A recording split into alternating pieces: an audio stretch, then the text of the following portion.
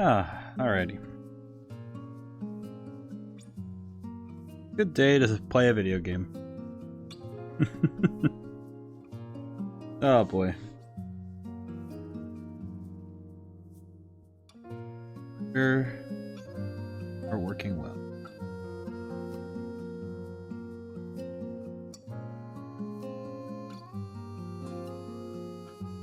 Might take a moment to connect. Oh, there it goes. Trouble is I have to use my phone to check if everything's working as intended. Oh boy. Alright. We have a lot to do, so we have to get moving. Because we're at the next aisle.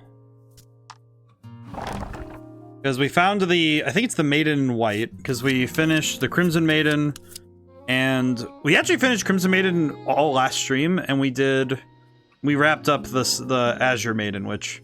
that was sad. It's like, Crimson Maiden was pretty, you know, it was a pretty, it was a pretty upper, like, up, emotionally rising sort of story, and then, but the end of the Azure Maiden story was, that one hurt. I'm curious where things are going. I'm curious where things are going today.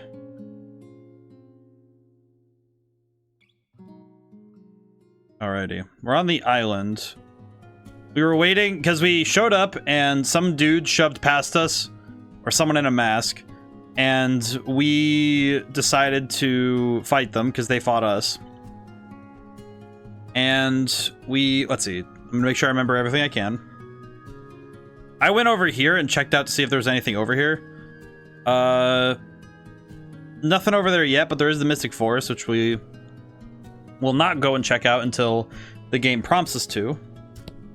And we showed up at Alabaster City and we got attacked, so we're curious what's the world building going on from last time.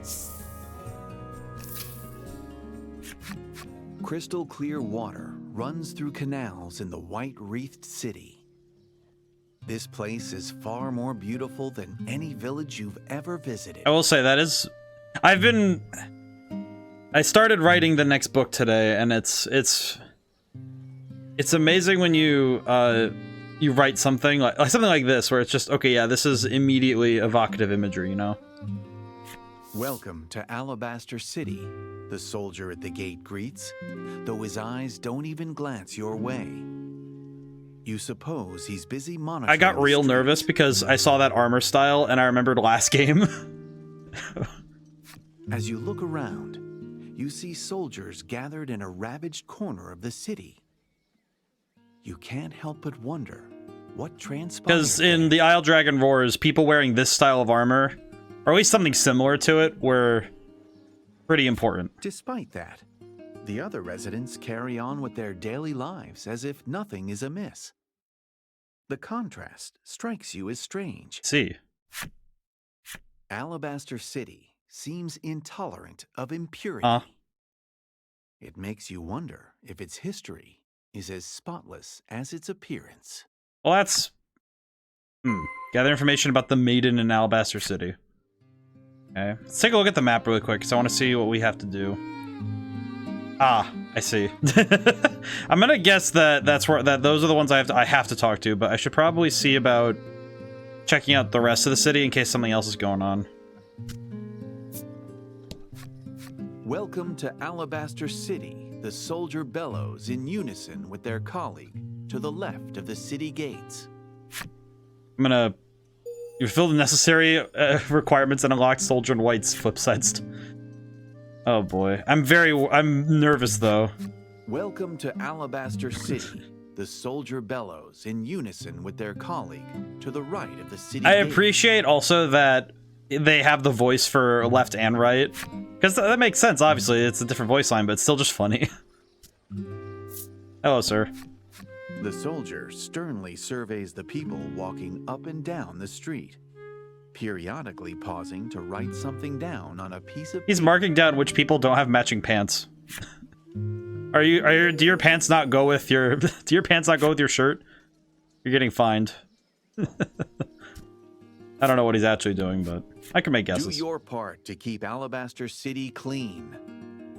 The soldier holds out a bag, hoping to collect the refuse of passers-by. What a thankless task protecting Alabaster City's image must be. You know what? I will say having garbage men was not something I expected this town to have. That's interesting. Also kind of sweet in like a sort of weird way, but your group enters a frightfully disordered armorer. huh. Half-finished bits of plate, pauldrons, and other protectives litter the interior of the establishment. Interesting. The owner and resident blacksmith is mumbling to himself. Someday, I'll forge the strongest suit of armor in the land.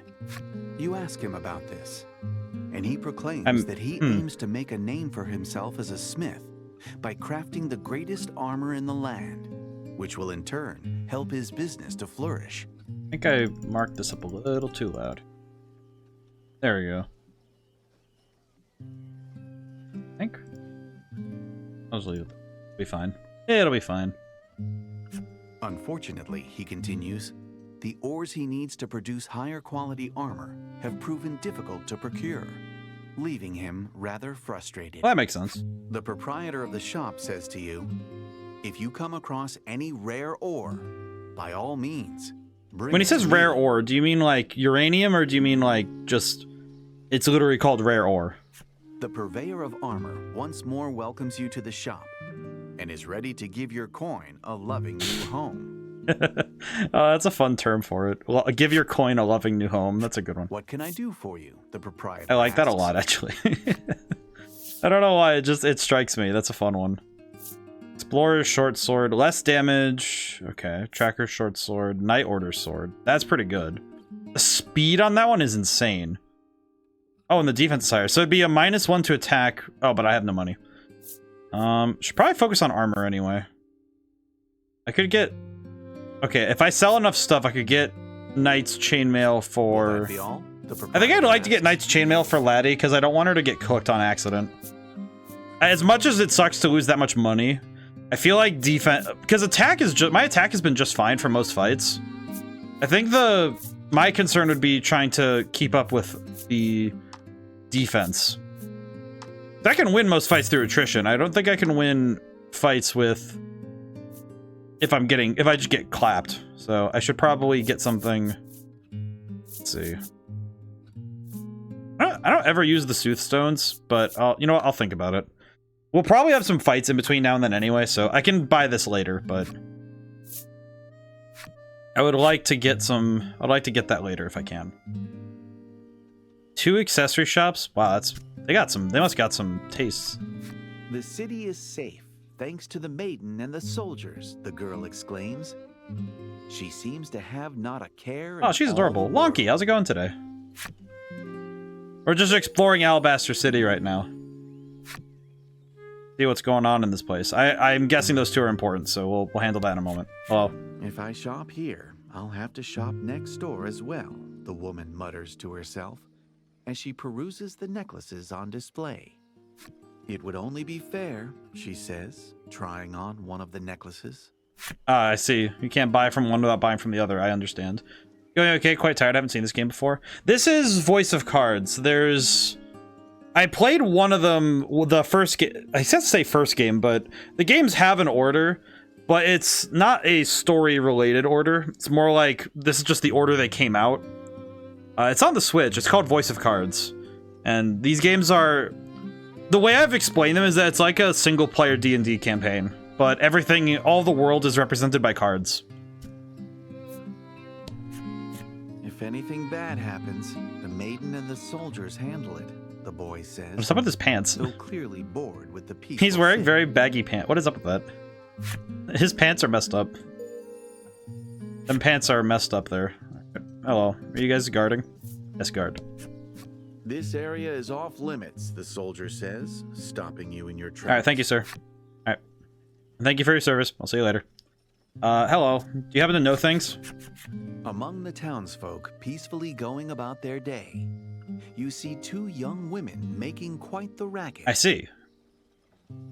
It's all your fault, one woman shouts at the other, whose eyes run with tears. They appear to be Oh no, it's a friend. The friends are having trouble. What do you say to the 2 women? The bullying is wrong. Bullying is wrong is such a funny term. Just, hey man, don't bully people. Bullying is wrong. It's like, wow, I'm really reading the situation my way, huh? We'll go with this. No fighting, Lack exclaims in a rare bout of righteousness. Just send the puppet. He will deal with it. Get out of my sight, you weird how's your puppet, writing? The woman retorts. You said we're gonna today? Yes, I did. I got about 1,000 words down, which was very nice. A bit low below my average when I was writing last time I wrote fiction, but feels pretty good. It was a good first day of writing. I use words as a metric just to keep myself constantly moving forward. But bullying is wrong is a quick way to sound like a square. Yeah, seriously. You're right, Crooked. How's it going today? But yeah, right, Lonky, the writing went very well. I feel quite proud of the first chapter. I feel quite proud so far. It's interesting though, because the trouble I have is that because it's a sequel to a book I did already, but it's like the trouble is that I don't want to start it the exact same way.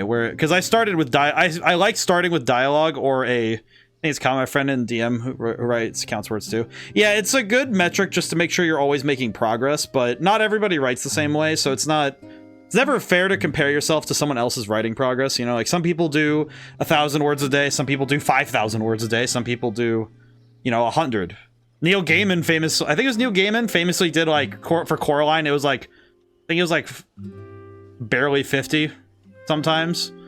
Like, can't focus on the numbers, I'll feel bad. Well, and exactly, it's one of those things where it's like, different writers have different focuses. It's more of a, focus on the metrics that make you understand the amount of work you just did. But also, it's like, as long as you're moving forward, it doesn't matter. It's like, like, I only use words as metric because it lets me keep track of how much I wrote one day versus another. And it also lets me just keep a good track of my progress, but that's because I'm very numbers oriented. I don't think it's a strategy that works for everybody. In fact, I don't think it works for a good number of people, and that's a fair thing. But Lack is shocked. She may be right about Lack being strange, but you admittedly feel a bit bad. Why do you have to yell at Lack like that? The self-assured woman is Lanka, the Ivory Maiden and keeper of the island. Oh, she's left-handed too. Interesting. Interesting thing. You can see her holding her sword. She's left-handed. Intriguing. The woman being berated is Krim, the Ivory Maiden's attendant. That spelling of Krim confuses me, but it's really. But I like that. What do you ask them about their quarrel?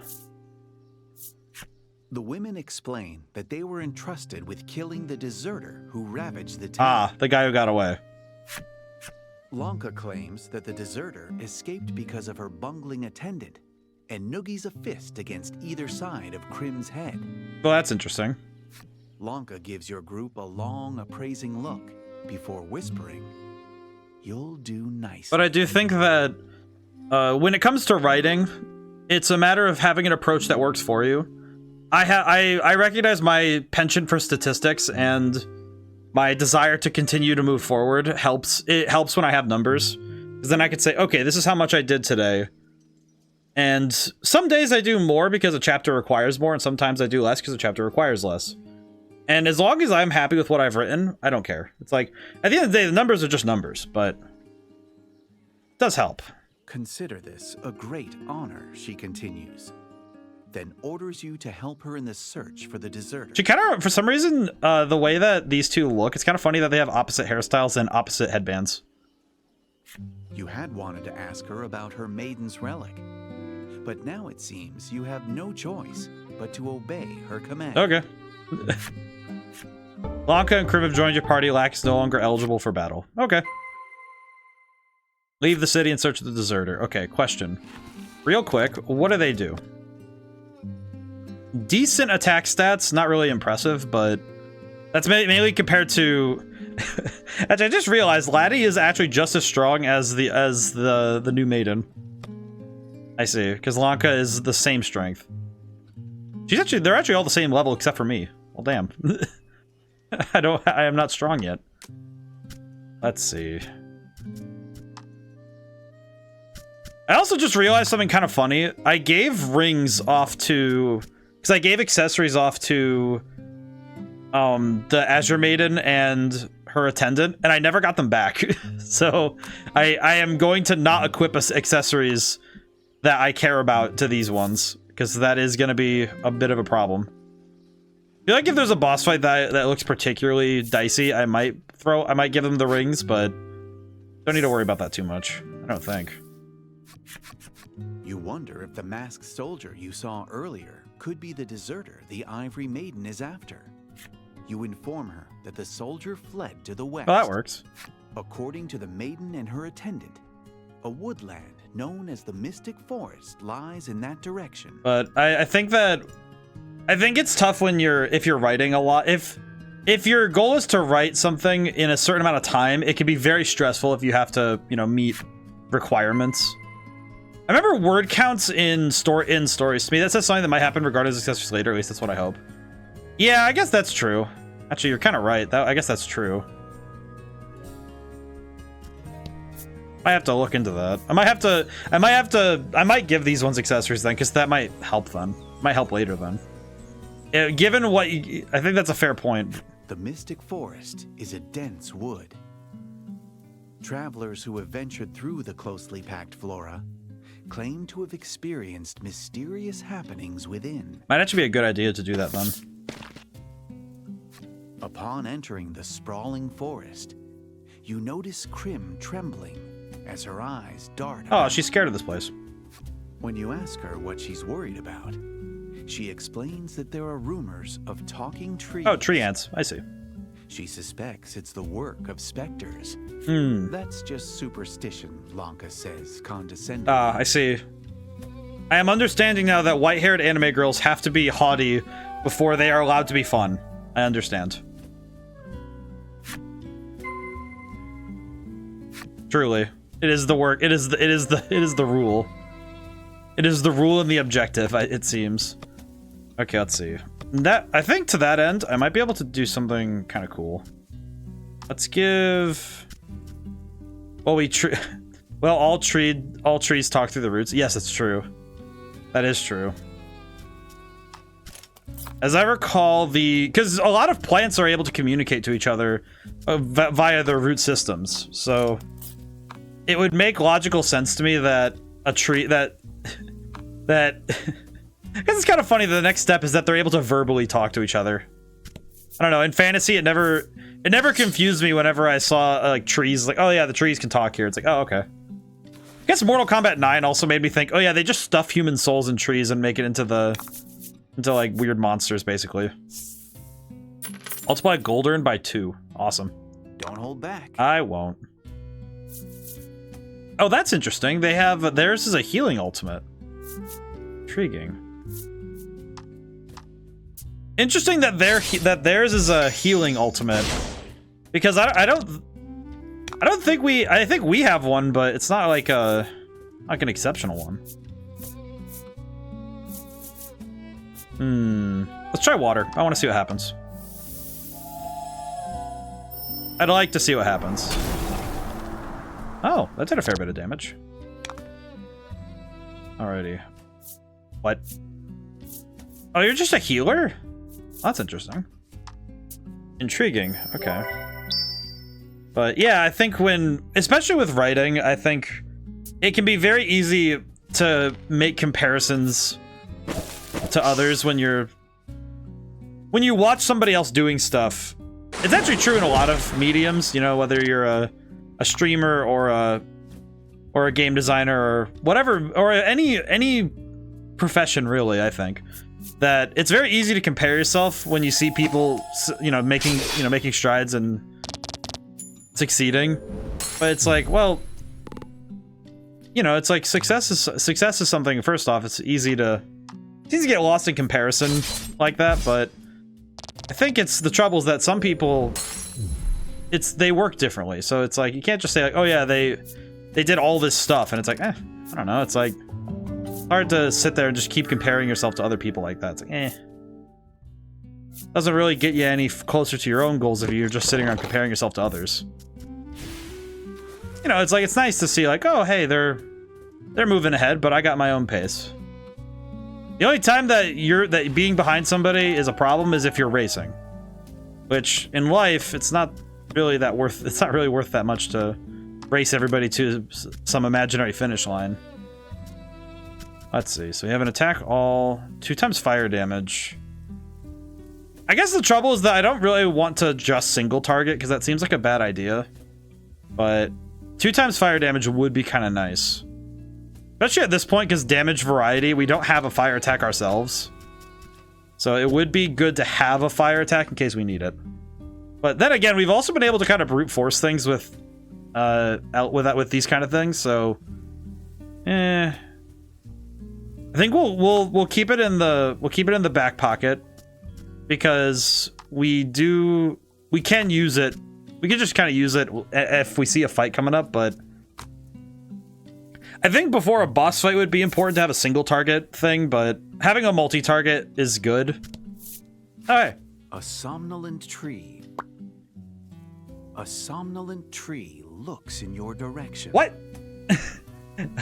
I'm kind of thinking now this must be on purpose, that it's like, oh yeah, the narrator is making mistakes. I'm kind of thinking that it must be on purpose now, because I don't think they would allow the guy to make a pop noise like that and goof off like this unless it was on purpose. I don't think they would do that, which I kind of think is funnier. Also, what the heck is somnolent? What is this word? I have never seen this one. Somnolent. Sleepy, drowsy. Oh, that's cute. Somnolent.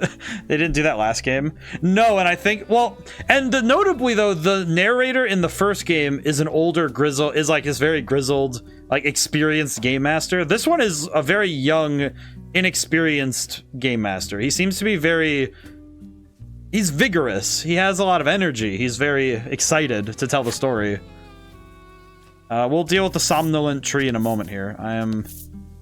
I'll ask him questions once I look around. Okay, you there, tree. If you wish to go further, heed our voices, the tree says eloquently as you... To be fair, somnolent is not a word you would use very often. That's the kind of word that makes you go, what is this word? And you go and Google it, and you look up the definition. Lanka, who had claimed talking trees to be mere superstition, shrieks loudly and holds fast to Krim. Dude, it's a tree. Look at it. Look at him go. Look at him. That's a nice tree. Thinking at the attendant's chance to lord this over the maiden, you glance over. But Krim, in her surprise, has fainted. Her eyes rolled back into her head. These two goobers. Pretty sure Laddie and I are just like... The tree continues to speak, unbothered by your party. Healthy trees are rooted in honesty. Frail trees in falsehood. A classic D&D puzzle. You wonder if the tree's enigmatic words are some sort of hint to get through the forest. I like that Krim sees a talking tree, faints immediately. I mean, I don't know. I guess I just don't think that a talking tree is that surprising, but just spooked to Scooby and Shaggy. Yeah, seriously. I like how they were like, she was talking. Lanka was talking a lot of smack until they. Don't hold back. She was talking a lot of smack until she realized that trees do indeed talk. Oh, that's fun though. Something very funny about stuff like that, where you have a character who just like, oh yeah. It's like, oh, come on, tree, that's not real. And then they just immediately... I think the fact that Krim actually just whole ass fainted seeing a talking tree is hilarious to me. Just immediately unconscious the moment that happened. Absolutely wild. Magnificent. Magic kind of surprised Krim has no attack that doesn't use gem. I think I'll have 4, so I think that means I won't be able to do... Deal 10 damage. Oh. That's just yikes. Oh, cool. We can just do this. I'll just make sure he's dead. Yeah. Hit him with that yeehaw lightning strike. Man. That's a good one. That's still a great attack. Teamwork makes the dream work. I do appreciate that each of the maiden and attendant pairs has given us a different dynamic to work off of. And it's really nice because it gives us different, you know, story beats to work from. But one thing I've noted that's kind of interesting is how each story on their own would be pretty good. You know, a pretty decent, like, almost like a... Because it's pulling from Panacea. Oh, wow. That's a heal all. That's going to be great. I'm going to keep that for a very important fight later. Probably going to keep that until I'm pretty sure we're at the final boss. I feel like a Panacea feels important. Hope you win. Thanks. Just hope you win. All right, thanks, man.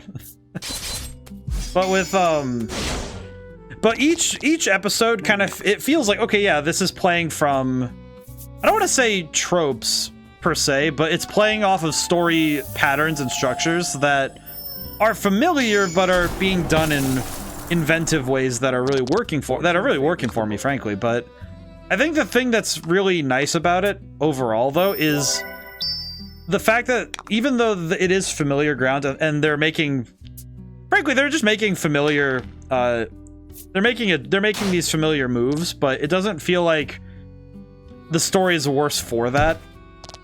Also, it's also nice though because it kind of offers something unique in that you have them all together, and it gives us this chance to connect with our main character, with Laddie, and with the characters we run into in structures and environments that let us focus on the characters rather than being deeply worried about everything else going on around us.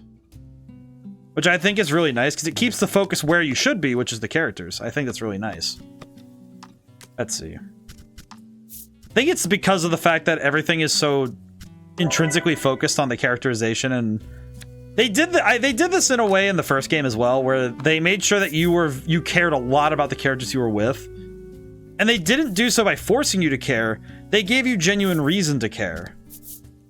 And I think that can be really hard to do at times, but they did a great job of it here. I think these games do a great job of making it so you care without they don't expect you to do so implicit. They don't expect you to do it explicitly. You know, they don't, because there are some stories that I've had the privy of seeing where you watch the story happen and you're just kind of thinking, why are these characters humoring this other character? Because they're just kind of like making it clear that they just like this character a lot more, even though that character's annoying. So it's that thing of Scrappy Doos, that character type, where a character is very clearly not, like, this character is not particularly likable, but the author wants you to like them, and they think you will like them. They think you should like them. So they make it almost required for other characters to treat them as like, oh yeah, we like them. Like, oh yeah, they're such a good character. They're so fun. But meanwhile, everybody who's watching is just thinking, I want to hit this character with a bat. That's never the intended response for a writer to, like, from a writer to a character, or like for the writer wants out of a character, you know. I call them Scrappy Doos though because that's notably the response that people had to Scrappy Doo back in the day, because the writers hoped that people would like Scrappy, and they, you know, the characters liked him, but as it turns out, a character who does nothing but make problems for the plot and act annoying and then try to be endearing does not work. It's kind of funny because there's a version of this character I was listening to it, Trope Talks by Overly Sarcastic, where they were talking about the heart.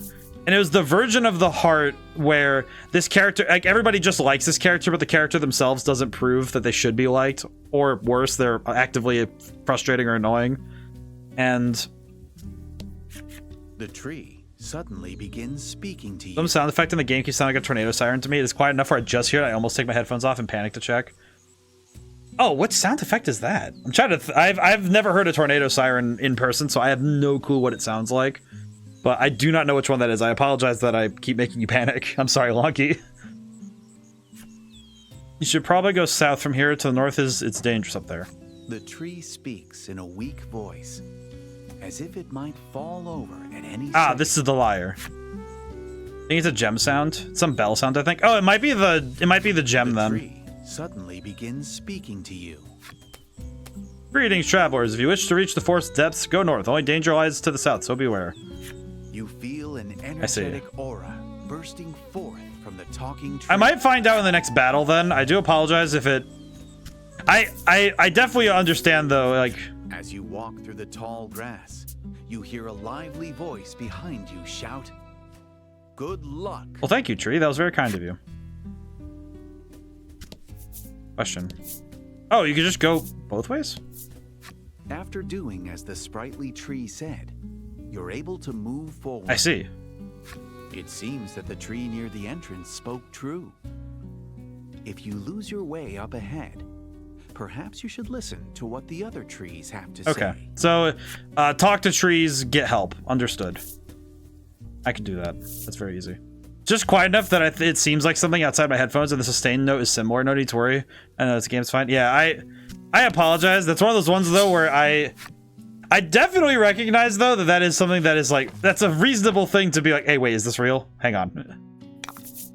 That is fair though. But also, I have never dealt with tornado sirens. I don't live somewhere that has tornadoes, so I remember I've heard tornado sirens I think I've heard them in video games once or twice. I think Siren Heads is the only one I can really pick off the top of my head though. Never actually watched a Scooby-Doo episode that featured Scrappy, but Scooby-Doo enthusiast once conveyed in a video essay that James Gunn may have popularized the cultural perception that Scrappy was to be hated when he directed the first live-action movie and made him the villain. I think that is true. I don't remember him being particularly frustrating, but I do know that the problem is that if you ever watch an episode of Scrappy-Doo, the trouble is that I remember that he would do things that was just kind of like, okay, dude, come on. Where you're kind of like, okay, dude. Like, he's not awful, but he's just enough of a problem in the stories he's in. But he's not awful. But I think the movies really did cement it. I think that's the problem. And for most of my life, till I moved here to Kentucky, my first experience was the middle of the night in an RV park. Oh, God. Yeah, that sounds terrifying. Just like sitting around and it's just like, oh, hey, sirens. Ooh. That's terrifying. That is mildly terrifying though, like, ooh. But yeah, no, but I think the term Scrappy Doos, we were all asleep like 3-4 a.m. Ugh. That's terrifying. The ivory attendant complains as you make your way through the dense trees, repeatedly invoking Lanka's wrath. Each time, Laddie pats the crestfallen Krim on the head. Aw.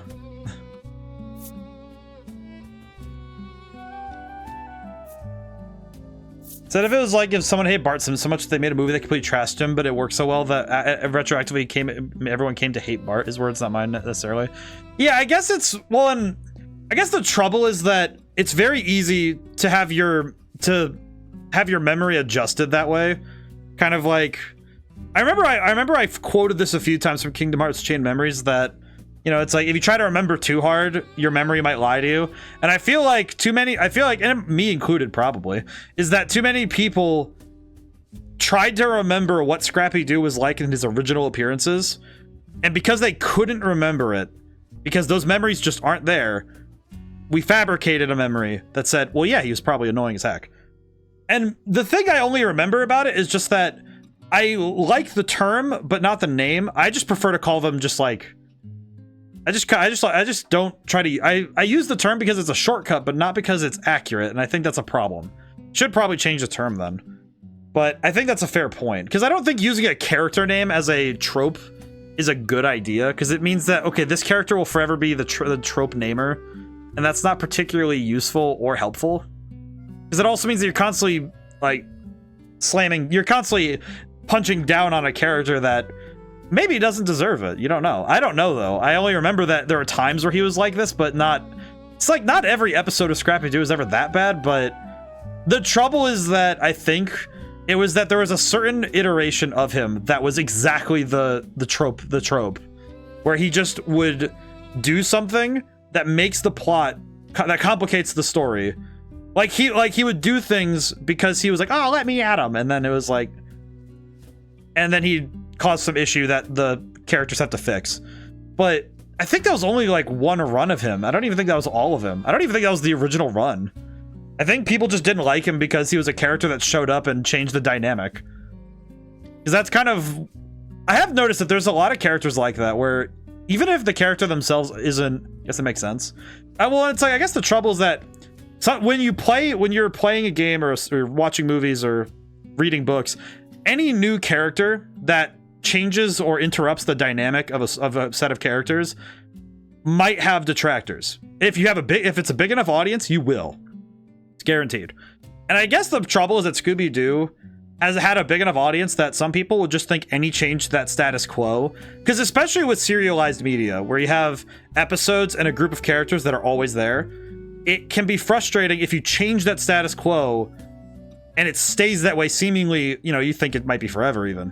So if you add Scrappy to the dynamic of the group and just leave him there, everybody's like, well, why'd you add a character? You had a great dynamic. What's this? And then they look at him and they hate him because he's a little idiot. And it's like, he's not a little idiot. He's just a little dude. And he's just there. And then they took him out after a season. And then it's like, it's fine. He's just a little guy. You hope to pacify Lanka, but rather than being soothed, she simply pouts. I'm a brilliant maiden. I deserve better than this. Lanka, you use a sword left-handed. Also, you use a fencing sword, my guy. You have any idea how easily those things break if you swing them wrong? She explains that in Alabaster City, maiden and attendant are decided by national decree and cannot be contested. Well, that makes sense. It appears each island's maiden and attendant have a unique relationship. Yeah, because the Crimson City, the maiden, in the Crimson Maiden was chosen because that was a lineage of maidens. The Azure Maiden was chosen? Because each version of attendant and maiden has been chosen differently. Which is fascinating, but confusing. But generally especially with storytelling, you don't want to just necessarily jump to conclusions. Sometimes you do, but it's not because you just like... It's never out of purely ignorance, it's out of what you've come to learn. With new information, you should change it, but... But with... I do feel... it's like I don't necessarily think I might... I don't know if I go back... If I go back and watch and find out, oh yeah, Scrappy-Doo actually was that annoying, then yeah, I'd be like, okay, I feel confident in being able to say that this is fine to continue with this understanding of the character, but I don't know. I feel like if I go back and look and then it's like, oh yeah, it's not actually that bad. He's just kind of there. It'd be like, oh, well, don't I feel the fool? Yeah, I'm gonna try and go for knocking every character out here. Attack up. Let's see. Generate gems. This might work. This might work. Almost. We'll see. But I do think thinking back on it, I do wonder if... I wonder how well he stands up nowadays. But there's a lot of tropes, I think, that are like that, where when you actually go back and inspect what created them and how they work, some of them don't hold up the same way. It's also very true when you have tropes that were of their time. So I think characters, like stuff like that sort of writing, I think some of them end up becoming artifacts of their time rather than being... rather than carrying well into the modern day. I know one that I could think of off the top of my head that is tough is like because the way that we write characters nowadays, well, we talked about anti-heroes last stream, as I recall. and I talked about the how they are defined nowadays. Like the 90s style antihero, I don't think works as well in today's modern climate, just because, well, the circumstances that created those characters no longer exist. So now it's just, now they're historically understood, but writing them nowadays requires a certain amount of, you have to really, it requires a certain amount of understanding of your writing. You ever get the chance to recommend which Scooby-Doo character is the best and why it's Fred? It's a good perspective on the series from a super fan, and I like those videos, especially for smaller franchises. Yeah, I think I've seen that video on my recommended feed, but I did not watch it because I think it was like, I looked at it and I was like, oh, that's a lot of time I would want to be like attentively listening.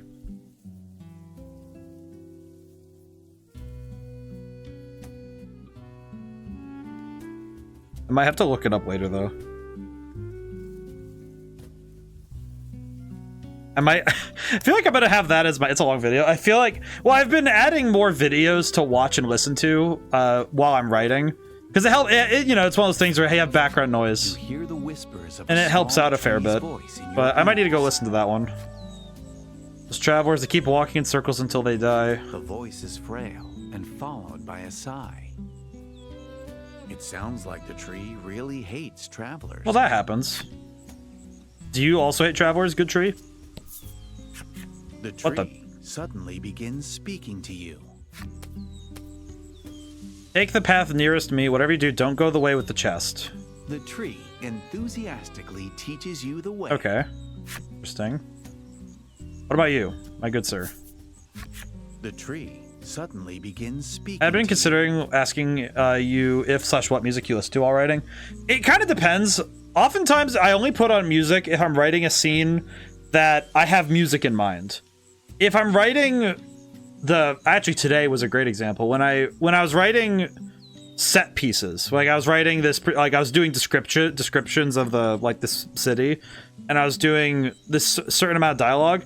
I didn't actually need or want a backing track for this, because my brain was like, well, this is more of an ambience thing, where I think if I were to be listening to something while this scene was going on, it would be, you have the sound of a city, and then it would fall away as character approaches where they're going. And to me, it was like, well, I didn't need music, but I wanted to have something going on in the background. So I was listening to the Trope Talks by Overly Sarcastic Productions. That's what if I'm not listening to music, I usually put music on during fight scenes, because there I'm like, okay, I almost run it like a D&D game, because I'm like, okay, each character should be doing something. Okay, I almost do it sort of like an initiative order. I don't write it down formally, but I say, okay, character A's turn, character B's turn, character C's turn. Everybody should be doing things. And if it's two characters are kind of doing an action together, you know, if great example, if two characters are having a sword fight, then they're considered to have the same turn at that time. They have the same turn, so they go back and forth, and that's how I do it. And because I'm thinking, I also know that for some of my books, I won't be playing it this time, but I would also be playing. When I wrote Valhalla Station, I was playing Dragon Ball FighterZ all the time. I actually had my laptop on my lap, and I can't do it now because the Series X loads too fast. But what I used to do is I would be writing during the loading screen between fights on the arcade. Like, I would be playing single player, but I would be writing during the breaks on the arcade, and then I'd pick up my controller, play around, set it down, get back to writing. And I would do that because it kept my adrenaline up while I was writing. And it also made it so that my brain had to do two things. One kinetic and one, I don't want to say passive, but kind of what it is that I would be doing something. I think it's the wrong way. If you go further, you should probably take the path near the chest. This is the weak one. The tree directs you one way in a frail voice. I see. So we're going this way. As you walk through the tall grass, you hear a lively voice shout from behind. Yes, that's right. Excellent. Actually, I guess funny thing, a lot of the fight scenes in Valhalla Station were written essentially in the back of my head with Dragon Ball FighterZ fighting music too. The one song in Dragon Ball FighterZ, the Rocky Hill Noon song, it's this fantastic guitar work, but that song is in my head over some of the gunfights. Well, I say gunfights. Some of them were gunfights, some of them were laser sword fights. I feel like if you have sci-fi, you're gonna have a form of a laser sword. I did hard light, which was, come to think of it, I think hard light weaponry was probably my favorite invention for Valhalla Station setting. And I feel like I'm gonna have to use it in other places, even like high fantasy or otherwise, just because it's such a cool concept to me. Because the idea was that you're creating hard light constructs that go out a certain distance, and then once they hit something, or they get to like a certain distance away from the weapon, they just disappear, you know, just fade out into light, essentially. And the key thing about it was that, oh, it's an environmentally friendly gun because you're not actually making ammo, it's just using electricity. And if you're generating it through solar or nuclear, or the Valhalla Stations actually was hydro, because it uses, they use a form of hydroponics to essentially power everything by having running water throughout the entire station that powers everything by spinning a bunch of generators. These micro generators, it's a whole thing, and I put it in the world building, and it's, every time I think about it, it makes my brain go, man, I wish that was real. I wish there was a way to make it work, because it's such a fun concept to me, where you have like a pipe of water that, you know, it's doing normal water stuff. You know, you have your, you know, doing bathrooms, you're doing sinks, you're doing running fountains, doing all that stuff. And then just by the nature of water running through a thing, you have a bunch of micro generators getting spun by the water pressure, essentially. Inflict seal on all enemies at 4 or greater. Okay, well that's awkward, but I can still hit you, so that's fine. I can still punch you, so that's okay. But I remember that those sorts of ideas though came from introspection about all that, but I would listen, sometimes I listen to music. I do really like I think in Valhalla Station especially, I used classic rock as my basis, because there was a lot of classic rock in some of the descriptions. I actually use Bob Seger a lot. Bob Seger and the Silver Bullets. God, Bob Seger's awesome. Turn the Page is one of my favorite songs by him. It's just excellent stuff. This forest is very forest. I'm gonna find all the trees and then can then do cross-examination. I think that would work. Multiply experience earned by 2. Okay, cool. Hey, alrighty. And fight. I think if 2 of them get first turn, if I'm not mistaken. Okay. Let's see. Hit this one. But the key I have with choosing music is that it has to be good, but it has to be good, you know, good to listen to, but not distracting, I think is the key. Because if you're constantly stopping your writing to just sit and listen or to sing along with something, it can be rather hard to keep doing the thing you're doing. So it's gotta help what you're doing, but it can't overwhelm the thing you're doing. I actually was thinking I need to find another fighting game I can play when I'm writing, because I kind of felt a little awkward today, because I was thinking, oh yeah, I normally have something up and I'm doing something in between writing paragraphs, because it keeps my adrenaline going. It's usually why I'm very tired. I don't know much about rock music, but I listen to a lot of bands recently do a lot of rock. They all tell stories through some of their albums, which is cool. They're called Dirt Poor Robins. Oh, cool. Yeah, I grew up with with a lot of the what are considered to be the classics. I grew up with a lot of music from the 70s to the 90s, 60s too. My parents are older, so it was just one of those things where I listened to music of my lifetime, but I think I listened to comparatively a lot less, I would say, in terms of per volume, I would say, but that is also, I also don't know how true that is nowadays, just because I listen to a lot of video game soundtracks too, so as more soundtracks get added to my mental library, I think that might change over time. Treasure chest found. Large soothstone. Oh, so 3 plus the roll. Okay, that's a lot of gems. Don't think they are classic rock, but again, I don't know well, with rock, it's usually just if at least to me, I think rock and roll is rock and roll, but there's a lot, and the tree. I don't necessarily think that the subgenres help define it, other than what era they're from.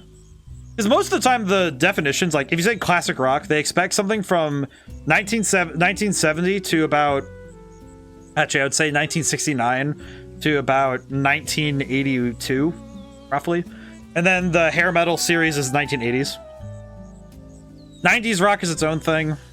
Alternative is basically just, if it doesn't fit in any category, we just throw it in there, which is really unhelpful, because technically Muse is in alternative, and so is sort of Rage Against the Machine, which is like, that's not helpful. Why do you put the two like that next to each other? It doesn't really help, but it's more or less just a delineation of time. Like 60s rock is like Elvis rock sort of stuff. It's like 60s, 50s, really, but every path is fraught with danger. Go back quickly. The words sound as if they're being wrung out from the tree itself.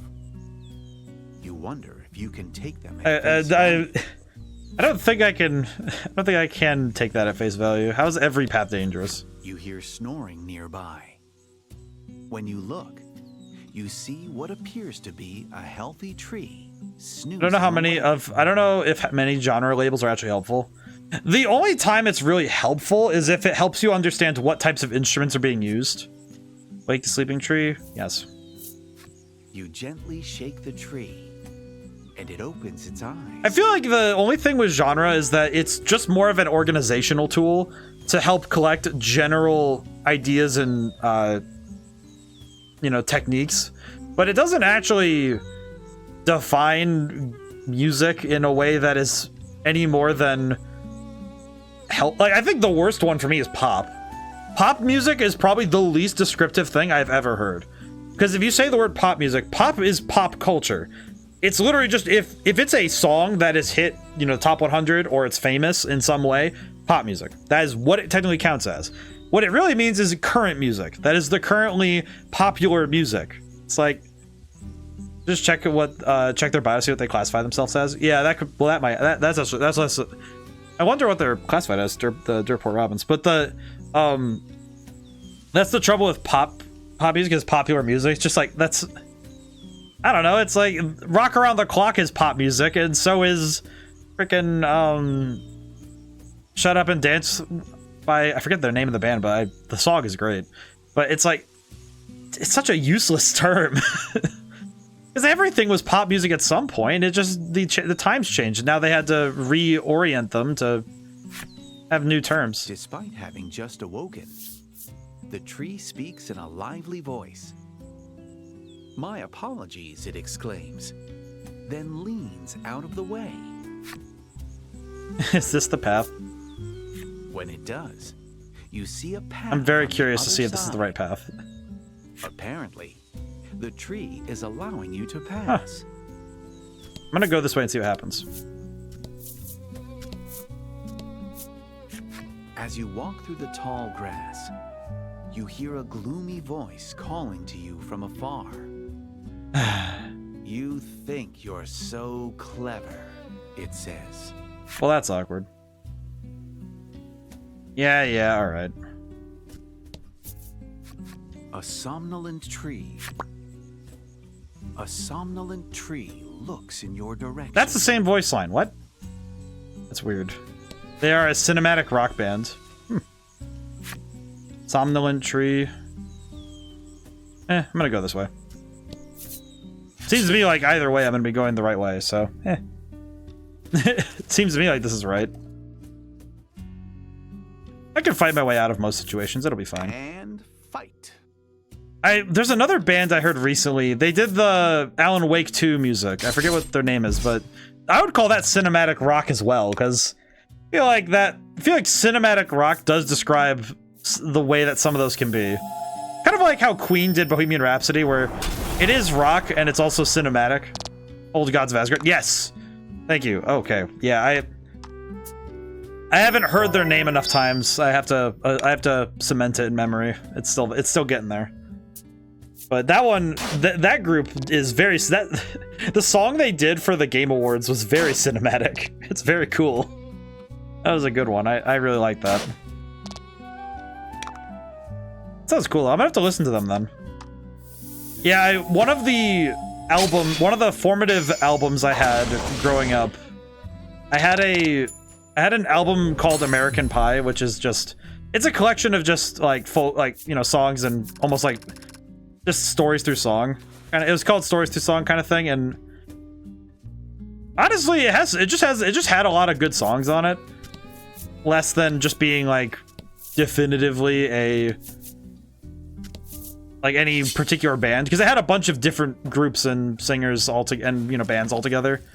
Trying to remember, like they had The Devil Went Down to Georgia on there. They had, trying to remember all the songs, because there's obviously American Pie by Don McLean, which is, God, when you actually get into the historical context of that song, it does hit different, because the historical context of that song is it's essentially the story of Buddy Holly's untimely death. And it's like when you crack that open, it really does hit different, you know? That sort of thing that when you listen to it and you understand the historical context of why the song was written, it does strike differently. Or 15 to all. That would cast 3. Might just use a healing item of some kind. This should be enough to carry us through the fight. There we go.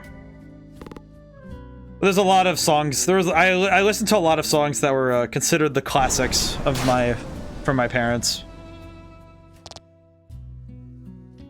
But I mix that now with trying to listen to new stuff. I do remember one time I had a teacher who kind of made fun of me for asking for, what was it? I asked for Iron Maiden because it was my woodshop. It was one of my woodshop teachers, and I asked for Iron Maiden one time because he said, "Oh, I'm gonna put up music."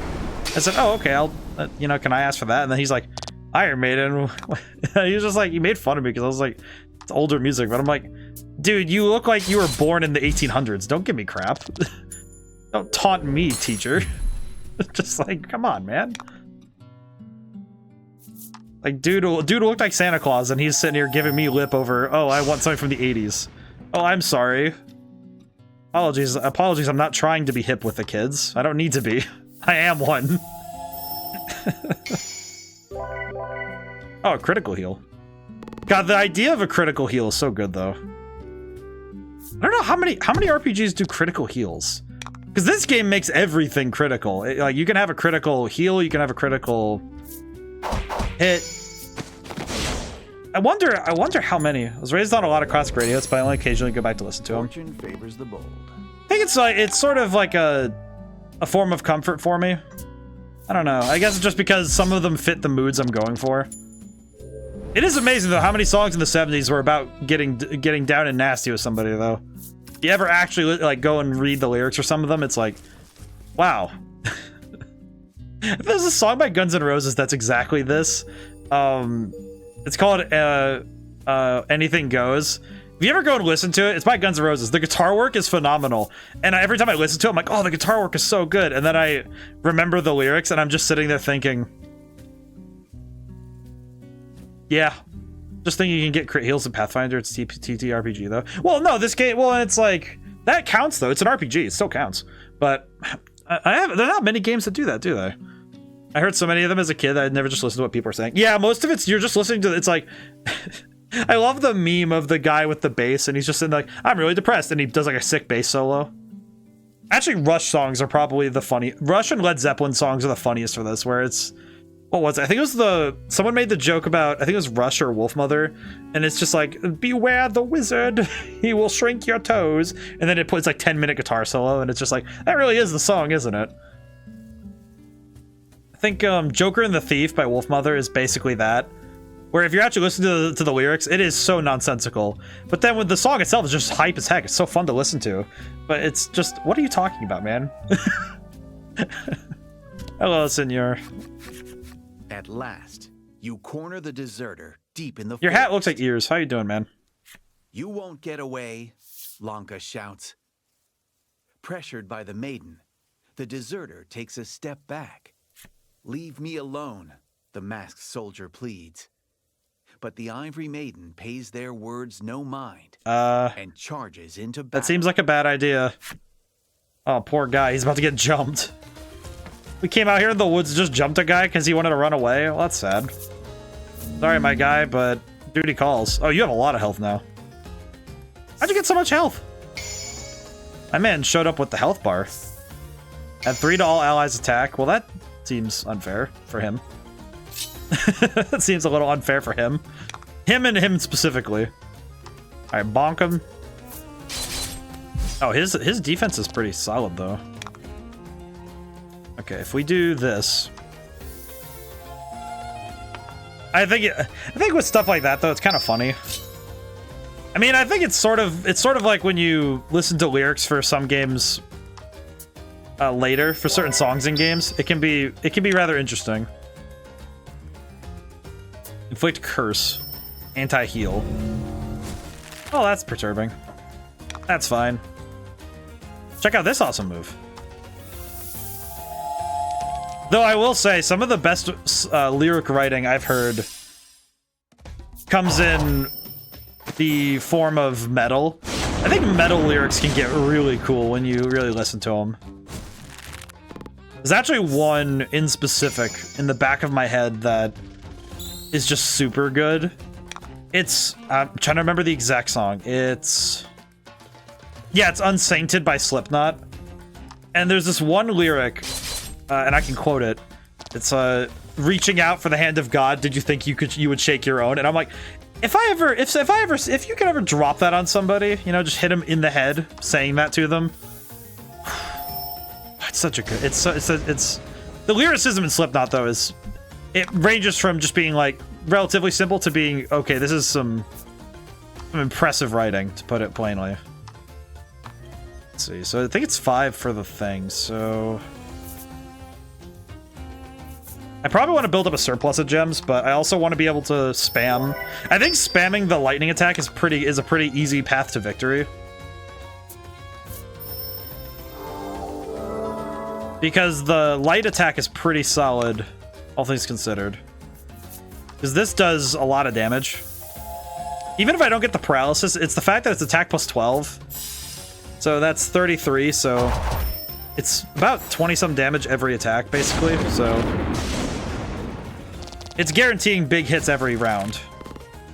Maybe resisting it, but it's not stopping it from doing a lot of damage.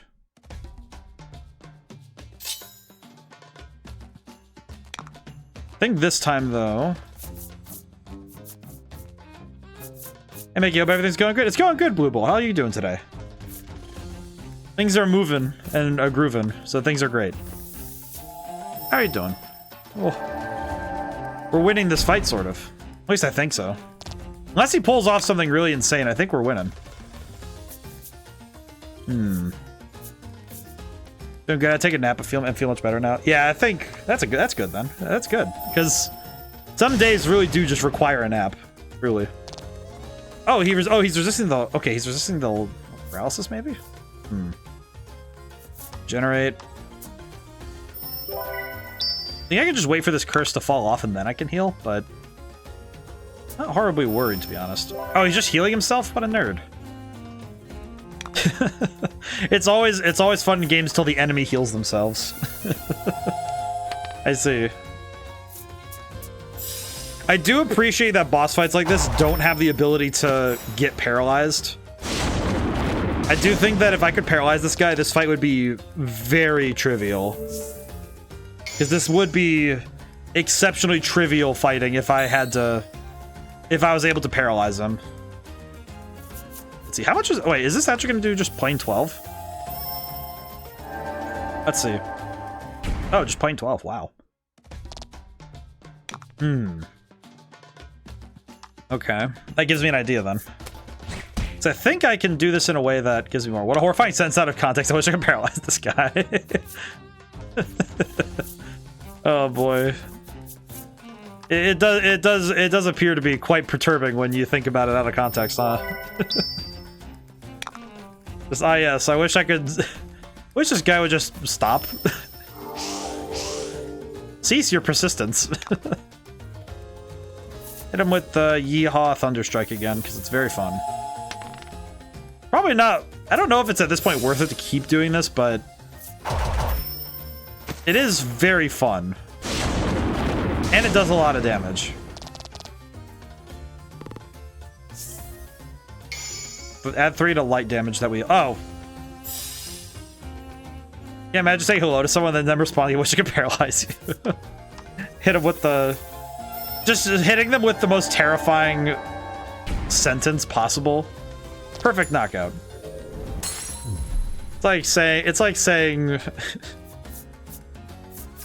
It's like Borderlands threats, where you have to hit them with the most perturbing thing you could say to them at any given moment.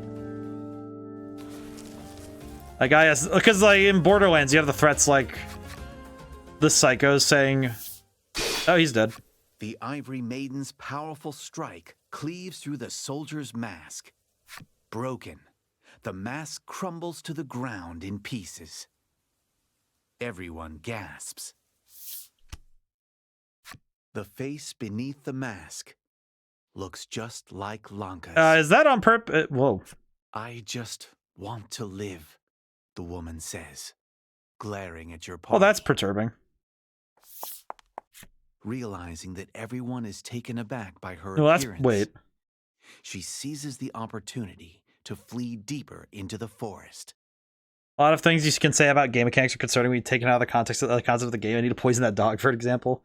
Yeah, that's fair. Also, so I'm guessing this is her twin, and Lanka just got conscripted to attack her twin.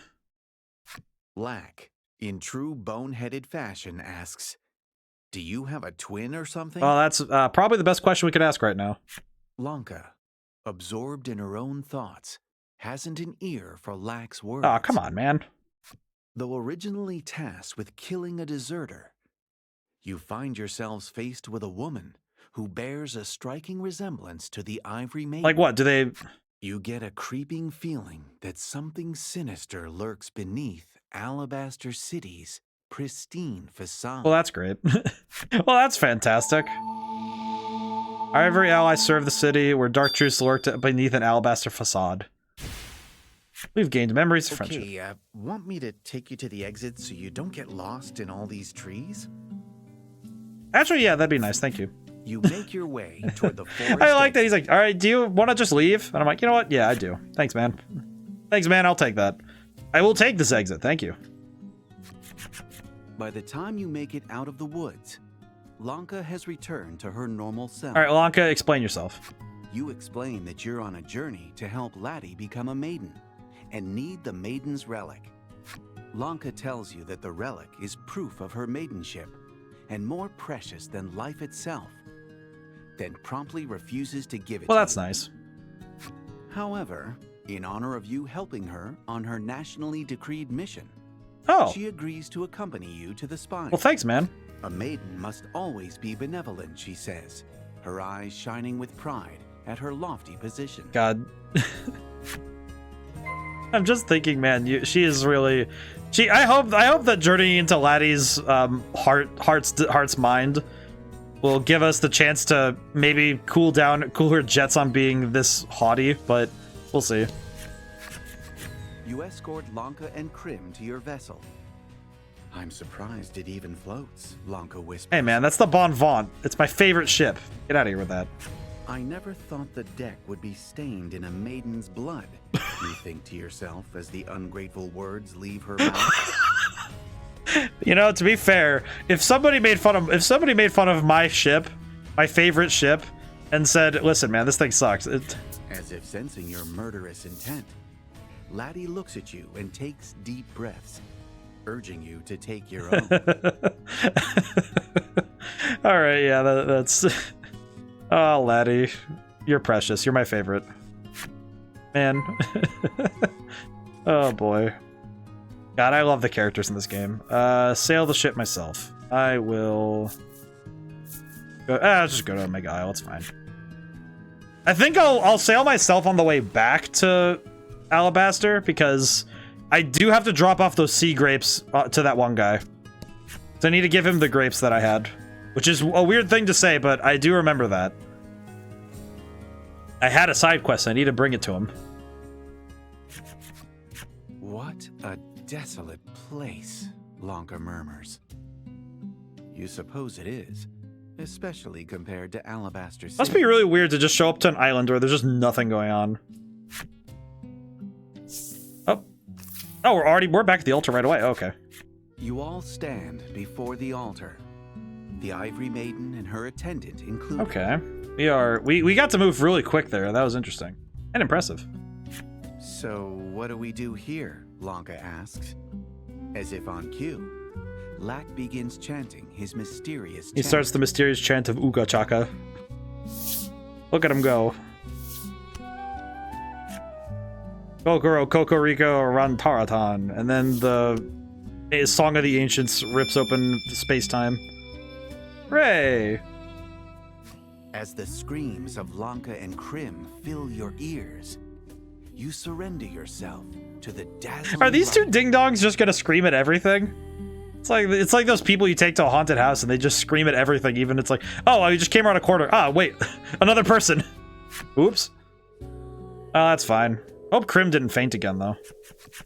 After passing through the altar and entering the heart's domain, neither the Ivory Maiden nor her attendant can contain their surprise. Lack, wise in the ways of this world, quickly briefs them on the situation. After digesting Lack's words, Lanka turns to Laddie and says, "Your heart is quite a dark place." Laddie hangs her head heavily, tears in her eyes. Your mission remains unchanged. Somewhere, there is a heart scar that must be really healed. hope we don't have to... I really hope it's not this time that we have to deal with whatever the hell Grief did. There's a heart scar to the west, Lack says. Trusting in his words, you head that way. It's weird that in my head I had to remind myself what west is. I had to remind myself which way west is. I think it's... Yep, it's this way. Yay, we get to go this way now. Because last time... Well, because I came in here at the end of last stream, and I did not get to go in. This is important and very cool. I will say, I'm remembering that one time that we discussed once about having the glitchy cards. The glitchy cards would be so cool to have in real life. I feel like it has to be one of those ones where it's holographic, where when you tilt it, it changes the image you can see. And it just, that's how you get the glitch effect. At least I think that's how it would work. Not really sure.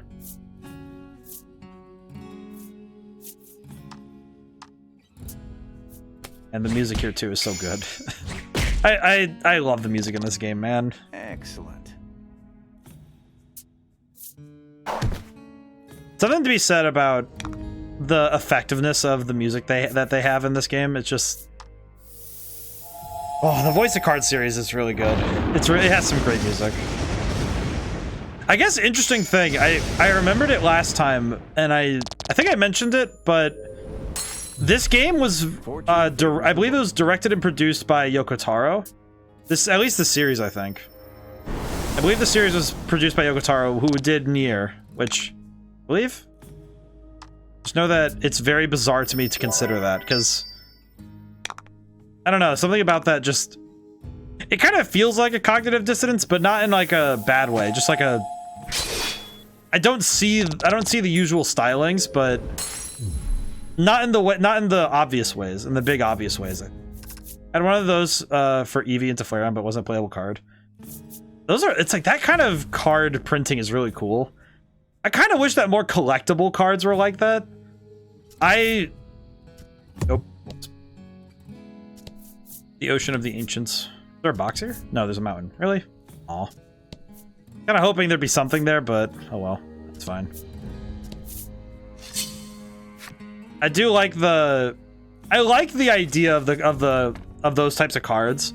I remember, this is a weird one, Pokemon Channel had them, but it's kind of that faux holographic card because it's a digital game. But I remember that they had that where you had the different Pokemon and you could move the card and it would just play an animation basically. I like that. I don't know. That's just fun. What about that? It's just fun.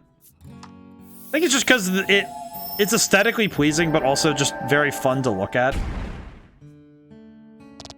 I don't know. Something fun about it that I don't see it as, you don't see it as often nowadays. It's kind of my real only gripe with stuff like Magic the Gathering, where, you know, you get a card that just kind of has, it's just shiny. You know, you have the foils, and those are nice and all, but I don't know, It doesn't quite do it for me the same way that having something really dynamic on a card could be done. I don't know, there's a little bit more you could do with it. But I also recognize that there's problems in trying to print stuff like that. Especially trying to print it in a mass production sort of way. If you're trying to produce a lot of cards of that style, that's really hard.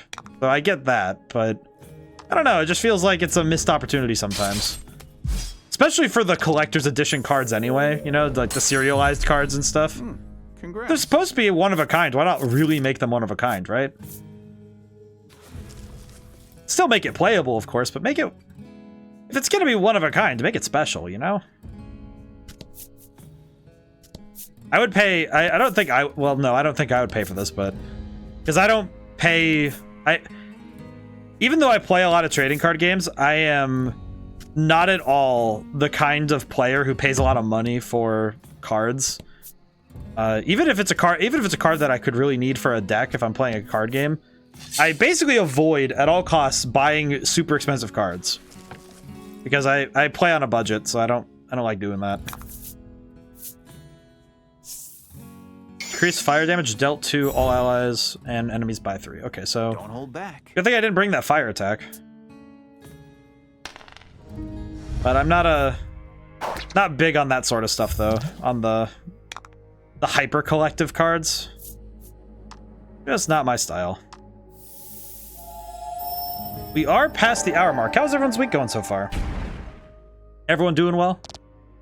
As I said, I started writing today, but I think the greatest thing for me right now is that I've been able to really keep up with my workout routine as well, and being able to do my day's works and also be able to keep up with my workout routine has been rewarding, and that's nice.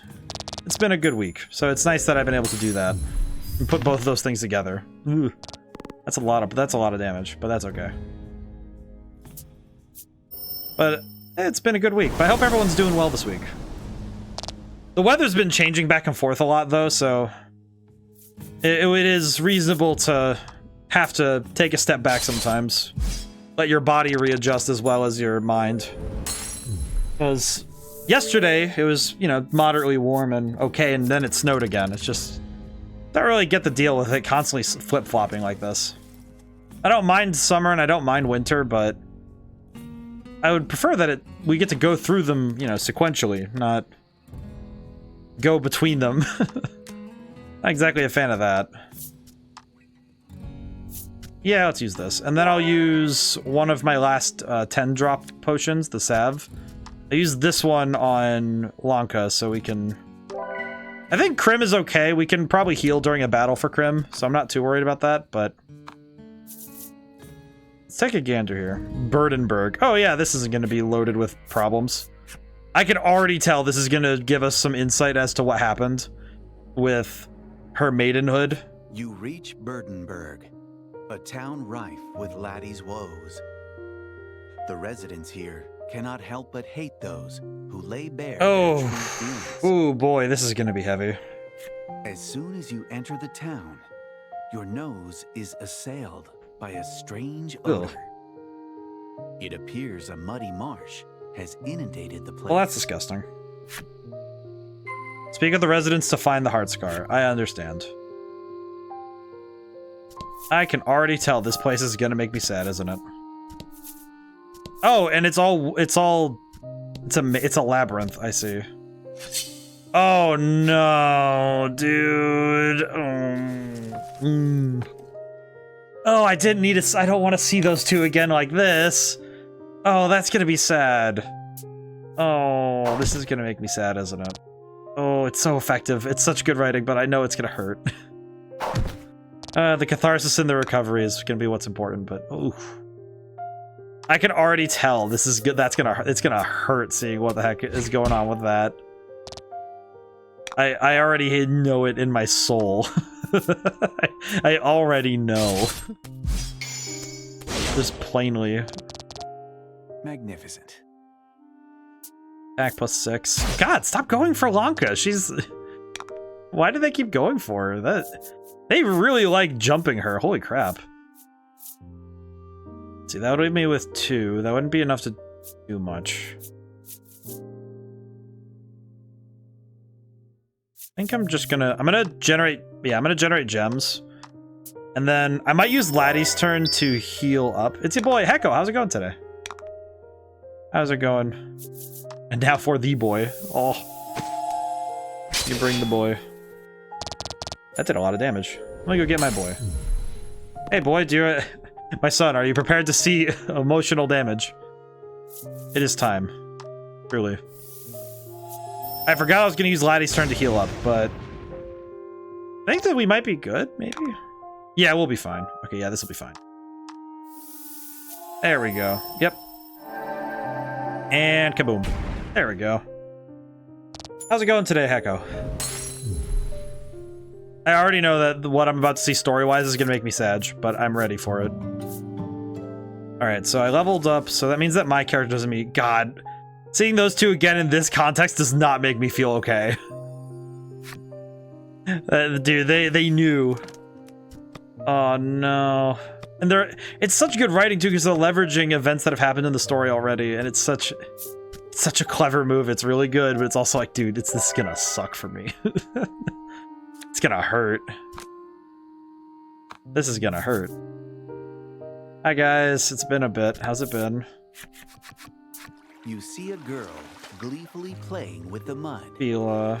Upon closer inspection, you recognize her as Fila, the Azure Hi, Maiden. Fila. When you introduce Fila to Lanka, the Ivory Maiden responds sardonically. You seem to be having a lot of fun for a maiden. Says the one who looks like she's itching to have a good time, Fila replies playfully. Ah. It appears she hit the nail on the head as Lanka's face reddens. How dare you, the Ivory Maiden shouts, though nothing more makes it out of her mouth. Don't cause trouble. You hear a familiar voice. It sounds like the Azure. Hyde. Hi, buddy. Suddenly, Hyde appears, splashing around in the muddy marsh. I don't know, seeing him playing it, it's kind of okay. But, oh, they're just messing around in the muck. Why are you doing that? I don't know, seeing Fila in this in the context of memories of Laddie is just very sad, though. Oh, dude, I'm not looking forward to finding somebody I don't want to find here. I'm so worried I'm gonna find somebody like Greeth or something. I feel like finding Greeth in this context is gonna make me upset. It's gonna make me so mad. Please no, I don't need to know this. I don't think I'm ready for this. It's so good though. It's such good writing though. Oh boy. Also, I did figure out something from last stream. I caught something because I remember the Star Wars Battlefront stream. Someone said that the audio was low, and I was like, oh geez, I wonder what was up with that. And I looked on I was looking at OBS, and I realized something that kind of made me go, oh, you gotta be kidding me. Because I had it set up to monitor. I was monitoring the audio because I was trying to figure out how loud to make the game, but I forgot to change it back to the normal audio thing. Thankfully, the game audio came through my PC anyway, so it just still reached you guys.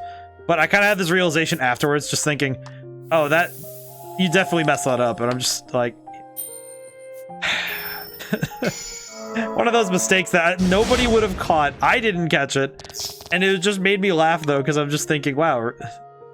Of all the mistakes I've made streaming, I think that's the first time I've made that one, but it didn't actually matter, so it just kind of happened. I thought it was kind of funny, but it was just, I felt a moment of embarrassment because it's like, oh, of course, the one time, right? Oh boy, I'm also trying to prep myself. It's like getting a shot, you know. You have to prime yourself for the thing that's about to happen. Oh, sir. You see an old man gulping down the contents of a mud-filled cask. Mud? When he notices your party, he suddenly asks, "You young'uns up for a challenge?" Power-hungry old man. Who will challenge the old man?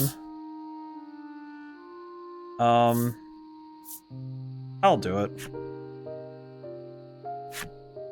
Don't overdo it, you caution him, well aware of his age. When suddenly, his fist comes flying at you. What the heck? Despite his elderly appearance, he moves swiftly. He can easily hold his own against you, and your duel results in a draw. You've got a long way to go, the old man tells you, as he drinks mud from his That's cask. disgusting.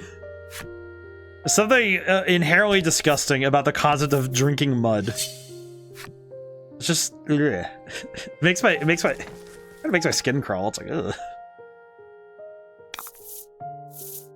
Even beyond just the obvious, you know, you don't drink mud, but it's also just, dude, what do you mean? Granted, I think it's about as bad as the body horror of the lady who kept barfing up the flower bulbs in Anxiety Town. I feel like it's about as bad as that, where it's just, dude, I don't think I was mentally prepared for somebody to start barfing these up, you know? Like, those are flower bulbs, my guy. I don't think I was ready for this. That's one down. I am kind of confused why Crim doesn't get any attacks that cost nothing, so it's a bit odd to me, but I do appreciate having a character who's basically just a walking generator, so that's kind of neat.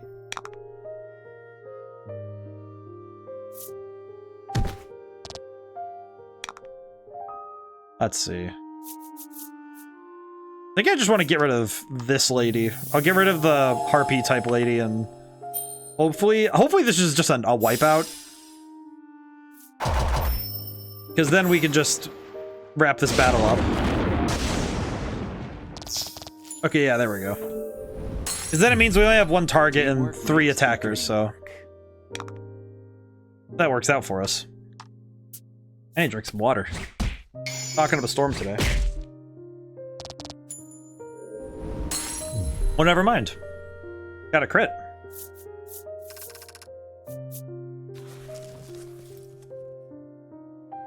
Yeah, this is an interesting way to do a form of introspection.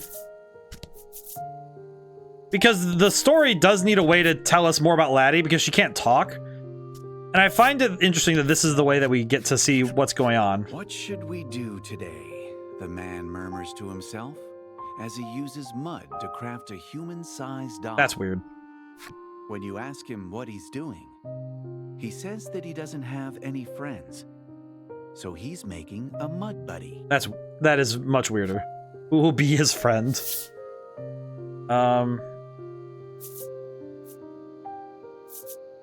I'm the friend. I am the friend.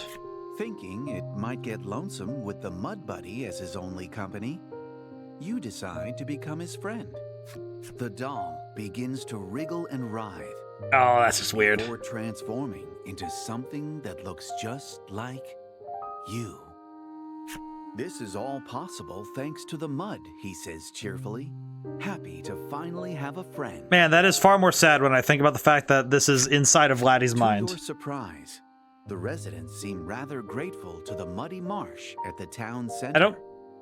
You decide that it may be worth investigating. I don't think this mud is a good thing. This is definitely the muck of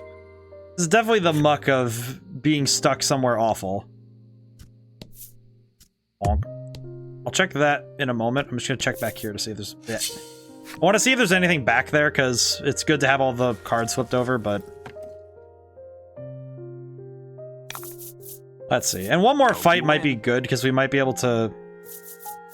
With one more fight, we might be just well enough off to be able to level up again, maybe? If we get another level up, that would actually be pretty good. I think I'm gonna try this. I just want to see if... how well this works out. Oh, he was weak to it. Okay, good. That's good to know, actually.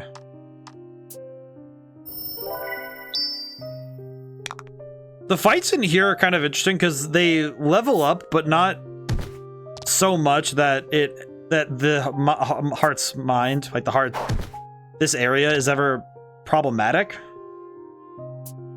Which I find interesting because it wouldn't be that hard for this place to be just terrifying in terms of battling. It really isn't. Kind kind of appreciate that because these areas are more focused on the storytelling aspects, so it's not. It wouldn't really make a ton of sense if this area was really dangerous for fighting. It would be pretty problematic if because the main focus here isn't on the fights. There are fights, but I think it's mostly just to keep you leveling up and keep your skills fresh when you're fighting. But I don't necessarily think that the fights are meant to be that much thought. At least I don't think so, because it seems like they're just meant to keep you up with the leveling. Oh, you got second. First and second were claimed sequentially. It was like one was first 30 minutes by Crooked, and then yeah, there's a side area over here. I'm gonna check that out actually. Nothing. Okay, good to know. I should probably heal before I move in. Let's see, items. Use recover all 10. I'll just do this because I think it's. I don't necessarily want to use the 40s because we haven't gotten to use them yet. Yeah, we're gonna have some trouble with that, I think, but gonna need to buy some new healing items. Oh boy, we get to go under the mud. It appears the volume of mud in the marsh has decreased. Perhaps because of all the uses the villagers have found for it. From within the marsh, stairs. Man, I just had the realization that we're probably gonna see a lot of the maidens in the last area. Probably gonna see the Crimson Maiden and the Ivory Maiden in the last area of Laddie's Heart. I don't know how I feel about that. That's probably gonna be a little bit sad. Okay. Spiral pattern. Spiral pattern. Can I walk on these? No, I can't. Oh, never mind. I was gonna say, can I walk on these? But then I ran into a fight, so that's oof. Fight him off. Okay, that might be a problem. That one in the middle might be a problem. Let's see, deal damage. I think I'm gonna go for the big one first, in terms of just attacking. I think I can just wipe him out if I focus really hard.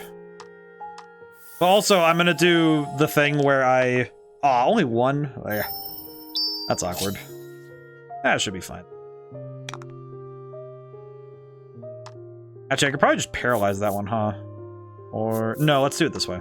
I'm trying to figure out how to do this. This is one of those fights where I have to really... I'm putting my mind to it because I want to try and do this efficiently. I think if I hit all with a +1 attack, I might... I was gonna say if I... Well, I was hoping for a crit, but if I landed that, that would have been pretty good. That said, actually, with Lanka still free, I might be able to land what I need. I think. Hi, hey Julian, how's it going today? How's it going? We're currently back in the heart's mind again, which is a little sad because we're dealing with the burdens. We're about to work on some more stuff going on. Well, I hope it goes well. I hope you're able to get a lot done. Have fun out there. Because the best way to get a lot of work done is to have a healthy and positive mindset. I think about that bit. Sometimes I think about that bit from Avatar: The Last Airbender. It was the one where it's like, we usually start our missions with a positive attitude, and Zuko's just thinking, I can't believe this. It's just leans the head back, just thinking, nope. I cannot walk in the marsh? Okay, it's good to know. Okay. What am I looking for precisely? Suppose that is the... Oh, yeah, chest. Wait, how is there a box in here? How do you take something out of here? How am I going to take something outside of the heart of this place? That's a lizard. That's awkward. That's a sea serpent, probably. It is also interesting seeing the enemy. Some of these enemies are based on... That's the neat thing, you don't. I see. I think the idea I want to have for this one is knock out the big sea serpent with big lightning. I think that'll be the wise decision. If I take care of that one right off the top, then should be able to handle this fight pretty well. Well, he collected himself defense down, so I might want to do the all attack one now that I think about it. Oh wait, this one's gonna be available. Wait, nope, this is gonna be fine. Do this. I do this. Okay, well, no paralysis, but if this is a knockout, then we might be able to just wrap this fight up a lot faster. Never mind. Yikes. Teamwork makes the dream work. Oh, still pretty good. 8 plus... Okay, so he got +4. Alrighty, let's do... Yike, like a single yike. A singular yike. No, we don't get plural yikes in here. We can't afford more than one yike. You only get one. You only get the one. We're on a budget here, truly. Attack +5. That should be pretty good then. Yeah, there we go. Okay. That was pretty good damage. I'm gonna need to check over my abilities because I don't think Laddie or me have any light attacks. I need to make a D&D character named Yike. It's a good idea. I'm trying to think of what class do you think Yike would be? Do you think he's... I was gonna work, try to be creative for a bit. I'll check chat so if anyone wants my attention. Of course. Have fun being creative. It does the mind well. I'm trying to think what type of character would Yike be? It's kind of funny thinking about it now. I don't know, just something about it tickles me. I'm gonna use my power in a way announce that I wish everyone a good day. Very, very good. Very truth. Yeah, he's either a warlock or a bard. I feel like of all the classes, I feel like he would be... Well, why not both? Be a bard lock. He's a creation bard and a genie wizard. Or a genie warlock, I mean. Treasure chest found. Darkstay ring. Well, ain't that just Yike the goblin barbarian? Yike the bard lock. The question becomes, where to look for I need. Bonk.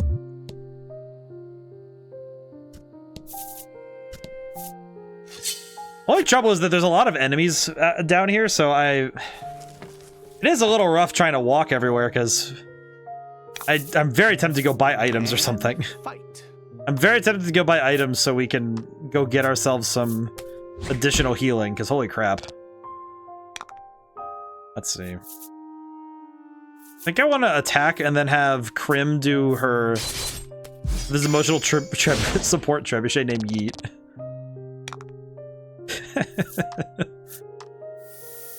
Be pretty good, actually. Yeah, I think the Goblin Barbarian and the trebuchet is just... I feel like a trebuchet with the word Yeet written on it is just... That's just excellent. It's environmental storytelling.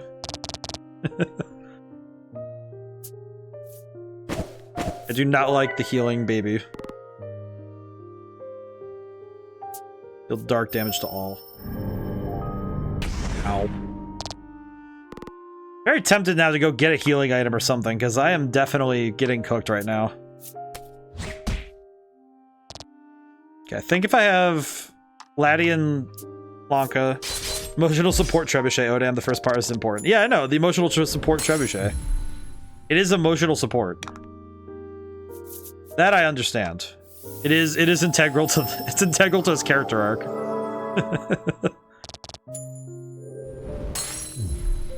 It's very funny to consider the idea. Okay, no level ups. Ah. Really should have hit an item shop at some point, but it's fine. Okay, if it's not back here, I'm gonna be a little sad. I had to walk point by point to get here, so I hope this is where I have to go. Another big... This fight might be a little rough if things don't go well. I have a lot of health though, so it should be okay. Actually, wait. No, I want to use I want to use Crim's light attack against the big guy, because that one will do a lot of damage.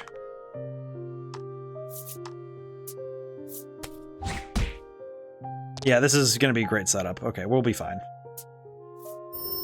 I'm pretty sure this will be a pretty open and shut fight if I can... As long as this does a lot of damage, we should be fine.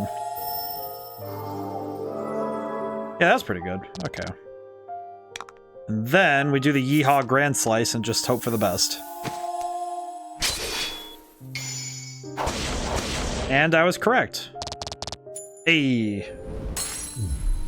Good work. That one was pretty good. That one went okay. I keep hoping for a level up because I keep hoping we're just gonna level up and we'll have to use a potion. Oh boy. Okay, what? Alright, well, question. I guess the question becomes how much is it gonna take to level up? 1200 and 2600. I see. Well, that's a little awkward, isn't it? Oh, okay, these stairs go down. Interesting. Then what is all this? What is all this then? That is so much extra dungeon if there are stairs that go down right there. Okay, I have to go check. I have to go check now, because now it feels like I missed something like massively if there's that many cards set up like that.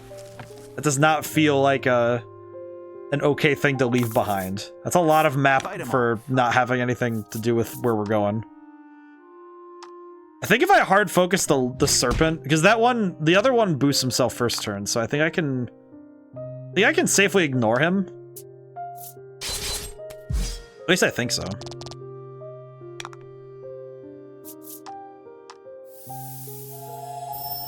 But I also might be wrong. It's feeling rogue-esque in terms of floor exploration. It's almost a bit like the mystery dungeon stuff where you have to just explore everything and see what you can find. At least from my understanding. Okay, then we can hit him with this Yeehaw. I was correct to do that. Huh. No damage taken. I do see what you mean though, Hecko. I think this game, I think the Forsaken Maiden definitely has more... It feels like it has more... I think it feels like it has more encounters in the fight, and you know, in battles. I think almost by virtue of the fact that there's more space you have to explore. Hello, ma'am. What are you doing down here? You see a little girl drowning in the marsh. Who will save her? I guess it'll be me, huh? I'll go do it. Without a moment's hesitation, you leap into the marsh to save the girl. You swim to the girl and grab onto her, but she smiles as if her drowning had been an act and praises you. You really are a hero, aren't you? Aw, not me. What the heck are they there in the first place? It must be a trap. The girl then gets sucked into the marsh and disappears. Oh, that's perturbing. Okay, goodbye. Oh, there's a stairwell. Okay, there's two stairwells. That messes with me a lot more. What the heck? Why are there two stairwells? Come on, man. Oh god. I feel like it's even worse. I feel like it's even worse thinking about the concept of that my character being the one who's trying to be a hero feels really sad, considering that of course my guy would die, this guy would dive in, but just geez, man. Doesn't that just feel like a kick in the pants? It feels worse knowing that I feel like that heroic gumption is going to be a problem at some point. Okay, I think I have an idea now for this. I think I'm going to go for 2 all attacks and see if I can't round them all down. I think that will work out. Maybe. If I use Contemplation and then have my guy do his all attack, we should be fine.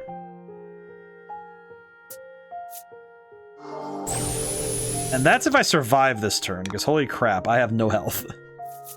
Okay, go for the all attack. I hope for a crit.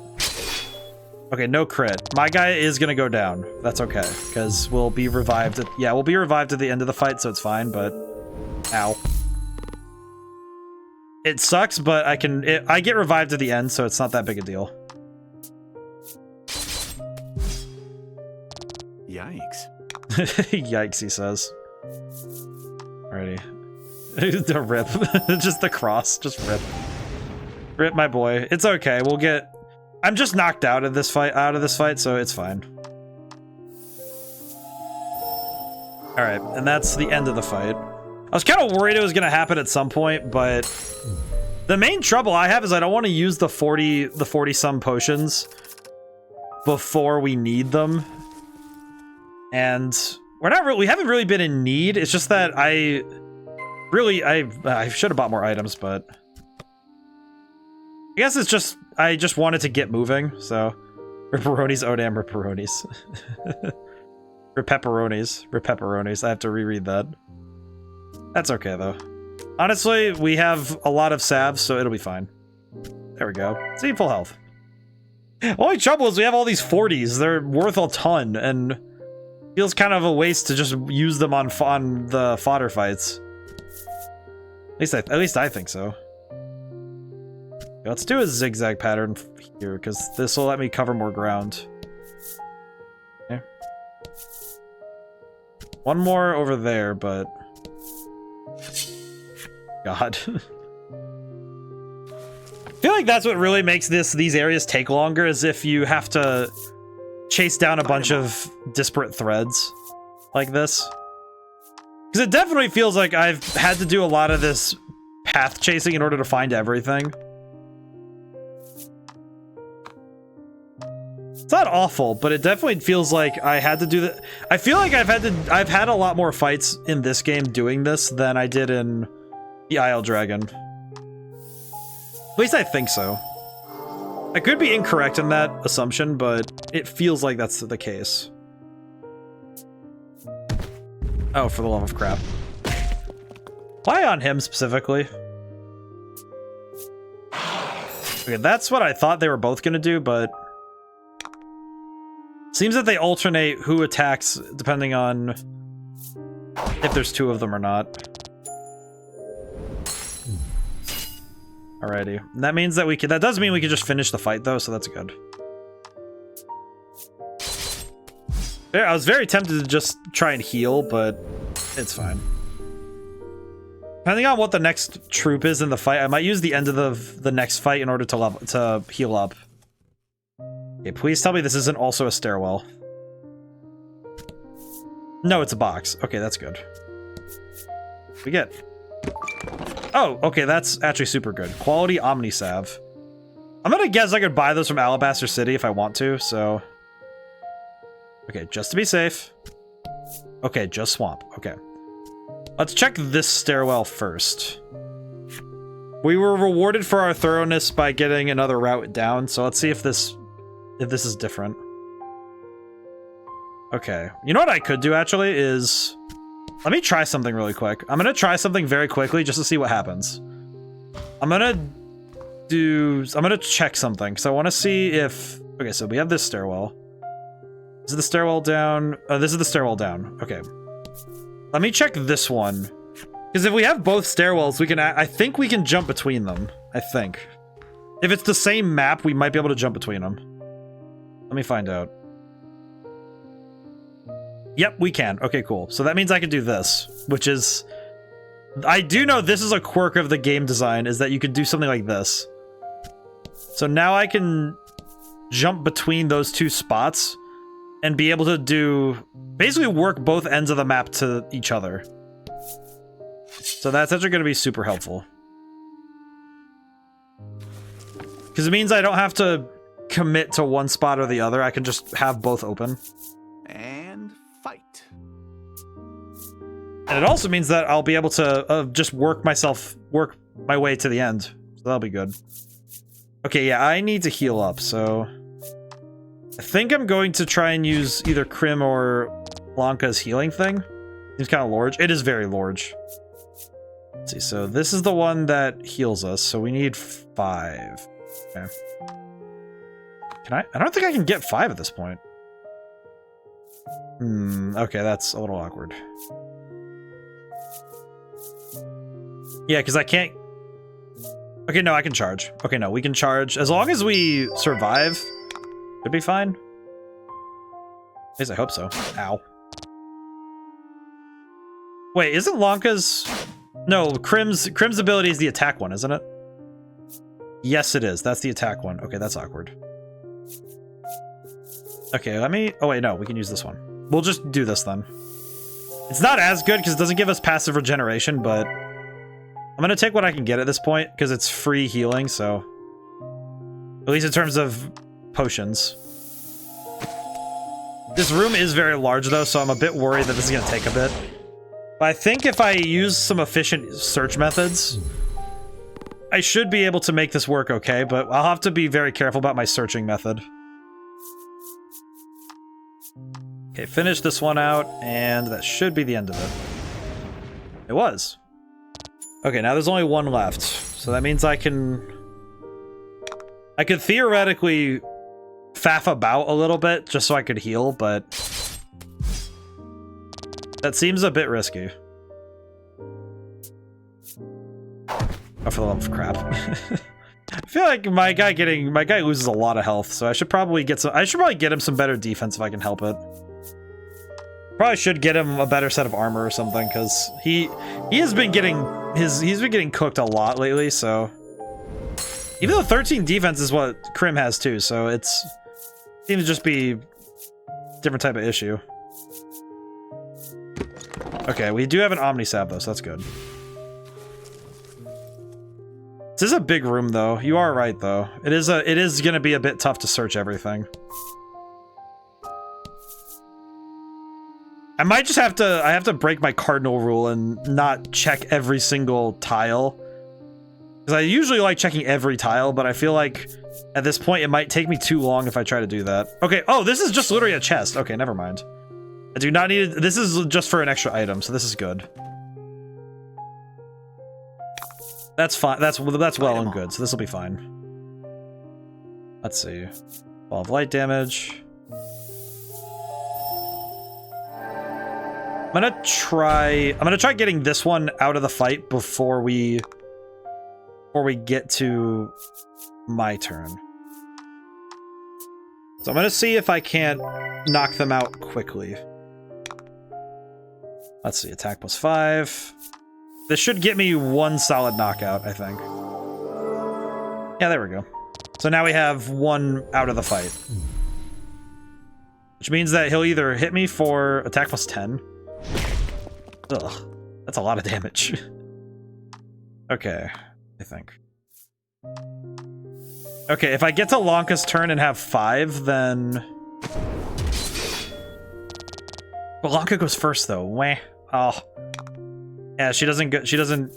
Okay. That's awkward. Okay, I think I'm actually gonna use this time to heal, because I can use this fight to get a heal out. So let me generate 2. It might end up being a net negative, but honestly, I'd rather just go for it. I'd rather go for this rather than leave this fight with a lot less health overall, so... Kind of depends. Okay, good. Okay, we got lucky. I feel like this is one of those things where you have to kind of bank on your opponents doing certain tactics in order to get what you need. But the nice thing is you only need to get lucky once. In certain games, you only need to get lucky once and you get what you need. Weird example that's oddly prescient now that I think about it for this discussion, but for that line of thinking, is I've been replaying Final Fantasy 13 off stream. I did finish my playthrough of the story, which made me very happy. I was very happy to see the ending again because it was it's such a good ending. I love that game a lot. But the thing that I forgot about was that I'd never actually beaten the hardest fight in the game. And there is a way to cheese it, which if you've never played Final Fantasy 13, there's enemies called the Adamantoise or Tortoise. Both of them are basically the same. It's just the difference is The difference is basically their health pool. I do like cheese. Well, and the key to this strategy is that you have to use a specific character. Her name is Vanille. She is the best saboteur in the game. However, her final ability that she, like the best ability she gets as a saboteur is death. Like instant death. That's just what it is. It has a low chance of success, but if it succeeds, you instantly kill whatever you hit. It just dies. Also, I'm gonna send my boy back. He's having a, I've been keeping him up a lot, but the key thing in that tactic though is that it's so unlikely you're gonna get it. Because you basically, what you do is you call your summon, you call out the summon with Vanille, and then you have Vanille spam death as much as humanly possible and pray you get the knockout. You just have to pray you kill the thing. Because it has the most HP of any enemy in the game.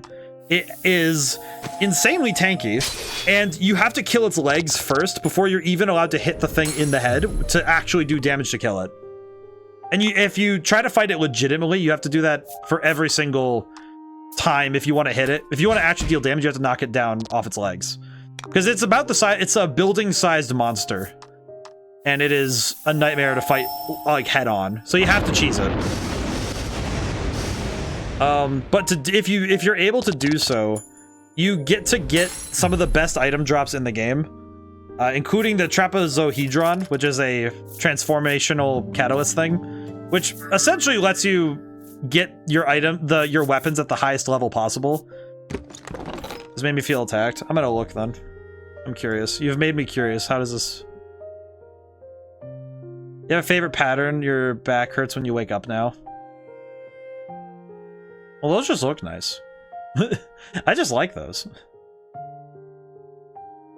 I mean, my back hurts, but I think that's just because of sitting at a desk. Not quite age yet. At least I hope not. Hope it's not age. Let's see. I think we have... Do we have any items that I can do for... I could probably use this Omnisalve, which would heal everybody but Laddie. Well, that'd be fine. I haven't seen those cards before. Is there a...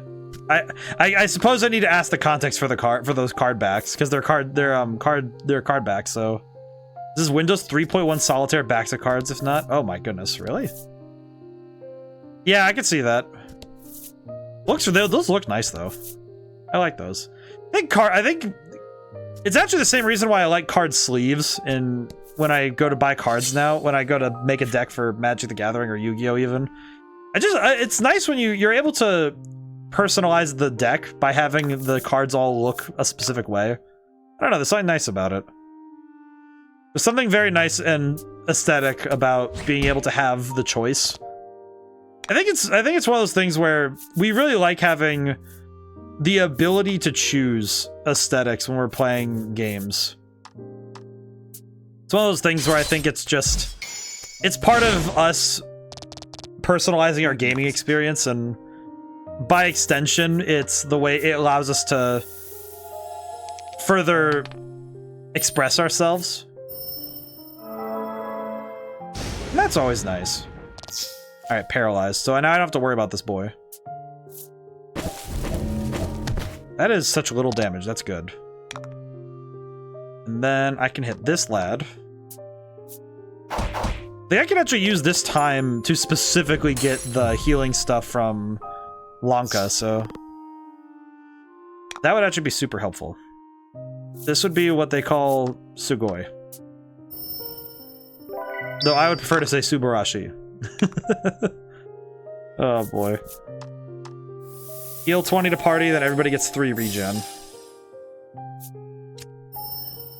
It also gives us the chance to do a cool healing spell. That is a great animation. I like that. Sugoi boy. Sugoi boy is just so funny. I don't know, that's a fun term.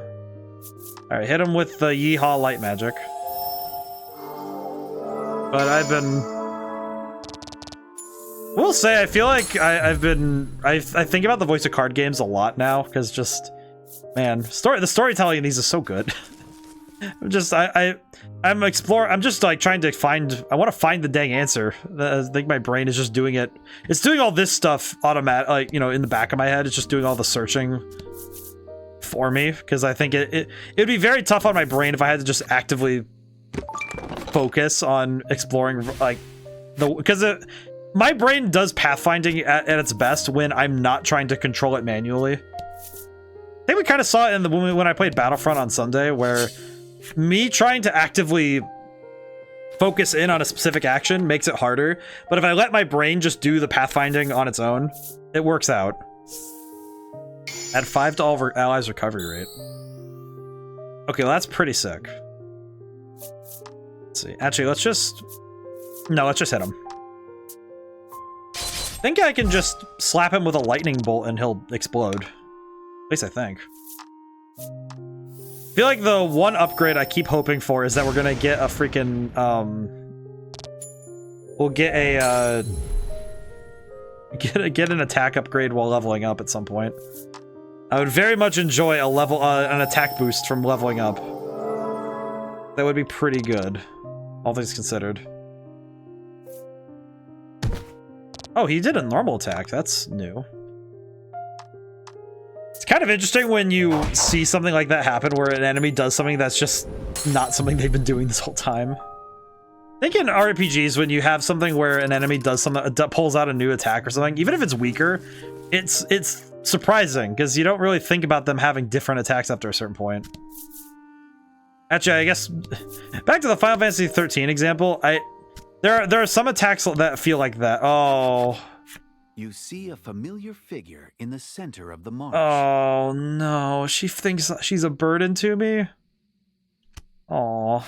In the depths of the strange mud-filled town, you find yourself. Laddie. Or rather, a shadow of yourself. Laddie. My girl. You deserve all the hugs. What the heck? As you look closer, you realize that mud oozes forth from his feet. It appears that he is the source of She the thinks mud. she's a burden to me. With an ecstatic expression, he scoops the mud at his feet and calls it talent. The talent for fighting. The talent for making friends.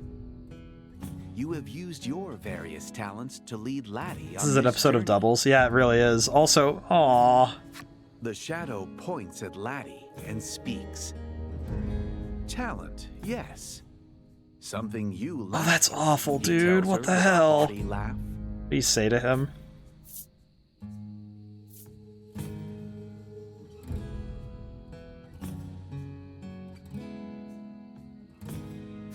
You know that Laddie has done everything in her power to acquire her own talents on the Aww. journey. The shadow just laughs and sinks to the bottom of the marsh. I'm gonna kill him. I will fight myself. Absolute freaking dork. You dare.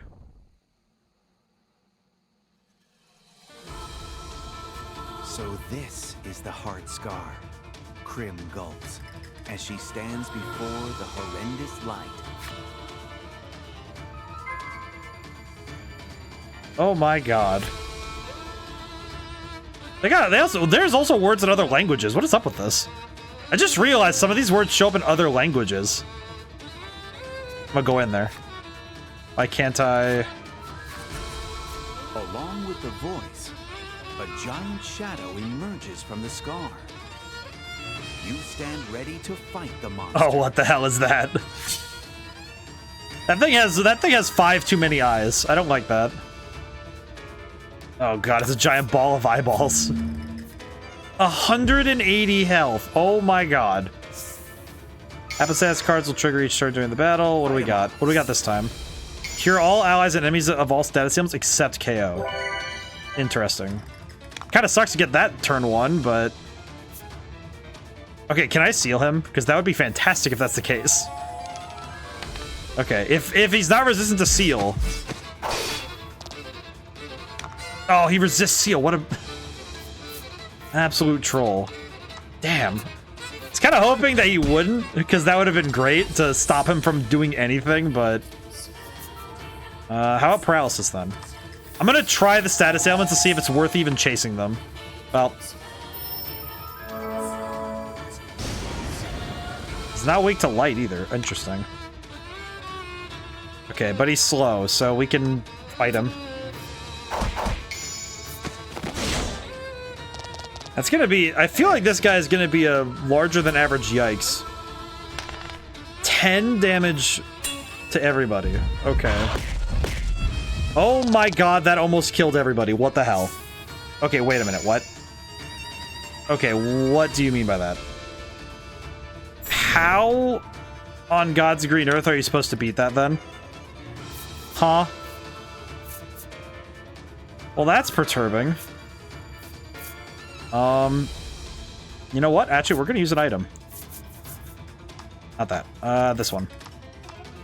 I think I can win this still, but I'm very nervous that it'll be a lot harder than I anticipated initially. Okay, what can I do?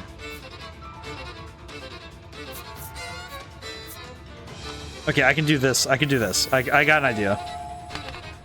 Okay, that's awkward, but it'll be fine. I think I can... I think I'm gonna go for the super combo. Oh, I could go for this. Oh. Okay, I'll charge for this time. As long as we survive the next turn, I think I can use that attack to lower his attack, so... I hope that Thunderstrike can paralyze, because that would be... Okay, that sucks, but... we might be able to get some good damage in. This is gonna be rough.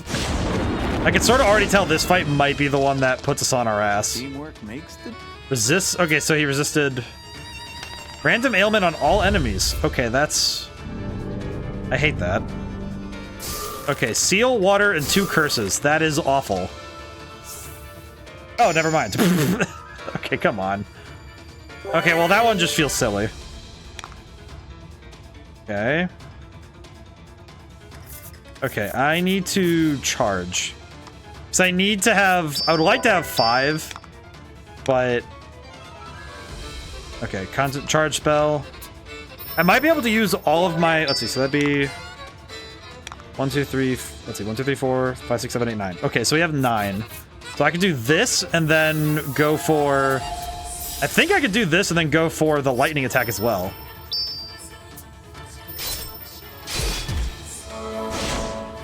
Okay, so that's attack down. So that'll at least reduce how much we take for the next couple turns. That's good. I don't even think I can paralyze him, so I'm not really worried about it. But I just want to do the most damage I can right now. Good lord, man.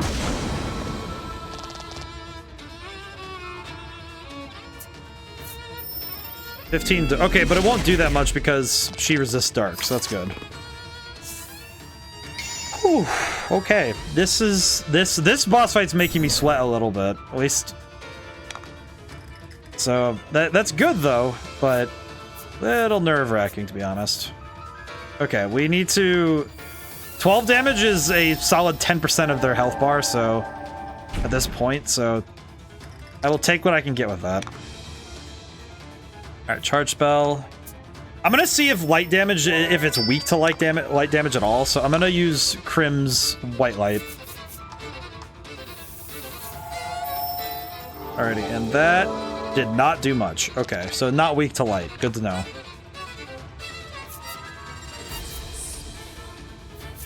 Okay, let's just do air thrust then.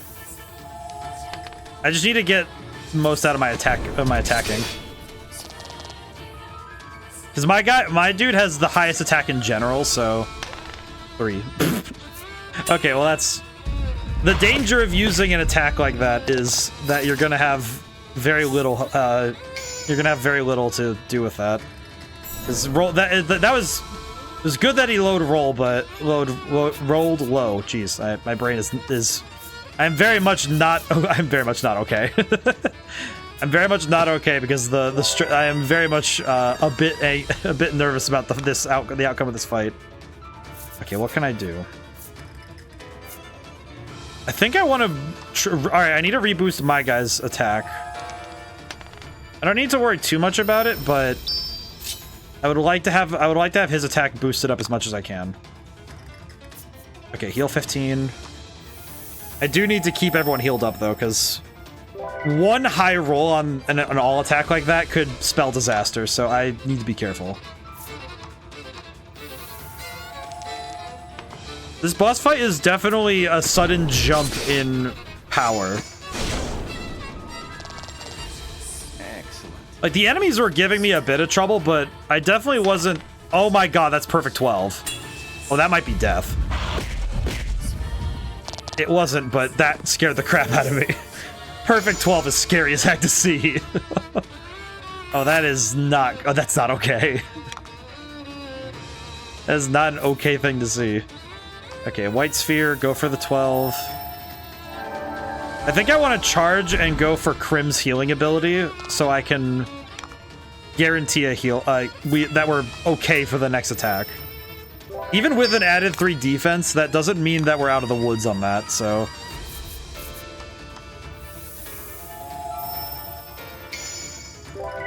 Okay, critical heal. That's even better. Holy crap. Okay, very good. Okay, go for air thrust again. Okay, 6. I think we can still win this because we're doing rather well. I just need to be really careful about not getting... I just need to make sure I don't get cooked by a random attack. Add 3 to all ally and enemies defense again. Okay, I think if I full send in attacking this turn, I might be able to finish the job. But I still need to be careful about how I do it, but I think if I can... Okay, yeah, no, we can definitely win if I just full send attack. Okay. Attack with Laddie. It's only 1 damage, however, I only needed that 1 damage to get what I needed. Well, that sucks. I'm still gonna full send.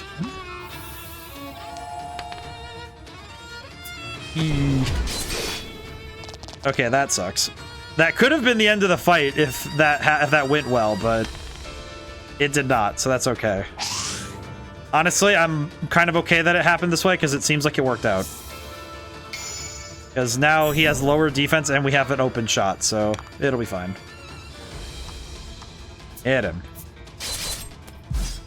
1. Just jeez, man.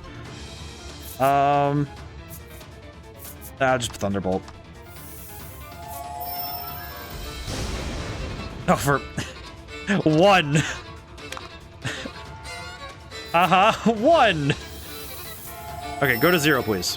Thank you. Death. Okay. That was more stressful than I was ready for. 1680 experience, though. What in the... 1400 gold, too? What the... Okay, that's pretty worth it.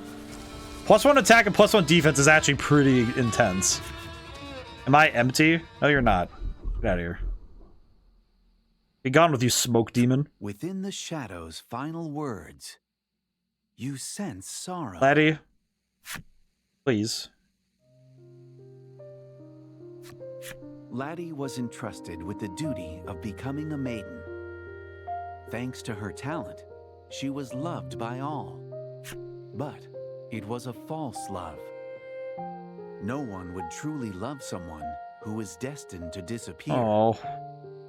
When people discovered she hadn't the makings of a maiden, they stopped caring for her, and she descended into the darkness of desolation. Oh. Laddie deserves all the best. After defeating the shadow, you use the maiden's relic to heal the heart scar. It's a nice sword.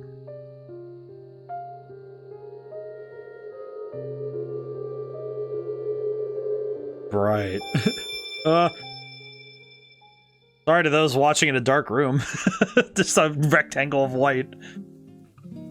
Hey! You successfully restore the town and heal the wound on Laddie's heart. Your mission fulfilled. you decide to return to the world you came from. I am gonna go check on the people up top. The relic is reacting to Lanka's integrity. Oh, she gets to... She has boosted the relic. Oh, that's a nice sword. That is an even better sword. That's really cool. I like that. Head to the altar on the second floor of the Spirit Spire. Yep, understood. Alright. I do want to see how the memory people talk now, because I'm a little bit worried that they're gonna be... I was worried about the characters up here. Just like, geez, man. Okay. Oh, the girl isn't here, so that's awkward. She might just be gone. She's just gone.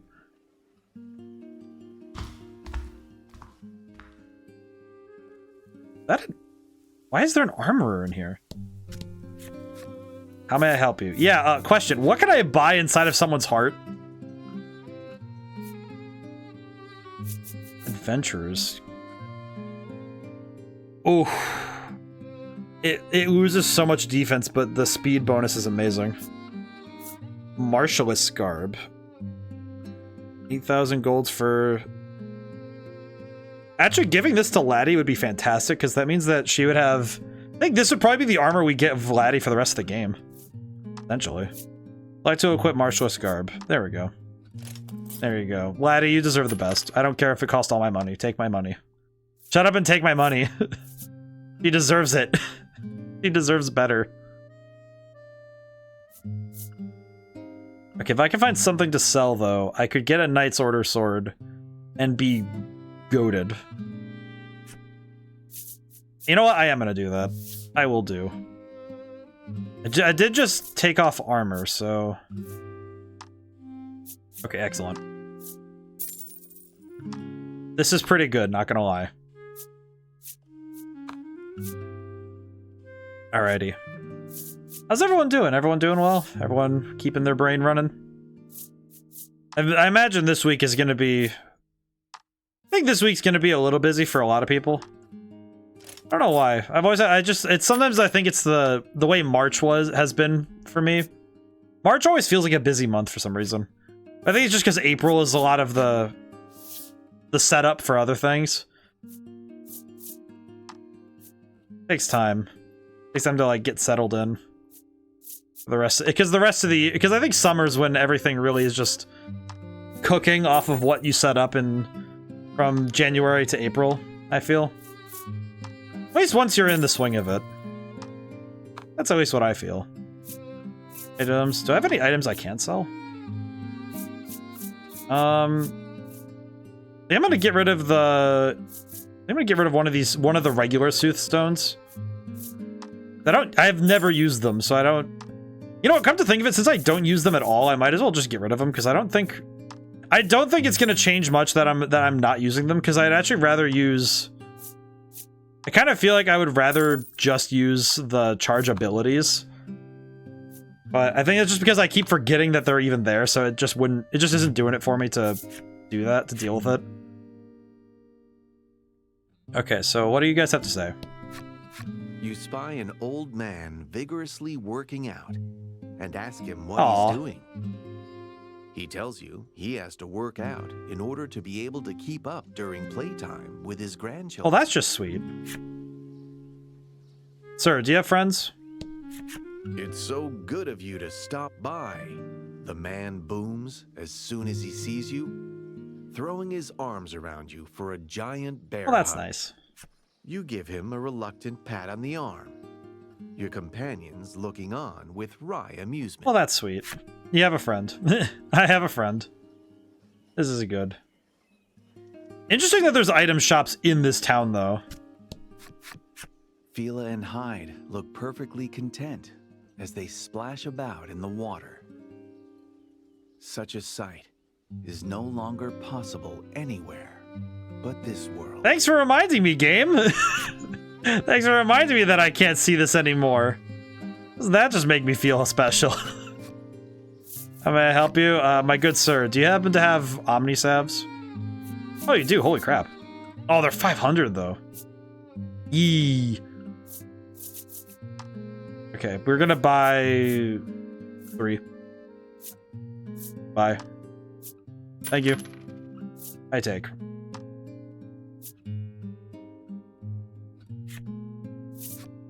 Alrighty.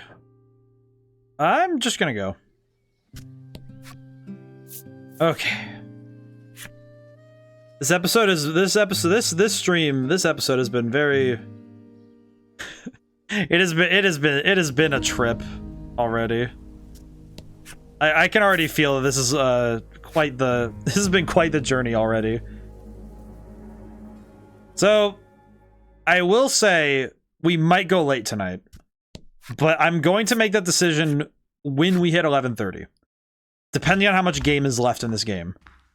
Mainly because it might depend. We'll see. I'm just thinking ahead. And we get to, all right, so mysterious spell. Lack, get us out of here. Send us back to the realm of the physical. The door opened by the self-proclaimed spirit spell, you leave the heart's domain behind. Out we go. Upon your return to your original world, Lanka and Krim look weary from their unbelievable experience. Laddie, meanwhile, is fast asleep on the floor again, recovering from her sudden change of heart. Aww. Her sleeping face, which you'd seen occasionally at the grotto, seems to have softened a bit from the anguished way it looked before. Aww. Thanks to the Ivory Maiden and her attendant, you've accomplished your mission. You prepare to take them back to the North Isle. I'm happy for Laddie. We're helping her through her trauma. Kindled hope within me stopped me from sinking into the mire of my despair. Aw. I've done everything I can. I've done everything I can to help Laddie, and I feel very good about it. Hmm? Oh no. Oh no. Oh boy. Okay. I saw that it said connecting to chat room. Did anything disconnect while I was... Are we all good?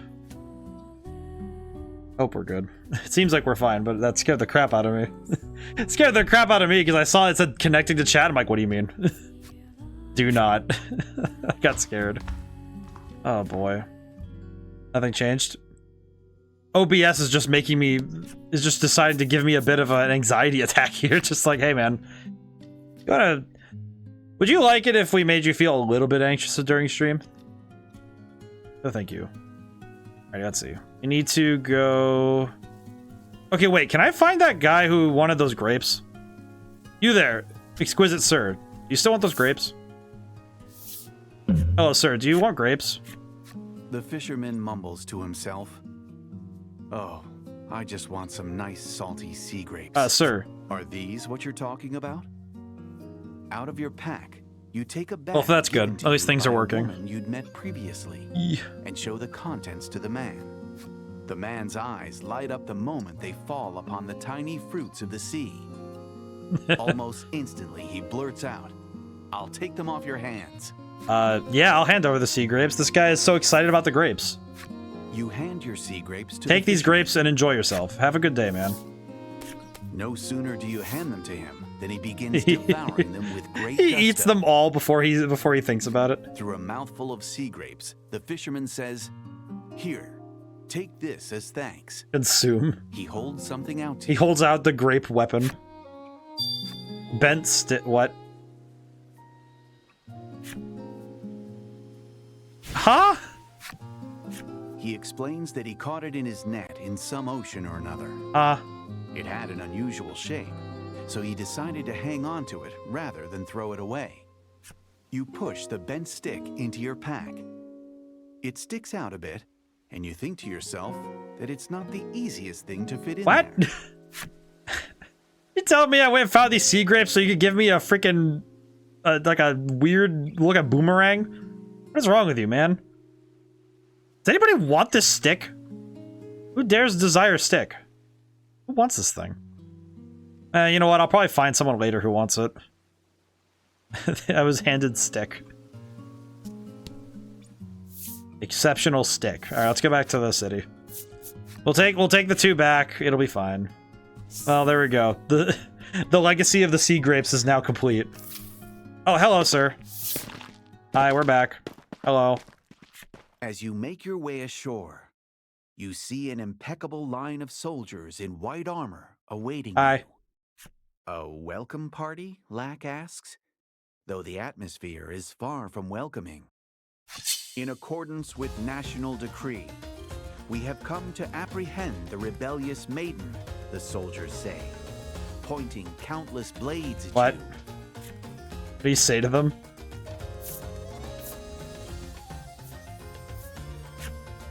According to the soldiers, allowing the masked soldier to escape in the forest was a huge infraction of national decree. What? How does that make sense? Blanca hangs her head. Apparently, national decrees are matters of utmost importance. How does to that me. make sense? A soldier who appears to be the squadron's captain claps Lanka in restraints. The maiden must be educated, the captain says. Dispose of the others, including the attendant. What? These guys suck. Holy crap. Holy crap, these guys do suck. Oh, never mind. These guys, this is gonna be fine. I was scared for half a second, but I think we'll be okay. These guys must be really bad at actually retaining maidens, because now it's just like, okay, you just keep like blasting through your maidens.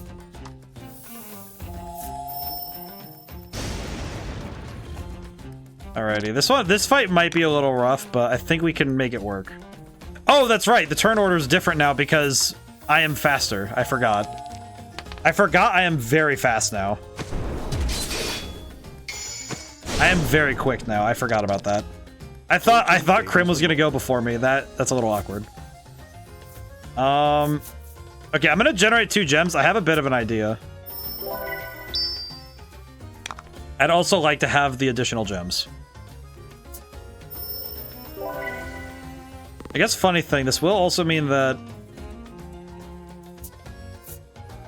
Ow. I think we can win this fight still, but this is gonna be... This might be... Okay, this is gonna be tough. This might be tough. This is gonna be... It's funny though, because I'm looking at these guys and I remember these guys from the first game, from Isle Dragon Roars, so it's interesting seeing these guys again. At least these assets. Okay, add value of roll. Hope I get a high roll. Okay, that's just amazing. And now we use Grand Slash and hope for the best. Hit everybody. Yeah, that's the big damage. That's the big damage we were hoping for. Alrighty. I think I can paralyze this one and just... It'll help us out with action economy right now. Hope it paralyzes. Even if it doesn't do a ton of damage, I just need the paralysis effect to go off. Yeah, there we go.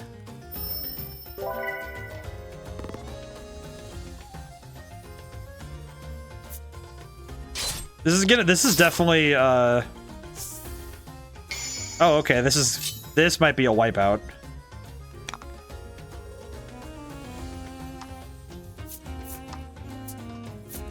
Yeah, this fight is definitely not as bad as the stuff we had to do in the Hearts domain, so I am not too worried about winning this one. I think I can take these guys. Yeah, double knockout and the last guy's paralyzed. Yeah, we have this in the bag.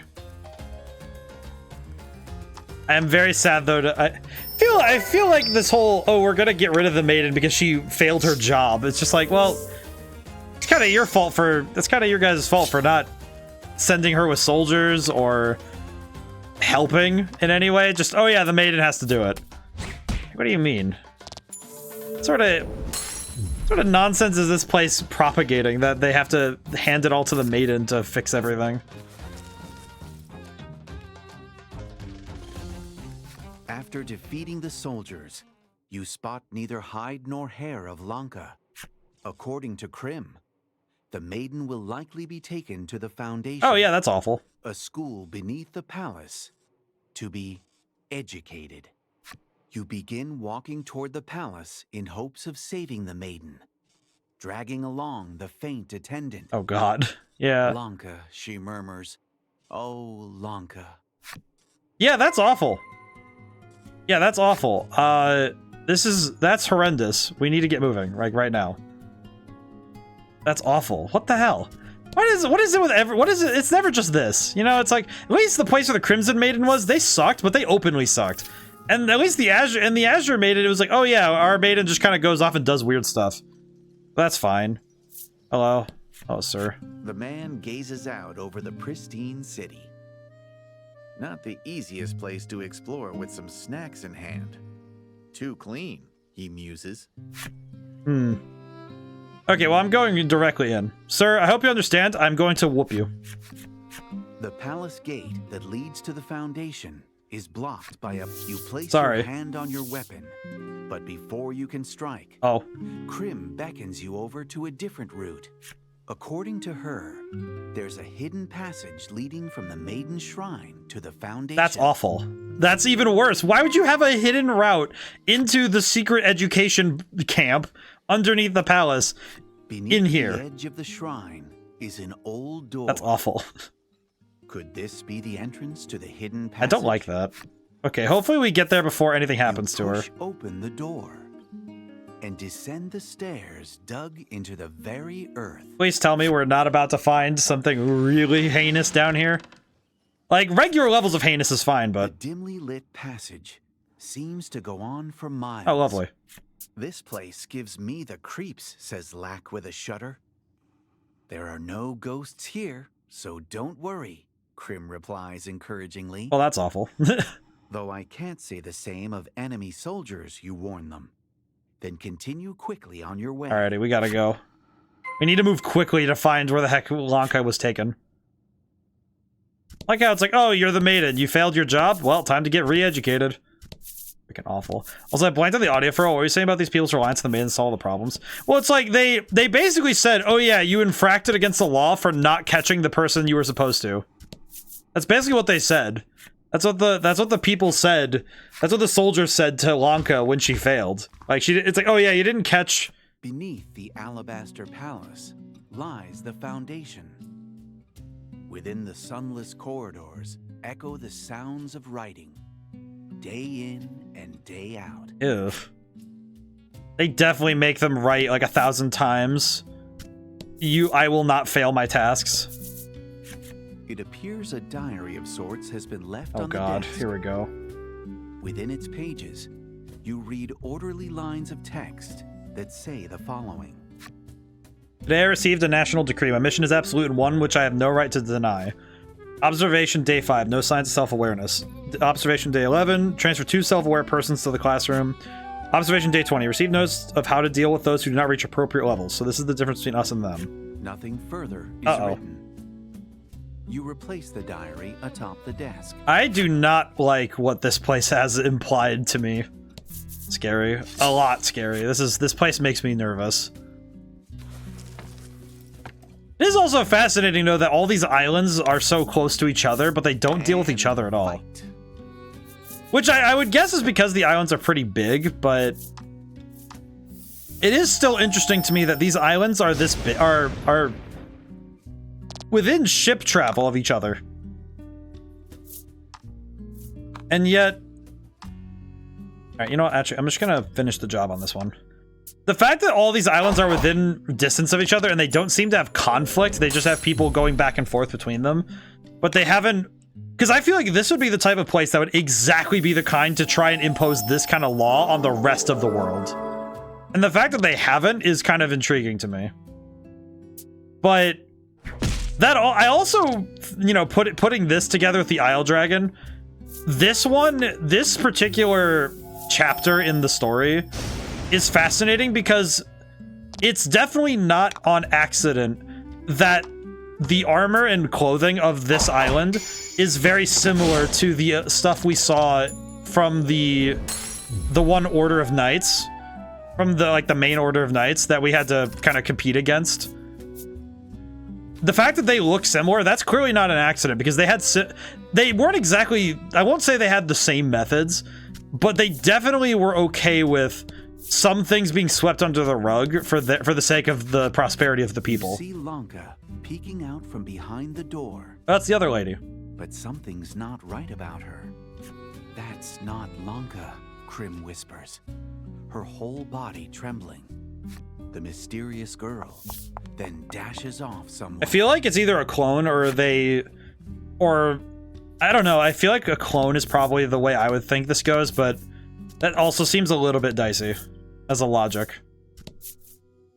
I don't know. It's like the fact that there's a twin of Lanka running around. It's either A, they're cloning a child and constantly pumping out maidens that look the same, which is really messed up, or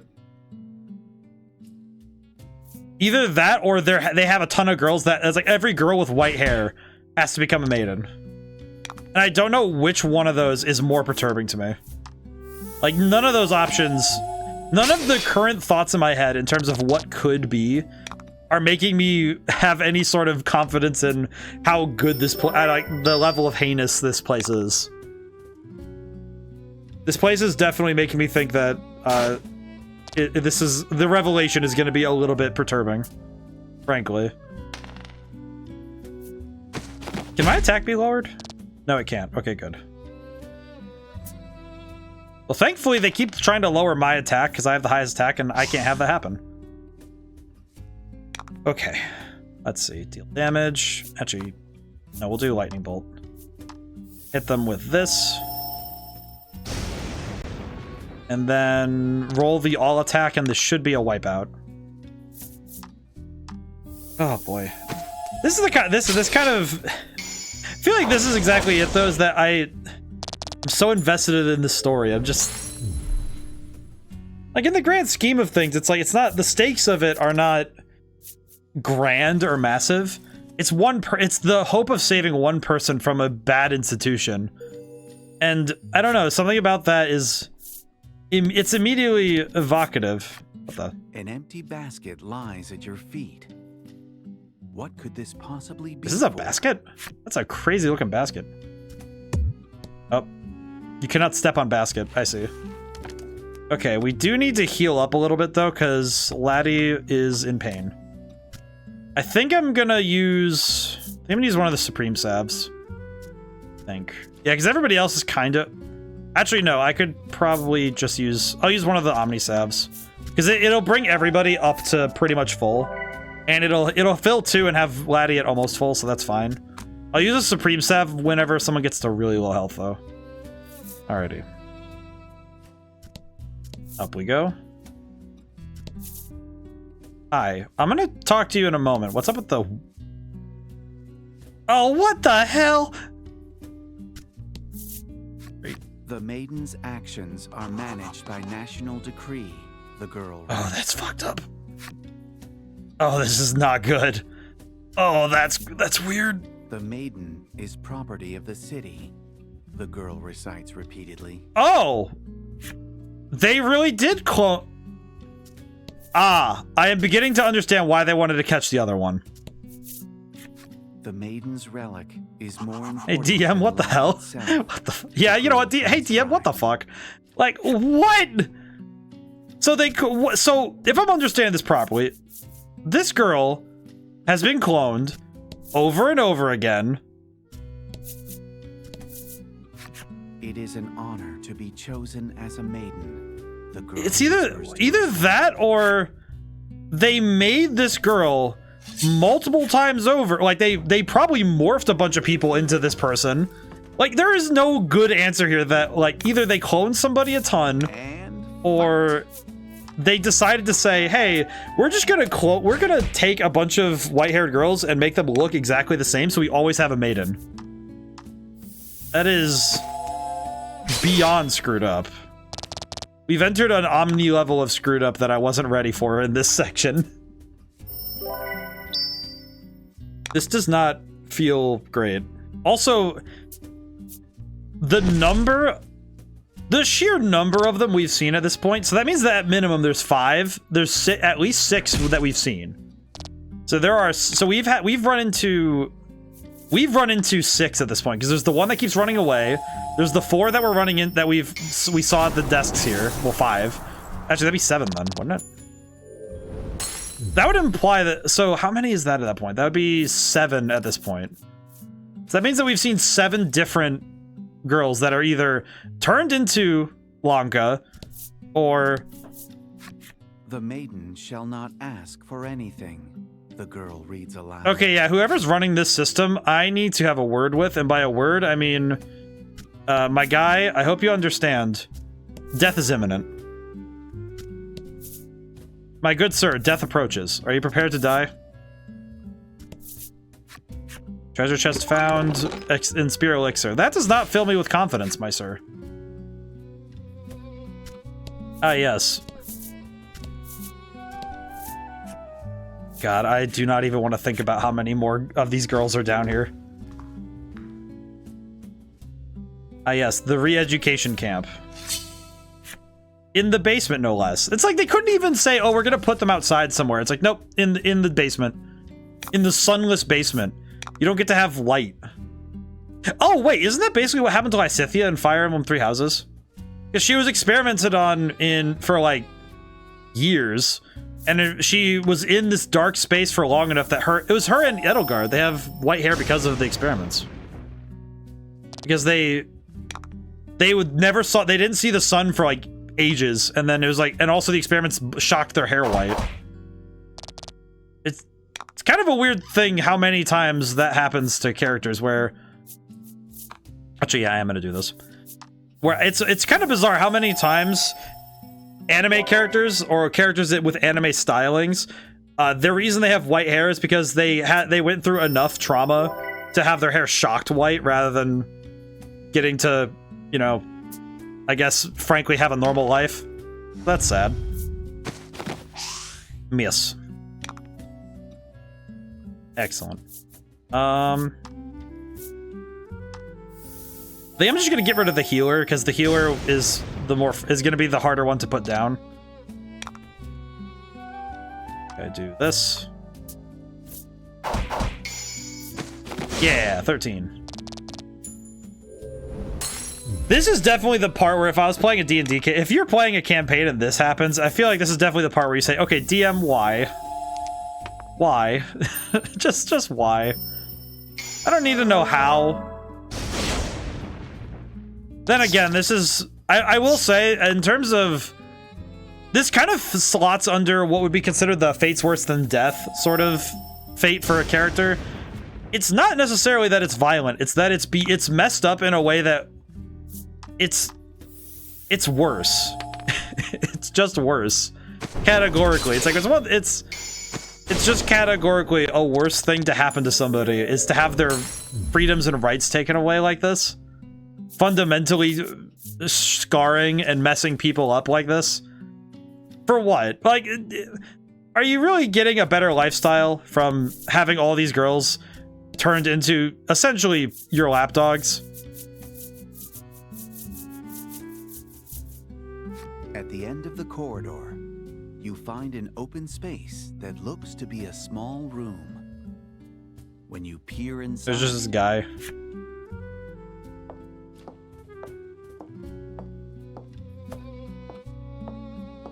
What? Not like anyone comes through here anyway. The guard grumbles as he half-heartedly surveys the area. Oh, poor guy. I doubt he'd notice an intruder until they slapped him in the face, you say in astonishment. So, stay out of sight of the guards. How does this work? The guard proceeds along a determined path. Whenever you take one step, the guard takes one step. If the card is within the guard's view, the edges will go red. You'll be forced to start over your scene by or bump into the guard.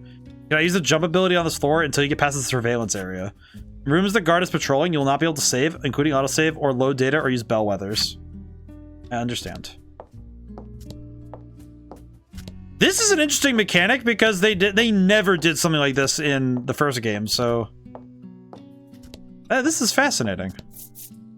You make make it through the room without the guard noticing. Poor guy. Laddie's expression reads of relief. Relief. We got past one guy. As soon as you leave the room, you hear the soldier say, "Time for lunch." He then promptly leaves the area. He was patrolling for like 1 moment. He patrolled for 10 seconds. He really said, you know what? Lunchtime. I'm done. We're good. All right, time to go. It's time. It is time, sir. 2 soldiers survey the area. All right, how are these guys gonna move? Oh, what the hell?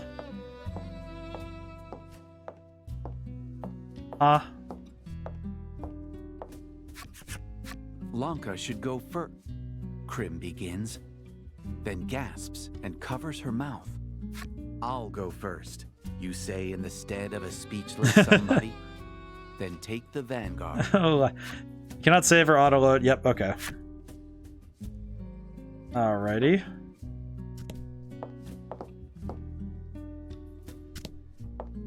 Question, can I go sideways?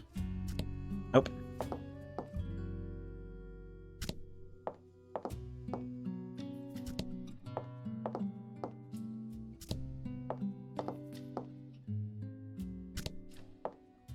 I feel like I screwed up somehow, but I'm not sure how yet. Yikes. Okay. Okay, this one I did not fully anticipate how I was going to do it.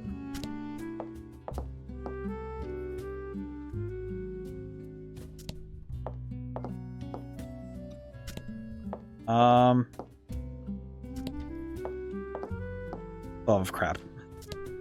For the love of crap. Okay, I think I got it this time. Yeah, there we go. Can you guys just, like, go to sleep? Thinking that you should be fine after coming this far, you let your guard down. They just walk right towards me. When you do, you overhear the guard speaking. "Break time," they announce before heading off. Thank goodness we came into the castle right at lunchtime. Thank goodness we came at lunchtime. Otherwise, I think we would have had trouble actually getting in here. Man, imagine if we broke in here at like, you know, 1:35 p.m. or something. We break in at the wrong time. I think it's like 12:30 and everyone's hungry. There's definitely somewhere in this place that serves really nice food. That's probably why they're all excited to go get food. Probably just thinking, oh yeah, we can go get freaking, I don't know, burritos or something.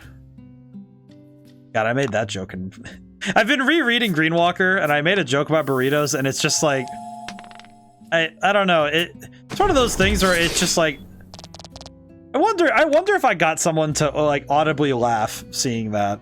I don't know. I hope so.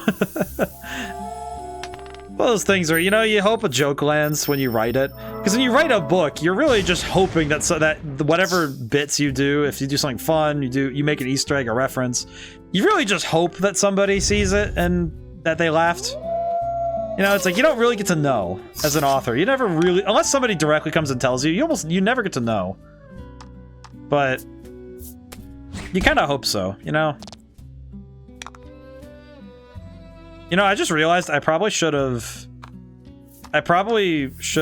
done charge so I could do the attack all, but I did not think about that until I had already done this, so this is fine. I mean, either way, I think I just could knock the wolf out anyway, so it's not that big a deal, but still feels a little bit like a oops. Feels a little bit like an oopsie daisy, but that's okay.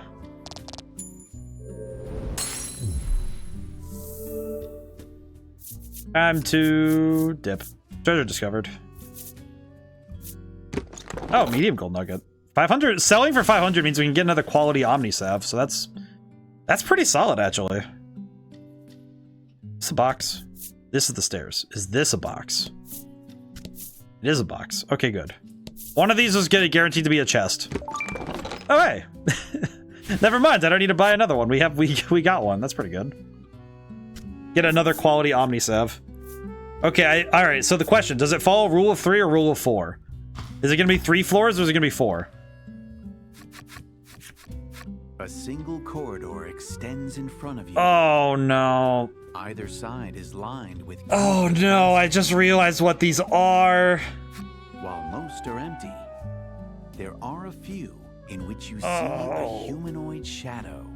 As you bring your face closer, the shadow does as well. Then blinks its eyes. Oh. Whatever is within the basket is undoubtedly alive. Oh. Chills run down your spine, and you step away. Oh, I just realized what these are. They're making construct bodies. That's what Lanka is. And each one is a different soul. They're testing the souls to find the most pliable ones for re-education. Oh no. Oh no. These are souls. Those are people. Fight them off. Oh, what the shit? Hi, how's it going? Horrors beyond my comprehension live in the basement. Just had a lunch. I hope it was good. It appears to me like we have found horrors beyond my comprehension in the basement, my man. Impressive, but disturbing. Am I right? You said this didn't feel like a Yoko Taro game. You know what's funny is that I think I said that, and now I think about it. If I actually go back and critically analyze the entirety of what I've seen in both this game and Isle Dragon, no, I can see it now. I can think about it critically and understand it. I think it's mostly just because of the pace of how things move in the game, in terms of like the kinetic energy of things on screen. No, never mind. It's definitely a Yoko Taro game. I can feel it now. You can definitely feel it when you realize, because it's like the stuff that Yoko Taro does with his writing never feel like with the worlds he crafts. They never feel directly messed up until you stop and look at it. Like it's never directly like, it never makes you go, oh, that's just entirely messed up. It's like, oh, you have to sink in first and then say, wait a minute. It's like you're sinking into a body of water and you feel something only once you're like neck deep in the water, right? That's what this feels like, where I've already been here for a while, both in general with the game and also just with some of the other world building like implications, but and this happens with the Isle Dragon Roars as well, but just I don't think it was visceral there, but I feel like here it's almost arguably a lot worse. Because this is an entire island deciding to say, hey, we're gonna... Oh god, yeah. No, now I'm feeling it. I think it felt more like a Yoko Taro game in the Isle Dragon Roars because it was mostly because of the musical tone. Oh god. Oh god, this room being this big, what is happening? Oh god, it's Ocarina of Time. We're playing Ocarina of Time dodging the guards. Oh my god. As you reach the bottom of the stairs, you see this is a lot of stealth checks. You quickly conceal yourselves in the shadows to take stock of the situation. Oh, good heavens. Oh, that's 5 guards. I'm trying to imagine actually taking these routes while trying to just patrol a room. And I cannot fathom how on earth these are your walking patterns. Oh yeah, this is gonna be rough. The surveillance is even tighter than before, so you'll have to proceed with the utmost caution. I see. I understand. I understand what I have to do. Yeah, no, Cricket, now I'm understanding. Okay. This way. This way.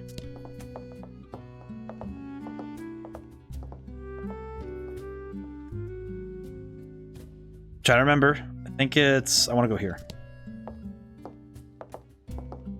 Yes. That guy is always slacking off, the guard gripes, as he makes a run for you. Oh, that's right. You flee quick as your legs... I remember... I forgot that it's the... You have to... you can't be in the red spot... you can't be in the red spot when it happens. Somehow. You managed to shake off check the guard's moves again? No, I'm just... I just... Okay, so I was correct the first time.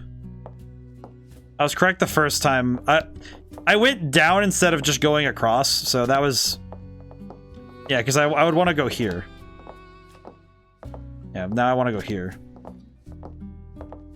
And then go here. Then go down. And go down. I think, yeah, that guy's gonna go down. So now I can go this way.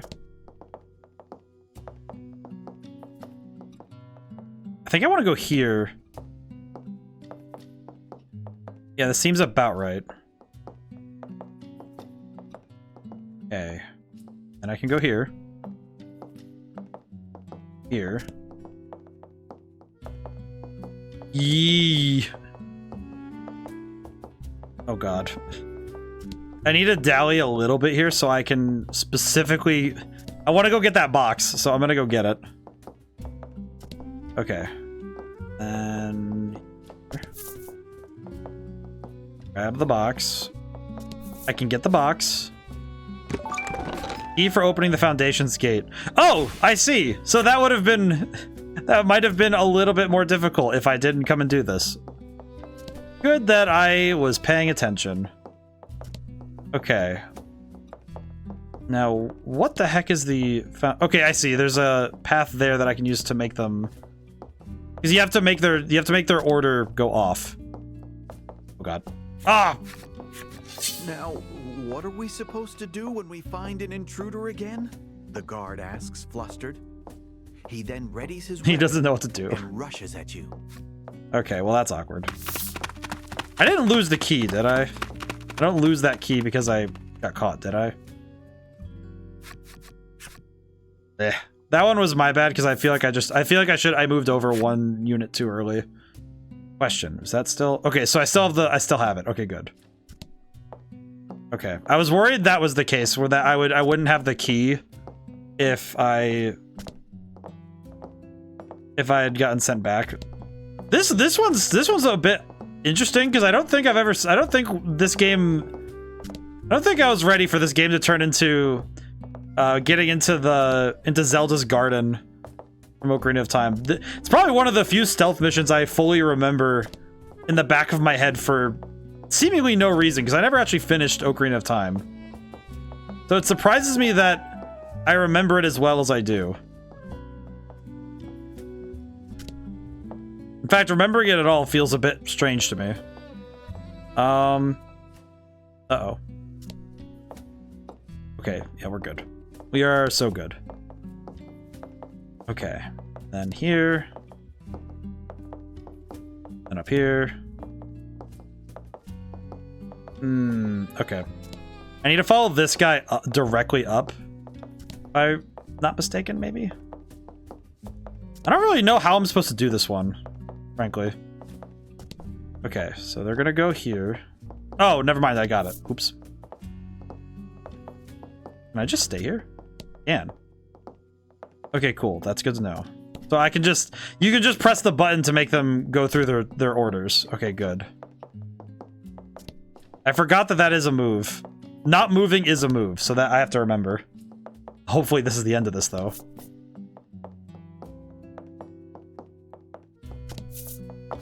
Oh, okay. You've successfully made it past the soldiers. Oh, he's about to sneeze. Cover him. Then, Lack starts to sniffle and snuffle. shove him into Laddie's hood. But Laddie swiftly covers its mouth and nose, stifling whatever sound threatens to escape. Thanks, Laddie. Lack, practically smothered by Laddie's hand, looks like it's having trouble breathing. Can you recognize the difference between an alligator and a crocodile? I know that it's a difference of the snout and the general body shape, but I would not be able to tell you if you showed me an alligator and a crocodile. Alligator and a crocodile. If you showed me two right next to each other, I don't think I could tell you which one was which, but I could tell you there's a difference. Like, I could point out the differences. Just then, you overhear a messenger informing the guards that they've found evidence of an intruder.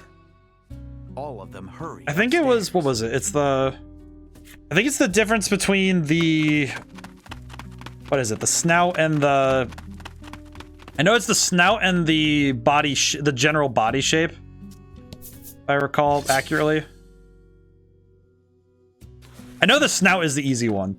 like if you're looking for the difference, but I don't think I could recognize it off the top of my head. Oh, ghosts in here. That's great. Never mind. There are ghosts in here.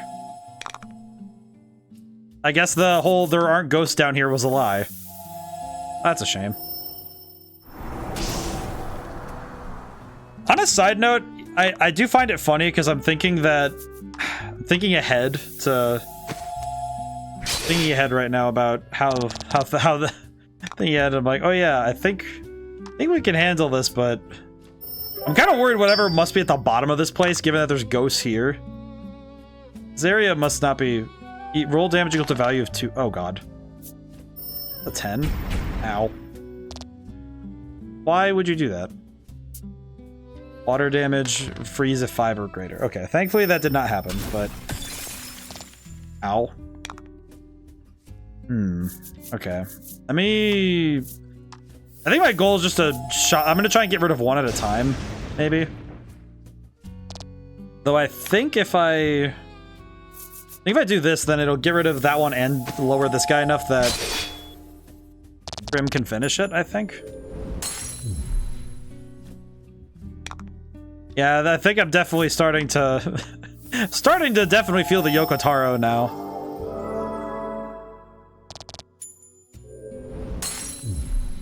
Man, that very worried now for the state of Lanka, but I also don't know. I don't know what we're going into truly in the next areas. Yeesh. Door? The door is. Might be able to use the foundation key.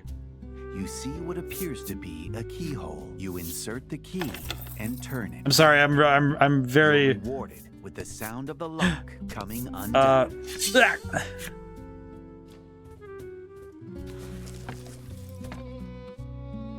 I don't think this is Lanka, but I need to ask. I need to ask this person who they are. Let's see. I think we're gonna get rid of this guy because he's the one with the highest attack stat. Is usually the one, either the highest attack stat or the lowest defense stat. Have you seen NVIDIA has a new project for robot AI across many humanoid robots? I have not. I do not. I guess the news that's curated for me, I don't get to see AI stuff very often. It's I don't know. I guess I just don't see it.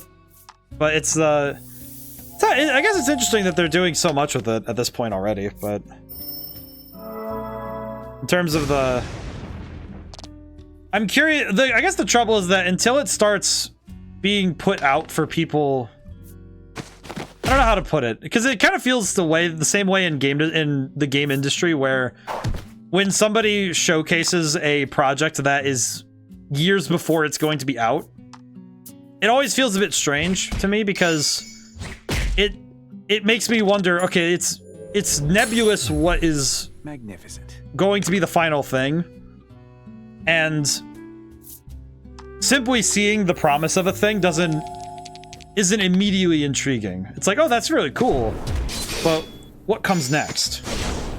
What happens? Check out this image.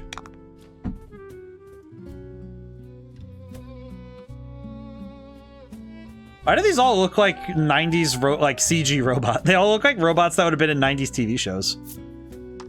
It's kind of cool though. Are they? I guess the question I would have then, I guess the question I have looking at that is, what is their purpose? Would be my question. And not like a nebulous, it's to prove the point. It's just like, because normally when you build a robot, your goal is for it to do things. Check out these books. Oh, those be some good books though. Those do be good books.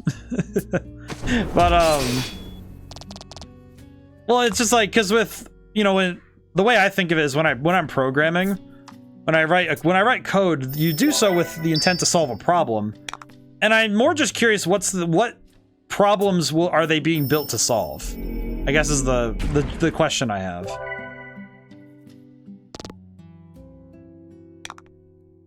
Because I remember that was my thought. I recently went back to look at Jurassic Park stuff again, and that's the one thing I can't wrap my head around to Jurassic Park is, what the heck was even the point? What was the goal with reviving? You know, you revived dinosaurs. To what end? Is robots partnering with Amazon, BMW, Mercedes? So they're being used for labor. Okay. That makes sense. Be cool. I guess that's also fair. I guess that's the trouble, is that if you're just doing it to be cool, it is a fair point, but it seems like, I don't know, if you're building a robot that can solve problems. And I guess with that, it's solving automated labor, but I don't know what the robots would do that.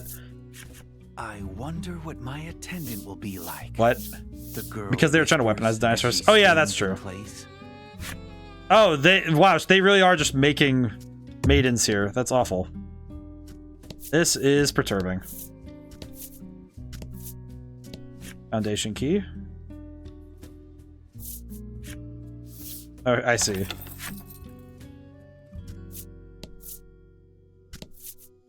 Blanca? Oh my god, there's more. If I become a maiden, will I forget this place? The girl asks, then hands you something. Well, this is perturbing. Thanks for the salve, but why? Hello, maiden. Or lady. The girl sobs. I'll do my best, she wails. So please, spare me. Yeah, this place is awful. This whoever made this place. Wah. But I guess that's the key, is it's like, I don't know. I guess it's always my question. It's always just making sure because that's the thing that I think science sometimes has the trouble of, is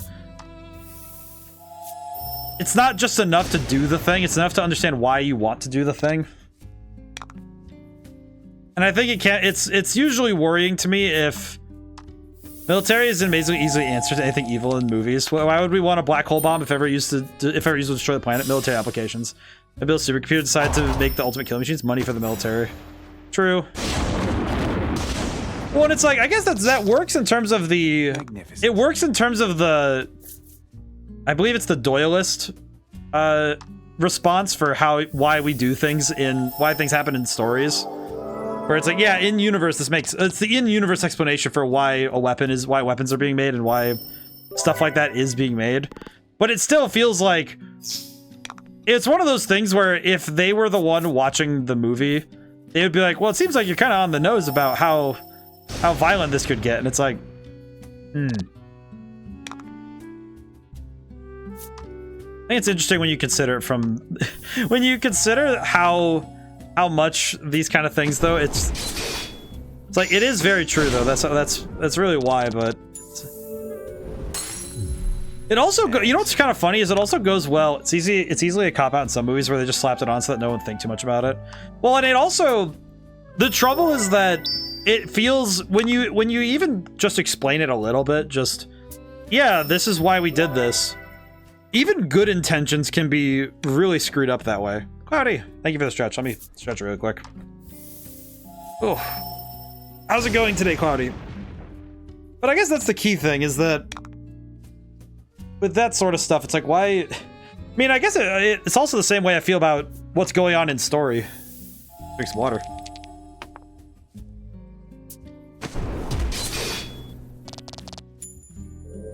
But I guess that's the key. It's just like this. Why have a ton of maidens if it's very easily an ethical nightmare to have all these very human souls stuck in clone bodies of this one girl and make a ton of them so you always have a maiden? Why would you do that? It's like, well, it works. It's like, the trouble is when you commit science or military acts without ethics, you kind of end up creating. When you pull the key from the keyhole. Oh, out of bed eating food. Excellent. Excellent stuff there.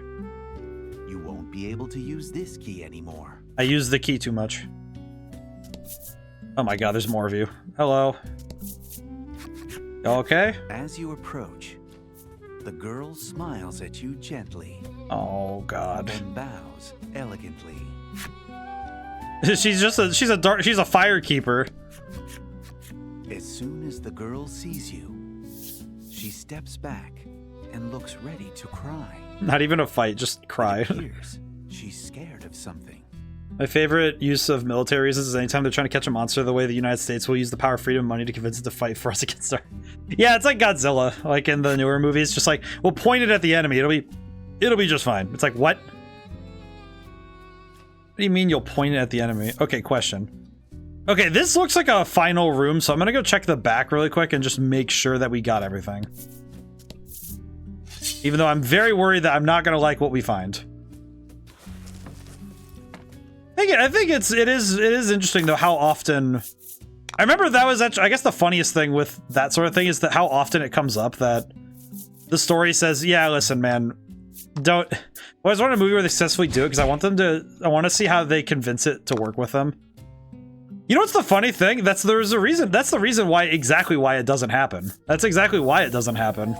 Because this is probably going to be a spicy take because I just thought about it, and when it came to mind, I'm realizing that this is a hot take because it hit me. There's not a lot of writers who really want to do that legwork of trying to figure out how that would work. Especially movie writers, which is not me trying to slam on movie writers because I don't think that's fair of me. Also because I am not a judge when it comes to movies. I am just frankly not. I do not watch movies. I don't think I am a judge of them. I like what I like, and spent the last week shooting at you, destroying your home. Be our soldier, please. See, the trouble is that only works if you're willing to indoctrinate them, and that is not what... And the thing is, indoctrination, according to how storytelling is, and also specifically how our very real world, you know, discusses it, indoctrination is not cool. Like this, like we're seeing it right now in this game. That, yeah, indoctrination is not, like, that's not a thing you do if you're the good guys. You're not suddenly a good person because you're overstepping the boundaries of the ethics. It's like, just because, oh, I add this, oh, but it's gonna do so much good for the world. It's like, no, it's not. At some point, someone will oppose the system because you're trampling human rights. And the trouble is that indoctrination is never a system that works in the long term. There will always be somebody who rips it apart. But this, and I think that's the thing, is that you can't ever do that and be the good guy, which would probably turn that story into a tragedy. That movie would be a very well-written tragedy if that was the case. Like, hey, we stole this super weapon monster, we indoctrinated it using, like, shock therapy and a bunch of other, like, horribly unethical tactics so we could get it to work for us. Isn't that neat? It's like, what is wrong with you? Please endorse me as the next... Convincing something monstrous to try to work for you would consensually involve not approaching the unknown with guns and violence. Yes. Also very true. Why does she want... She wants us to endorse her to be the next Maiden? This is... Yeah, I'm beginning to have the great understanding that this place kind of sucks. On the door, you discover a device with numbers on it. It looks like you need to input the right combination of digits to open it. Oh no. Through this door are the school depths. Oh no.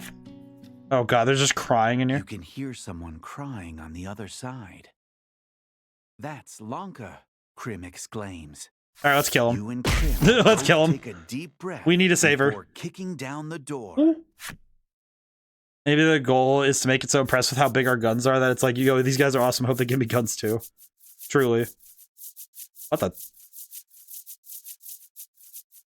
what in the goddamn? Move further into the chamber. Can I check the desk?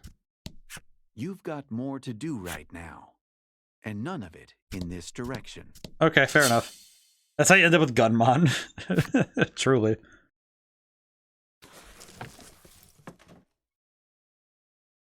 This fight having no music is really... I don't like this. Why is the fight happening with no music? Oh god. This does not feel... This feels very unnatural. I don't like this. Ugh. Interesting to reveal the entire room from the back to the front. It's the focus, I suppose. If I started describing... I've also described Planet of the Apes starting. Oh yeah. I guess so. Okay, we'll target this one and hope for the best. But I do think that is kind of the problem, is that either if something is going to join you and do stuff like that, I feel like it would definitely be the, I don't know, we kind of saw it as well with the I'm trying to think of other examples in games we've played. There's a couple of other examples where just because you're doing something that benefits the people now, doing so on deception will always come back to bite you in some way. We've seen it. We saw it actually we did see it with the Isle Dragon Roars. I'm trying to think of other games where that we've played that. I guess Persona 5. Well, Persona 5, but that's a lot of spoilers. Seriously, just once I see what the next step is after capture the creature. I go, okay, we've got it. Now, how do we befriend it? I feel like that's basically isn't that basically How to Train Your Dragon? And maybe I'm just grossly misinformed because I've only seen clips of that movie, but isn't that basically what happens? But that's more of a, okay, I'm gonna let you go and we're gonna work this out mutually kind of thing. Or am I wrong? That was more a mutual benefit at first. I mean, he did kind of just catch it in a net, didn't he? Lanka? Hello. You find yourselves in a dimly lit room. You feel the eyes of the shadows upon you. Lanka, surrounded by the shadows, has her gaze downcast. You saw everything, didn't you? She asked. I mean, kind of hard not to when we came to save you. You suppose she's referring to all the girls who look like her in this school, and the shadows that exude her aura. The Ivory Maiden tells you the truth of the city. Oh God. Was locked away deep within her memory. This school is a maiden farm. Oh, that's just beyond fucked up. I've said the F word 3 times this stream. It's probably the most I'm ever gonna get out of a single stream. But really. The goal of killing a chicken that saw was wounded, cared for it, and then had an awesome dog. Basically. It was established to churn out maiden after maiden, the linchpins of the island, to keep the city forever prosperous.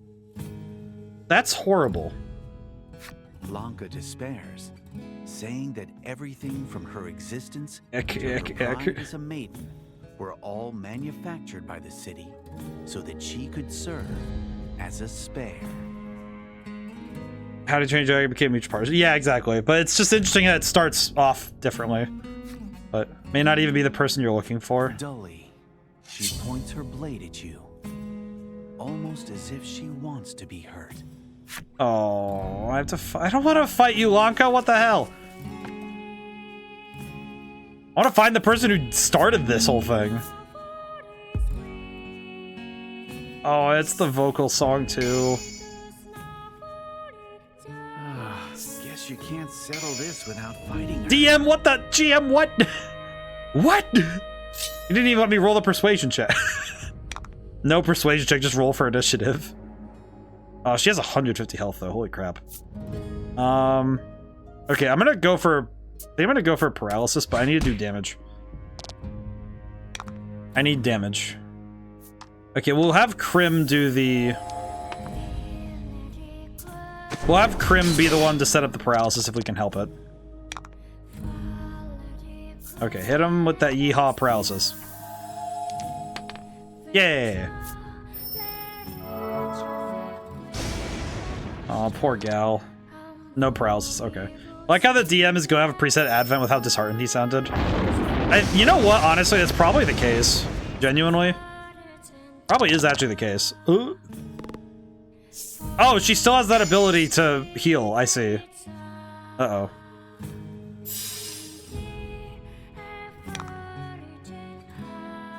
You know what I just realized thinking about it now? That's probably why the first game's GM was so okay with certain parts of the story. Yeah, I need to do this, and then I'm gonna heal. I do need to heal. I am starting to realize, though, that's probably why the content of the story didn't affect the GM of the last game. Because this GM has not yet had to deal with the ramifications of telling the story. This is a new guy. He's trying to come to understanding of how to tell the story. Hydration. Let me drink more water.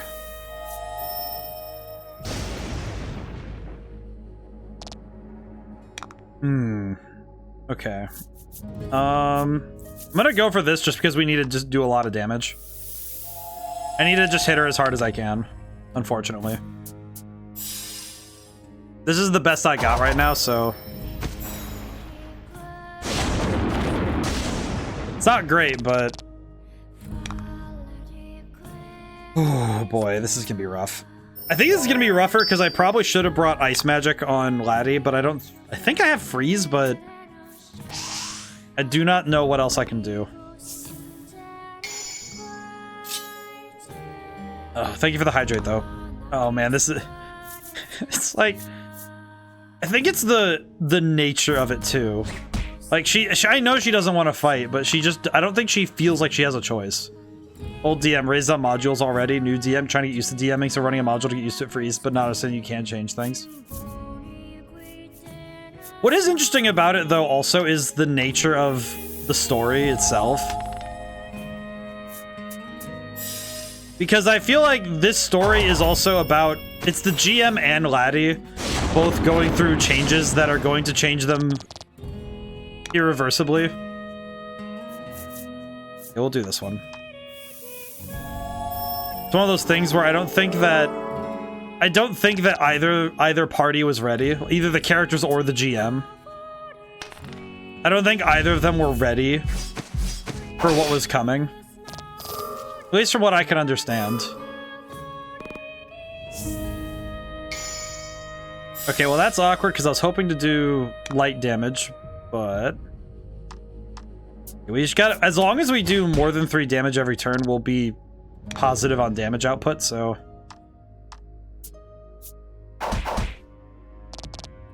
Okay, I think just direct impact is working pretty well. Light damage. I'll just heal and I'll heal this turn so we can. We'll just regain health so we can be safe. Yeah, that was a good choice. Ow, ow, ow, ow, ow. But what also surprises me about the old GM versus this one is also that the old GM, he knew what was gonna happen, but he was only relaying what happens to the player.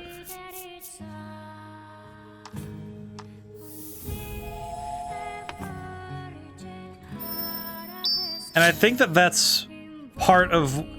I almost feel like this GM didn't quite know what was gonna happen until he started running it. It's almost like he's reading along with you as you go. Alright, I'm just gonna go for as much damage as I can right now. There we go.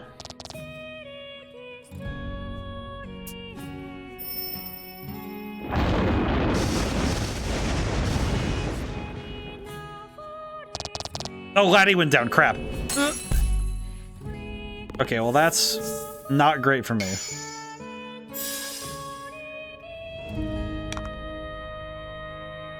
Okay,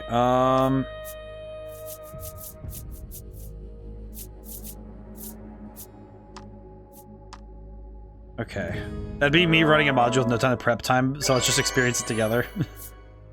I'm definitely not used to doing that sort of thing because I tend to, when I run D&D, I actually make the stuff myself. I haven't run a module before. I've actually never run a module. It's a bit strange to me when I consider that that's how it's been for me, but I think it's just interesting to me because that's just how it's been, is that I've always made my own D&D adventures.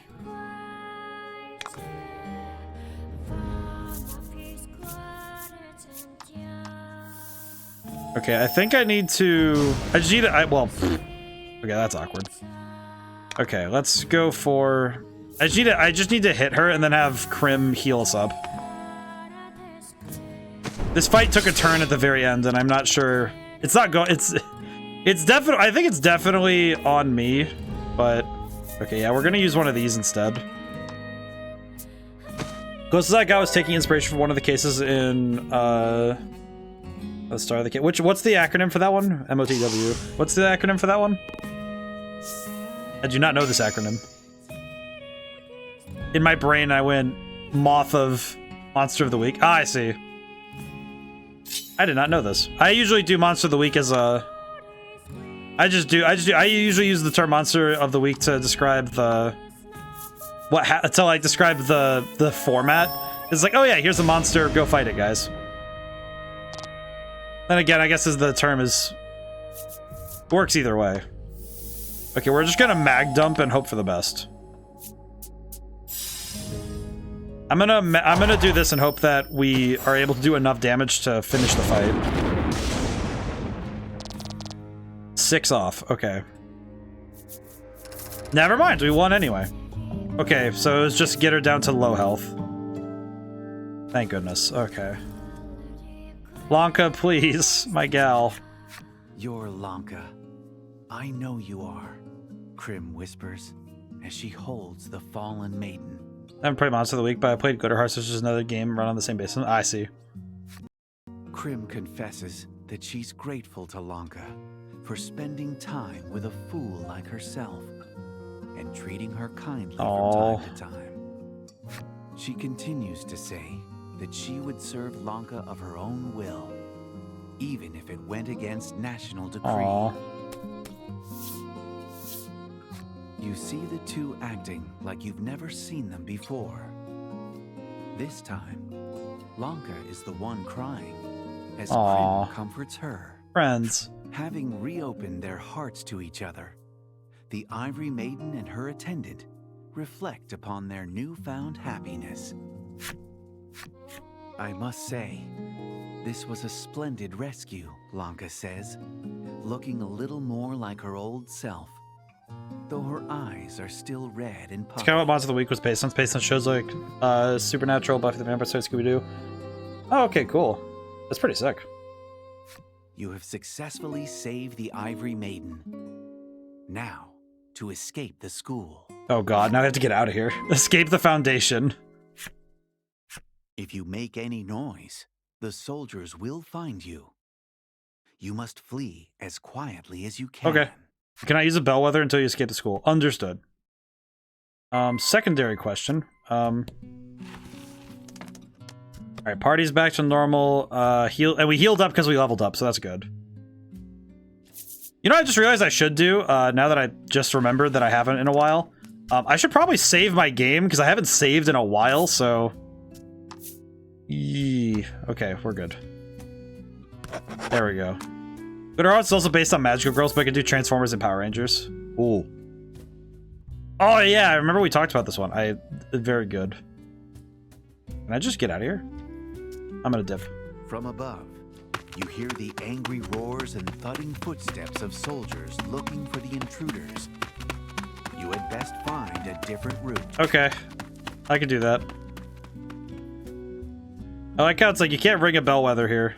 Okay. Need to find the input. I think I saw a number in that other room, Lanka remarks, cocking her head to the side. Alright, so which room are you talking about? Which room do you mean, Lanka? Here? Atop the desk, you find an evacuation route guide. It appears you can escape through the door going straight on from this room. Someone has scrawled the numbers 5731 at the bottom of the page. 4 of the odd numbers, I see. Okay. God, there's so many down here. That's so sad. On the door, you discover a device with numbers on it. Other powered by the Apocalypse-style games that I'm aware of is Masks, a superhero game based on relationships, and Thirsty Sword. The door I don't think I can say that word, but Thirsty Sword Lesbos is self-explanatory. I see. I understand. I understand. Intriguing. I mean, I'm gonna say it anyway because it's scientific. It's scientific usage of the term. Yeah. Oh, hey, an enemy. How do lesbians not be allowed? I don't know. Because Twitch terms of services is weird. I have no idea. That's kind of the thing I always get worried about, is it's like, I don't know what is and isn't on the rules, because every time I look at the rules, it seems like it just depends on how many people pay for you to be there. Like, if you have five viewers and you say something that's offline, they get mad at you. If you have 500 people, they don't really care. Which seems like a class system that doesn't really make sense to me, but I feel like it's because I feel like it's because I feel like it is expressly because I do not think that I get that freebie yet that I am uncertain. But it's also just because I'm still trying to figure out what is and isn't acceptable language for what I do because it's just because I treat this semi-professionally. You know, I try to, like I said earlier, that I don't tend to swear too often. I try to look for other swears when I can, but I don't know. I guess it's just because because I know well enough that off stream my language is very colorful, and I try to clean it up a little bit for stream. But I think it's just because I like maintaining, at least for me, it keeps me focused, because it means that I'm always watching what I'm saying. All right, we're out. You open the door and find yourselves back in the city, bathed in white light. You rejoice, having escaped from the heavily guarded foundation. So now what do we do, though? After everything that's transpired, though, you know that My fiance has all the PBTA games. That's pretty cool. Remain in the city. Lanka expresses a desire to travel the world with Krim. I think that's a great idea, Krim praises.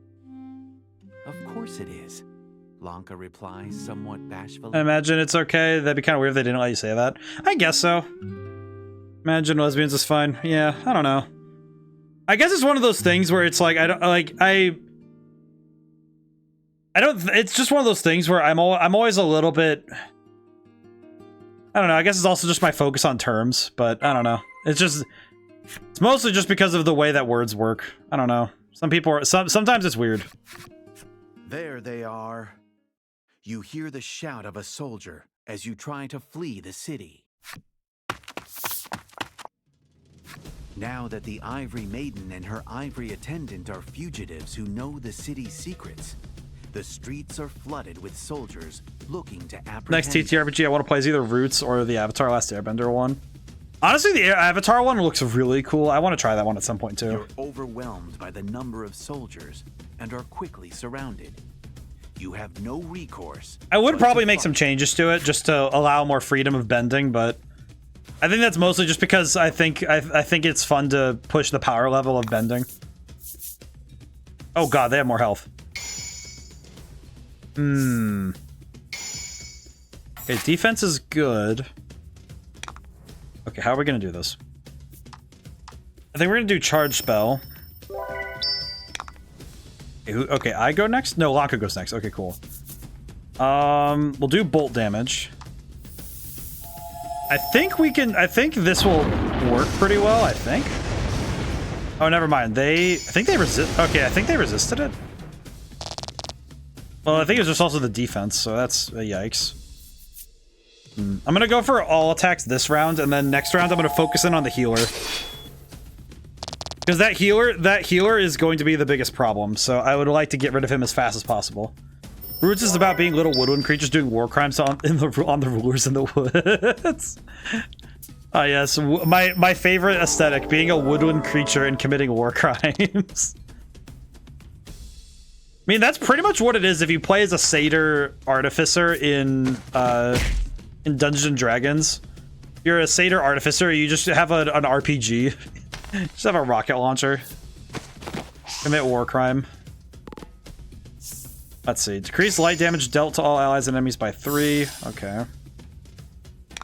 Okay, no, there's one at 49 health. I think that's the one I want to hit. I could round down the rest of them just to see if I can, if it helps out, but... yeah, let's do it that way. Because this is basically like doing all of the many war crimes. Nothing's quite as cozy as committing war crimes with your friends, right? Oh boy, that's gonna be... I feel like that quote's gonna come back to haunt me someday. One day. Magnificent. Exactly. It's like truly the greatest form of cozy gaming with your friends. Committing war crime. Magnificent.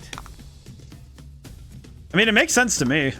I feel like that's basically what playing Helldivers 2 is like. It's not actually a war crime. I don't guess my next is Mouse Ritter, which takes place in modern times, but it turns out that mice are basically living out our D&D games in our walls.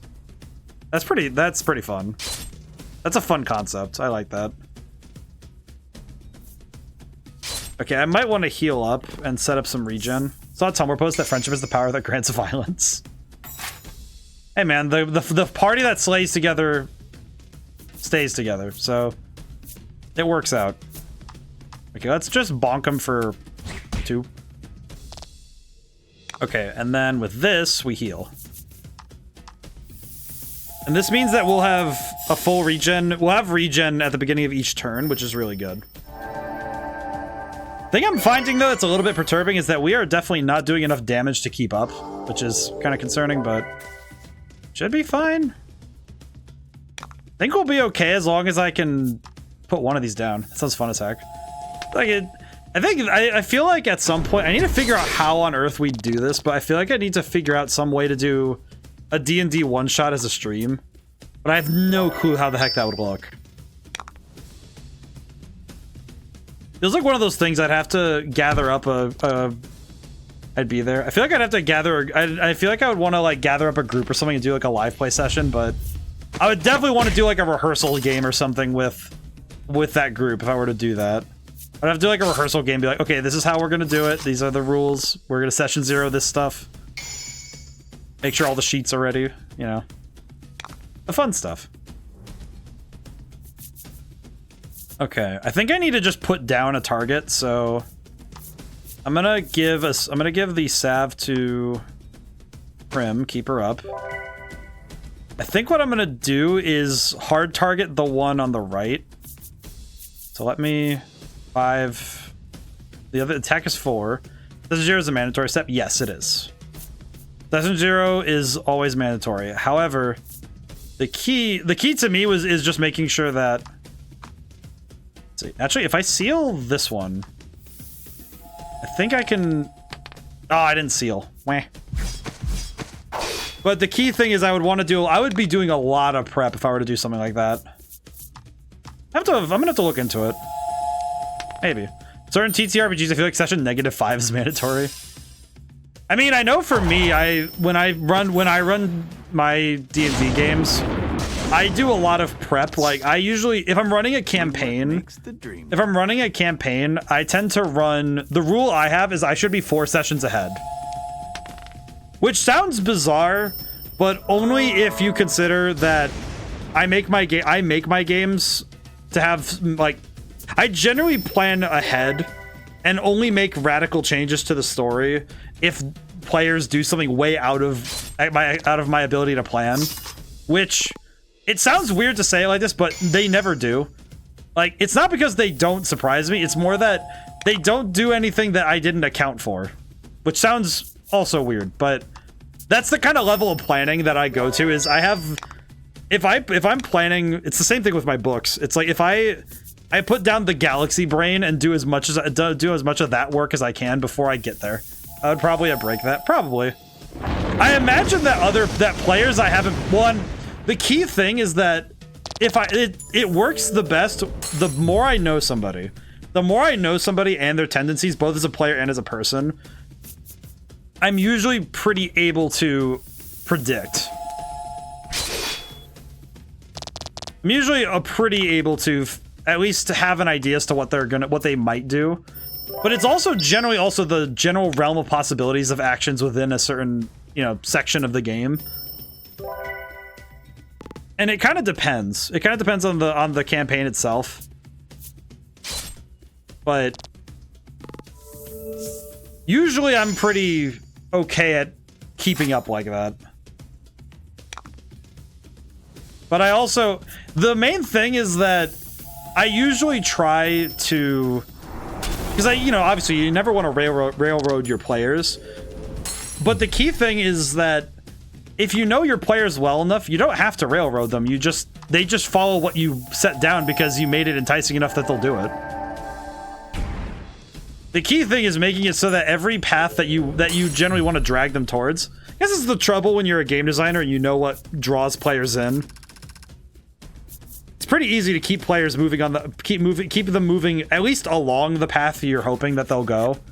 There seems to be no end to the soldiers who have been ordered to stop any further infractions of national decree. Your party is reaching its limits. You realize that you might all die here, but take this as proof that I lived, the Ivory Maiden says to Laddie, as she hands over her maiden's relic. What? Let's go, Krim. I'm with you, Lanka. After briefly speaking to each other, the two rush into the crowd to save your lives. We live by our own will. Oh no. Oh, there goes violent revolution.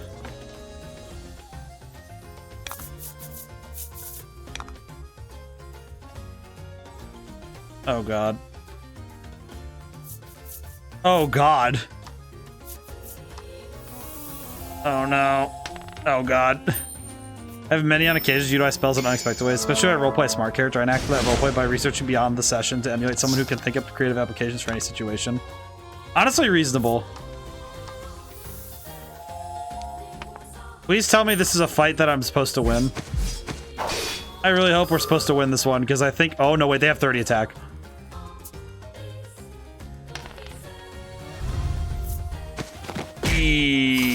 Oh god, they're definitely dead. Oh no. Oh, this is rough. I'm not going to use any items because I'm pretty sure this is... Oh yeah, this is definitely supposed to happen. Oh no. I mean, granted, I paralyzed that guy, so that's fun. At least that was fun. Oh, this is pain. Oh no. Oh, they missed. Okay, that didn't.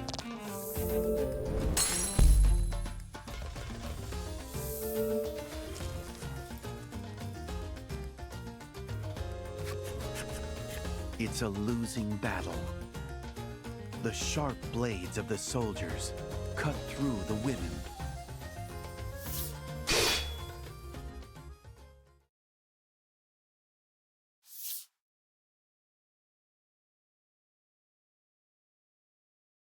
The two gaze at each other as still warm blood flows from their bodies, regardless of Lanka's origins as a spare. It's clear that she and Krim shared a bond of friendship that could never be replaced. You realize that if you don't move now, their deaths will have been in vain. You take Laddie, who screams silently at the death of her friends, and flee the city.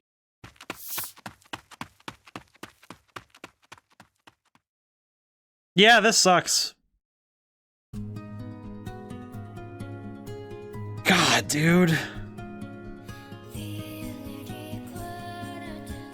Some stories don't have happy endings, but holy crap, man. That... Damn, son. And the system's still there. They're just gonna, like... We have the relic, so... I guess the key thing is that they no longer have... Wait, they no longer have maidens here, then. That means that they don't... Because we took the relic. Though they prove they overcome all. Robes are stained red with each other's blood. Oh.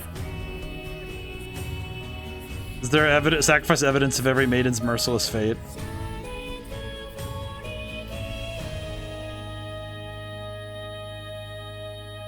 Well, that's pain. God. Please tell me the next one. Please tell me the next one. Like, if it's gonna be emotionally disturbing, we rescued her, then we were saved, and our friendship sealed with blood. Gained memories of friendship. Oh, did we? I guess we did. The friendship, and now also, wow. Blanca and Krim have left the party. Oh, have they?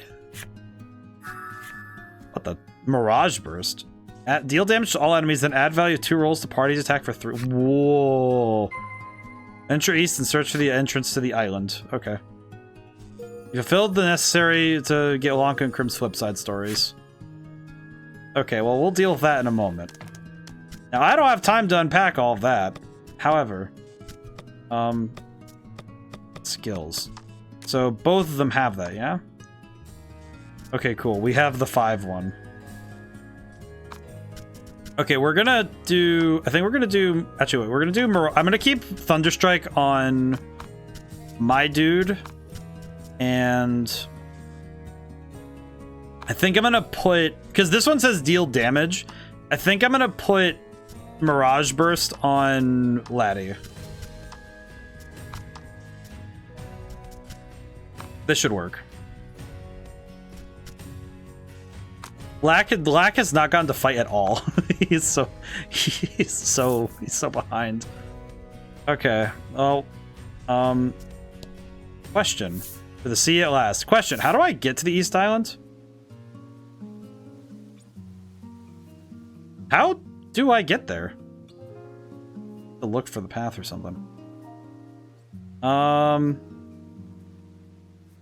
Game? How do I get there? How do I get there? Oh, I see there's a golden spot up there. Well, this is probably good because we should probably fight a little bit.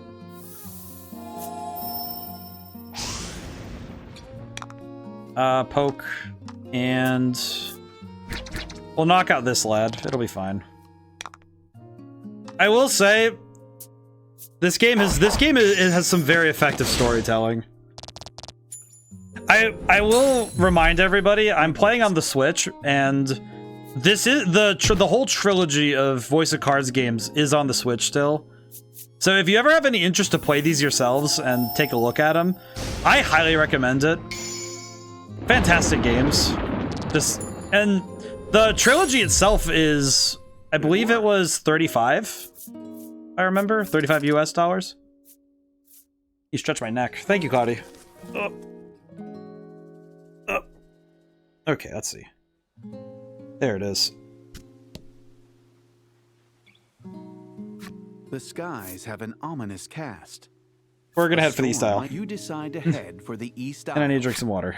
Thank you, Claudia. In the shadows of a rocky reef, there seems to be a good place to moor the ship. It would behoove you to prepare for the coming storm. What do you mean?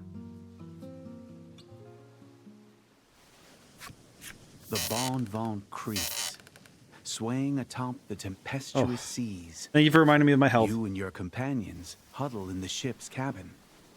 The dim light of your lantern threatening to fade at any moment as you all wait for the storm to pass. Laddie is wrapped tightly in a blanket, looking much like a large caterpillar. Your joke that the ship might sink seems Aw, can I hug her? She deserves all the hugs. You don't see Lack around, but it is likely trapped inside the blanket, having fallen prey to Laddie's squeezing hug. The ship lurches.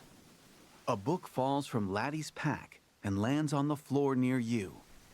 It's the picture book she made, the one you peeked in back at the grotto. Aw. We take another peek? Having evidently learned nothing from last time, you decide to take another look in the book. Laddie, can you show us pictures that you were allowed to look at? There's just no winning against the power of curiosity, is there? Listen, man.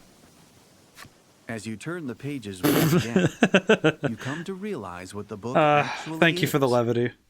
At first you thought it was just a picture book, but the first half of it actually appears to be Laddie's own diary. Yeah, I'm throwing shade at you.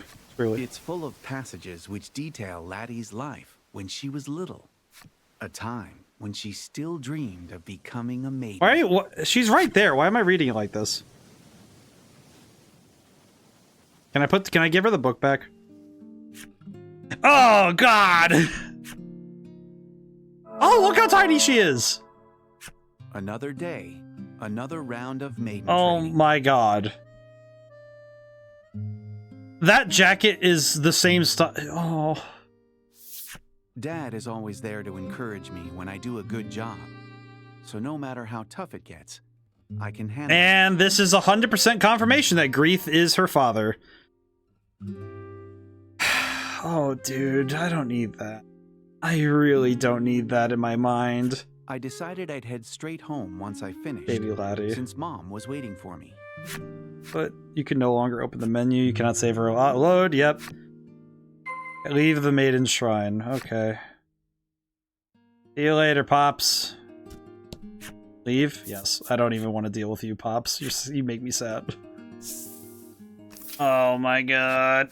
If I train super hard, all the other villagers will be happy Aw. with me. Poor baby.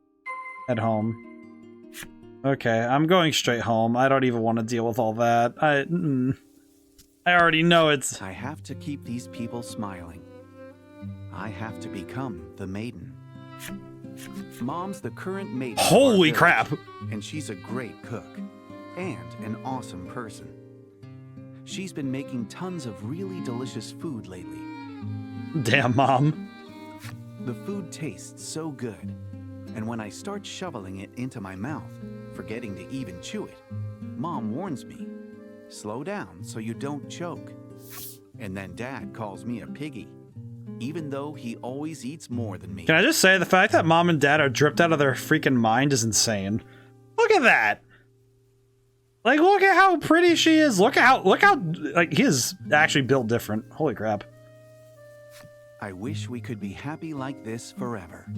Wow, that's just agonizing. If I become the Maiden and protect the village, will my family be able to stay together like this forever? I get really worried and ask my parents about it. Are these people... Dad gives me a gentle Why do these people nod, have to be styling AF in these games?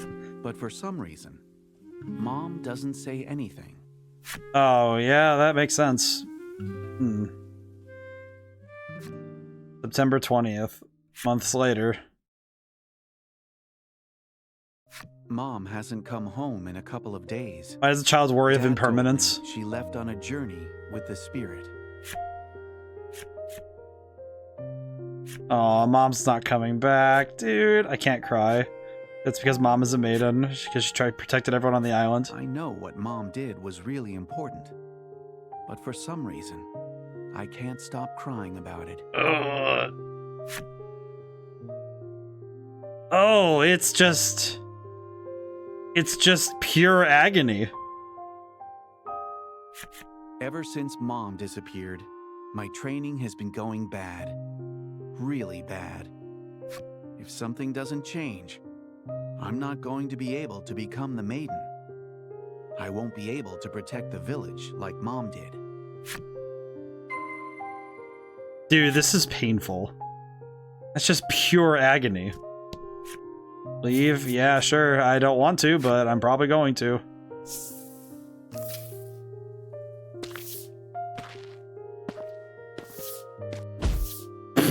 I leave the shrine to go home, when suddenly a young man from town bumps Aw. into me.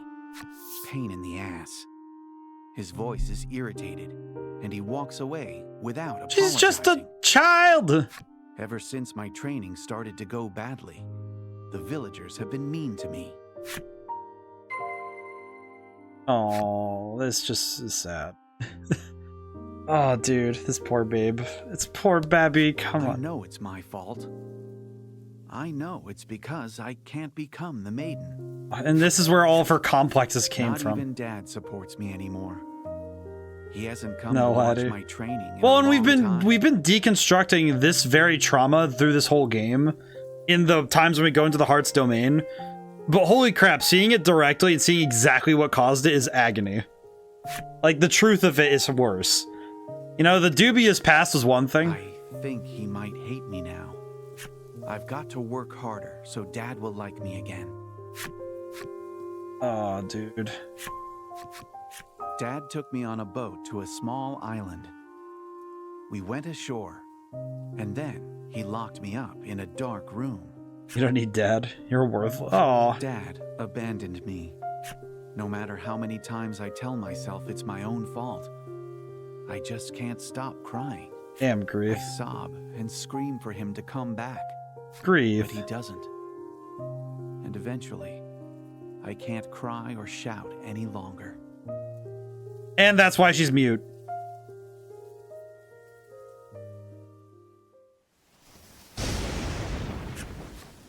A sudden wave rocks the ship, tearing your eyes away from the diary. Maybe if they're ungrateful towards a literal trying her best, maybe they don't deserve protection. That sounds cruel, but like all of them treat her like this.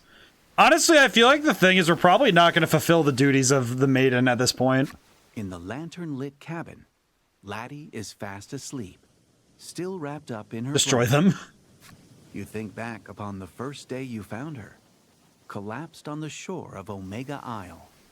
Had she just escaped from the islet where she had been confined and wound up drifting ashore?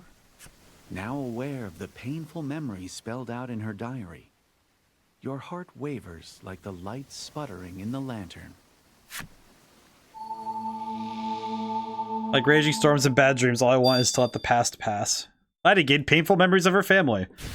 That's agonizing. But also, good God. You and your friends have managed to weather the storm.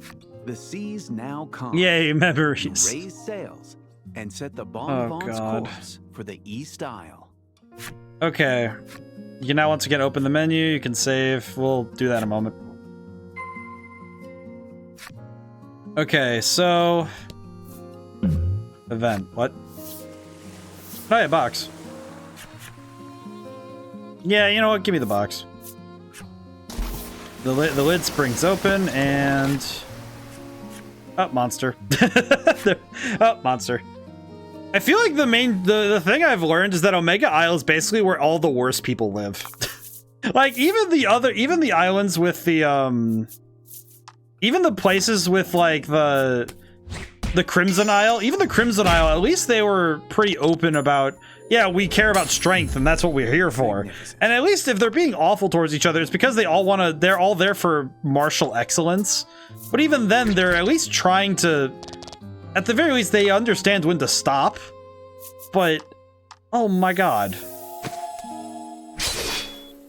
Like, Omega Isle, they're just ungrateful little brats. You know what, Grief? You can sink into the ocean. You can die. It's okay. Great. You've clearly consigned yourself to death, and you can take it. You and your whack-ass beard. You can take it. After vanquishing Scratched the up beast, key? you peer inside the chest. There, you find a scratched up key. Alright then. Upon closer inspection, you see a name carved into the metal. What? You recognize it as the name of a luxury passenger vessel that suddenly vanished long Ah, more ghost ago. ships. Excellent. You tuck the key away in your bag. Hooray!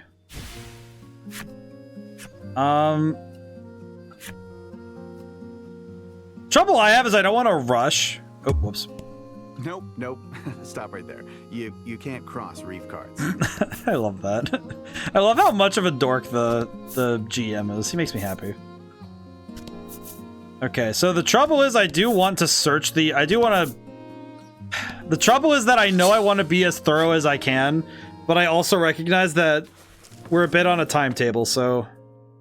How do I want to handle this? You know, I just had a weird realization, thinking critically. Alright, we can do this. We haven't got to see this yet, so let's see how it does. 6, okay.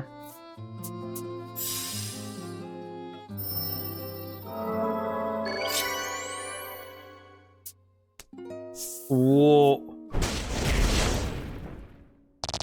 Well, that was sick. Well, that was just sick. That's just rad as hell. That's just awesome. But you know, I just had a weird realization about my scheduling. Because I thought about it and I was like, oh yeah, I wanted to do... I just thought about it because I said Sunday to be Lies of P. But why did I do that? Uncertain of whether or not we'd finish this game this week. Why didn't I just put... So I just thought about it. I was like, well, why didn't I just put Peach? Because I want to start Princess Peach Showtime as soon as you know, as close to its release date as I can. And I just realized, why didn't I just make that the Sunday game until I can put it on Wednesday? Why didn't I do that?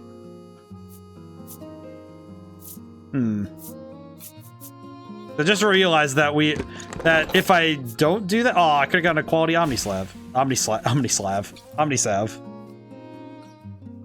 Okay, I have to zoom out of the map here really quick, because let me look. I need to look around, because how big is this area? Oh, good heavens. Okay, I know I don't need to search every card, but okay, yeah, this is a lot of area this is a lot of area to cover if I want to check everything. BC. I want to be thorough with my investigation, though, because it is, like, to me, it's important. You know, it's one of those things where it's important to me to check everything. Partially because it means that that we can find everything, but there's just something. Thank you, GM. Thank you for your ambient sound. But I don't think I'm gonna change the schedule at this point, but I'm kind of wondering how I'm gonna. I don't know. I feel it's like part of me feels like I should, because it feels kind of like a goofy thing to do if I want to play the game earlier, and then not put it in the Sunday slot. Excellent. It feels rather silly. Hopefully I can level up Lack here, because he is not doing well.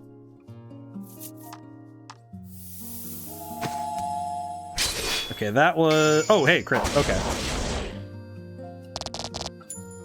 There we go. That was big damage, though. Holy crap. So I might... I'm gonna make a note about that. I should probably ask in the Discord. Need to pick up the notebook so I can write it properly.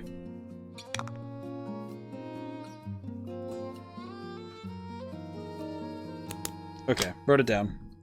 I had to write that one down because I was thinking about it. Don't necessarily think it's that big a problem, because I think it'd be nice to play a Souls-like just to shake things up for me, but let's see, generate a gem. If I do this, then I can hit both of them for big damage. I think if I do this, then we'll be well off in terms of damage. Yeah, because it basically means next round we win. Okay. Guess it's just one of those things where I'm looking at my own scheduling tendencies and thinking, well, that's a little silly.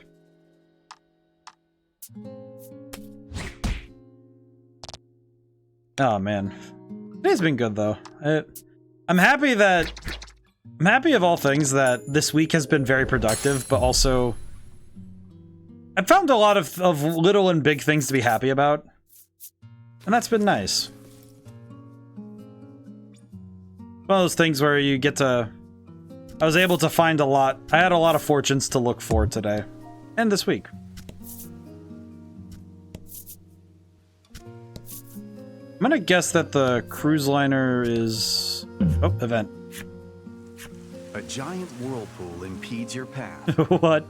Looking closely, you can see several sea monsters playing in the swell. Scatter the pod. I'm gonna ignore it. Deciding that it isn't worth fighting some monsters, you opt to find another route. Honestly, I feel like going that way is gonna be a little bit awkward, so... I'm gonna guess there's something back there, though. I'm probably gonna have to fight them. If I want that item, I'm gonna have to fight them. Don't hold back. It is, you know what is kind of striking me, though, thinking about this game and how things and where things are going? Just like, because the Arcana cards were the kind of the way that we built up the store of memories between the main character and the party. And I'm sort of noticing that that's kind of the same path we're doing here, but we're doing so as natural extensions of the storytelling rather than being kind of relegated to having to find these random cards throughout the world. It's more like, okay, if you finish all the side quests, you can have this story. You can have this end story. Magnificent. It is striking to me that now that I really consider how this game did it. The thing with the tarot cards from last time, like the numbered cards that you would find throughout the game world, the main problem with it was that it was slightly divorced from what was going on in the story. And the way that this game has done it, it made getting those cards part of the story, which means that getting 100% is actually getting 100%, not just finding things. Poltergeist and Skull Pirate. Okay, yeah, there's probably something back there. Alright, I'm gonna have to fight the monsters. I can already tell there's probably something back there that I want, so... I'm gonna use one of these. Up. Go. Alrighty. And I'll save up before I go in, because why not? Save. Aw. Poor Lanka. Poor Krim. Like, the two of them really were just like... They just wanted to live life, and then they had to freaking... Man. Let's get out of the pod? Yes, I will. Let's do it. You stand atop the deck and yell obscenities at the monsters. They immediately charge at you, angered that you spoiled their fun. I yelled heck in a particularly nasty tone. I yelled heck really loudly, and I got them all to get mad at me. Hold back. Hit him with the heck. But thinking about the schedule ahead, Persona 3 has been... I've been really liking Persona 3, honestly. I've been having a lot of fun with it. It is definitely an interesting game in terms of its storytelling and the content matter. It's very fascinating. I definitely think it's an acquired taste, but it's a lot of... I've been having a lot of fun with it.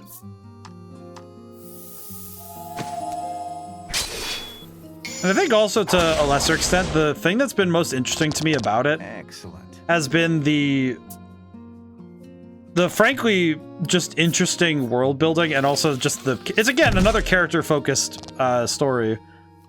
And I think the character focus in a lot of the games we've played lately, the character focused storytelling has been a lot of fun, because even if they're doing interesting world building stuff, the fact that the characters are always like, even with the vibrancy of the worlds, the fact that the characters are even brighter is just insane, you know? It's that kind of thing that's just really cool to see. And it's really fun to engage with those worlds in ways, because you get to just enjoy, because you have fun characters to go explore that world with, it's not just a fun world, it's, oh yeah, you also get this wonderful party of characters to go through it with. Like, the world here is already interesting, but I think the fact that you have these characters to latch onto, and your relationship with Laddie and the different maidens of the islands. Just as the monsters disappear, so does the whirlpool. And I think that this game, if you had just one or the other, you know, excellent characters or an intriguing world. Oh, I think that one. I'm gonna dodge it. I'm gonna dodge that one. I don't know. That one looked like that one was sus. You discover a shipwreck. You climb aboard and begin searching for anything useful. It's one of those things where it's the fact that you have great characters, great world building, and the plot of the game is really well done. It's exceptional. And then you have a very immersive gameplay style. It's all wrapped up in this aesthetic and art style that's really fun and interesting. And it's all nestled in a nest of the musical tone always settled. Ring of Life 2. That's a ring with a heart on it. I'm giving that to Laddie. You all gasp when you see the name on the ship's hull. It's the same name as the luxury passenger vessel that suddenly vanished long ago. Oh. You take the scratched up key from your bag and insert it into the cabin's keyhole. There's definitely one rat in here. The heavy door opens, squeaking loudly on its rusty hinges. Not a moment later, a foul odor from within the cabin hits your nose. The chamber pot is tipped. Enter the cabin? Yes, but I don't wanna. You have a bad feeling about the place, so you tell your comrades to stay outside while you venture in alone. I'm not making Laddie go into the chamber pot room. Upon entering, you see countless corpses upon the ground. Oh, that's worse. But no signs of a struggle. It looks as though they all simply lost the will to live. You know, I'm grateful for the fact that the last two maidens really decided to settle in on the dark. You surmise that the whirlpool generated by those monsters stranded their ship here, and before long, they ran out of food. You know, I'm starting to realize that now. Like, the Azure Maiden was a little dark because she disappeared and we had to deal with Hyde and being upset. The Crimson Maiden was probably the nicest of the stories we've done, and it was the quickest too, now that I think about it. What is it with these last two just being absolutely... One of the corpses, no more than a skeleton now, cradles a baby in its arms. You kneel beside the bones and offer a Dude, I silent was not prayer. ready for today. Yeah, yeah, any treasure in here can stay here. I'm good. When you open your eyes, you notice something at your feet. Ring of Compassion 2. Oh, this is the upgraded form of the ring. Laddie's worried visage greets you as you emerge from the cabin. You give her a grandiose grin and tell her that you found something incredible. Laddie responds with a smile of her own, relief clear in her eyes. You bid farewell to the decaying vessel and resume your original journey. You know, I know that's a white lie, so she doesn't know what happened, but... Oof. When you return to your vessel, the shipwreck sinks silently into the Yeah, sea. I was not prepared for today at all. I'm probably going to be saying that a lot this week, given that we have this Persona 3, which I'm fairly certain the story thread with where we are in that game is going to come back, and I'm going to be in pain. And... And you know, Lies of P is probably just going to be psychologically painful, because Souls-like bosses tend to make my brain hurt, but... Dude. Dude. Just like, come on, man.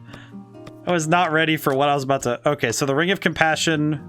That's right, because I had the first one, so Ring of Compassion 2. Can I give Laddie... Can I give her the Ring of Life too? So minus 14, but plus 4 life. Yeah, I want her to have that. That's sweet. She can have the ring with a heart on it as a gift. She's my best girl. She deserves. I feel like the most messed up part of this is like, it's the baby. I feel like that's the thing that's like... That's the thing that is making my... It's making my soul hurt a little bit.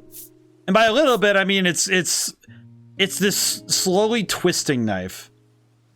And I don't...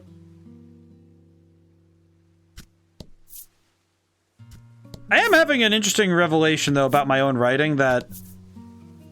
And it's not necessarily that, oh, I need to be darker or more gritty with my writing, but I'm realizing that one of the greatest weaknesses that I have at times is... I think moments like this are hard for me to commit, or like it's hard for me to commit to moments like this that last too long. If that makes sense, like this is a storytelling gamble, frankly. That to say, hey man, we're gonna hit you with 2 to 3 down. We're gonna hit you with three downer moments in a row. We're gonna give you Laddie's backstory. We're gonna give you what happens to Crimin Lanka, and we're going to give you that entire luxury passenger cruise ship at the same time, like one right after the other, essentially. And it's like, it's pretty clear that that's, you know, pretty intent. That's pretty much the intent, that these would come one right after the other. And I feel like I lack the stomach to do that to do that sometimes. Like, I'm willing to make things suck and have a dark, and you know have things go a little dark, Sometimes I worry I don't stop with the downers, or at least I don't ever know how to even it out with a suitably happy event. And I think the toughest thing is that I have to apply the lessons of life, because you have to apply the lesson of life that, and I'm sorry if this is like a kind of terse term, life doesn't stop when your dog dies. Fight him off. And you have to be able to say, okay, how have we gotten through grief? When something bad happens, how have we gotten through it? And we have to apply that to our writing. And I've done that before, but I worry that sometimes I'm not ready to fully commit to it because I'm worried that it won't land. And maybe it's because I'm worried that it won't, maybe I'm worried that the reader might not feel the same way. Also, I always heard that bad news comes through, so this is an interesting example with the game. True. That's actually a fair point, Cloudy. But it's interesting coming from the writing perspective, and as I am now planning my next book and putting stuff together, it does make me think, am I ready to commit to am I willing to commit to putting my characters into positions where things are gonna suck? So you have to be ready for it, and I think what is interesting to me is that I know that I've done it a couple times. I've been able to commit to it, and I've been able to do it. It's just one of those things where I feel like I need to let it suck sometimes. Like, things need to happen that feel sad, and I need to be okay with that. Stream ending soon. I think I'm gonna go that extra 15 minutes. I think I have it still planned for 11:30. So while I have everybody, I guess I'll talk schedule stuff again. You catch Laddie stealing glances at the fishing rod on the boat. Perhaps she'd like another shot at glory. Yes. What will you do? Of course. Yes. With your guidance, she clumsily, haltingly readies the rod and casts the line into the water. Laddie can always go fishing. Minutes pass. Suddenly, the rod jerks toward the water. But Laddie, panic in her eyes, looks to you for help. Okay, what do I say?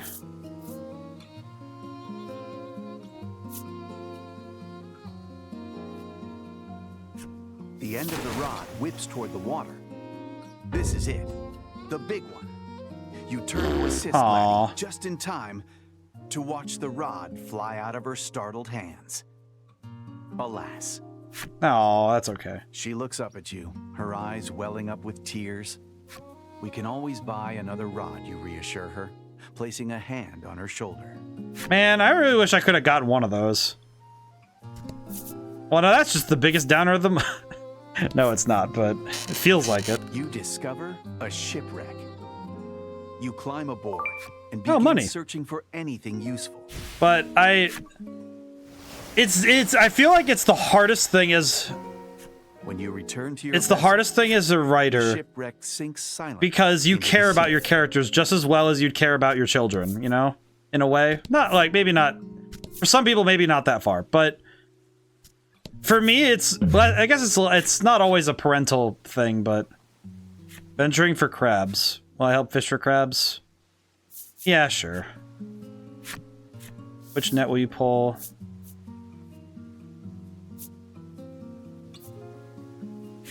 You see numerous tiny crabs scrambling over the net. Oh.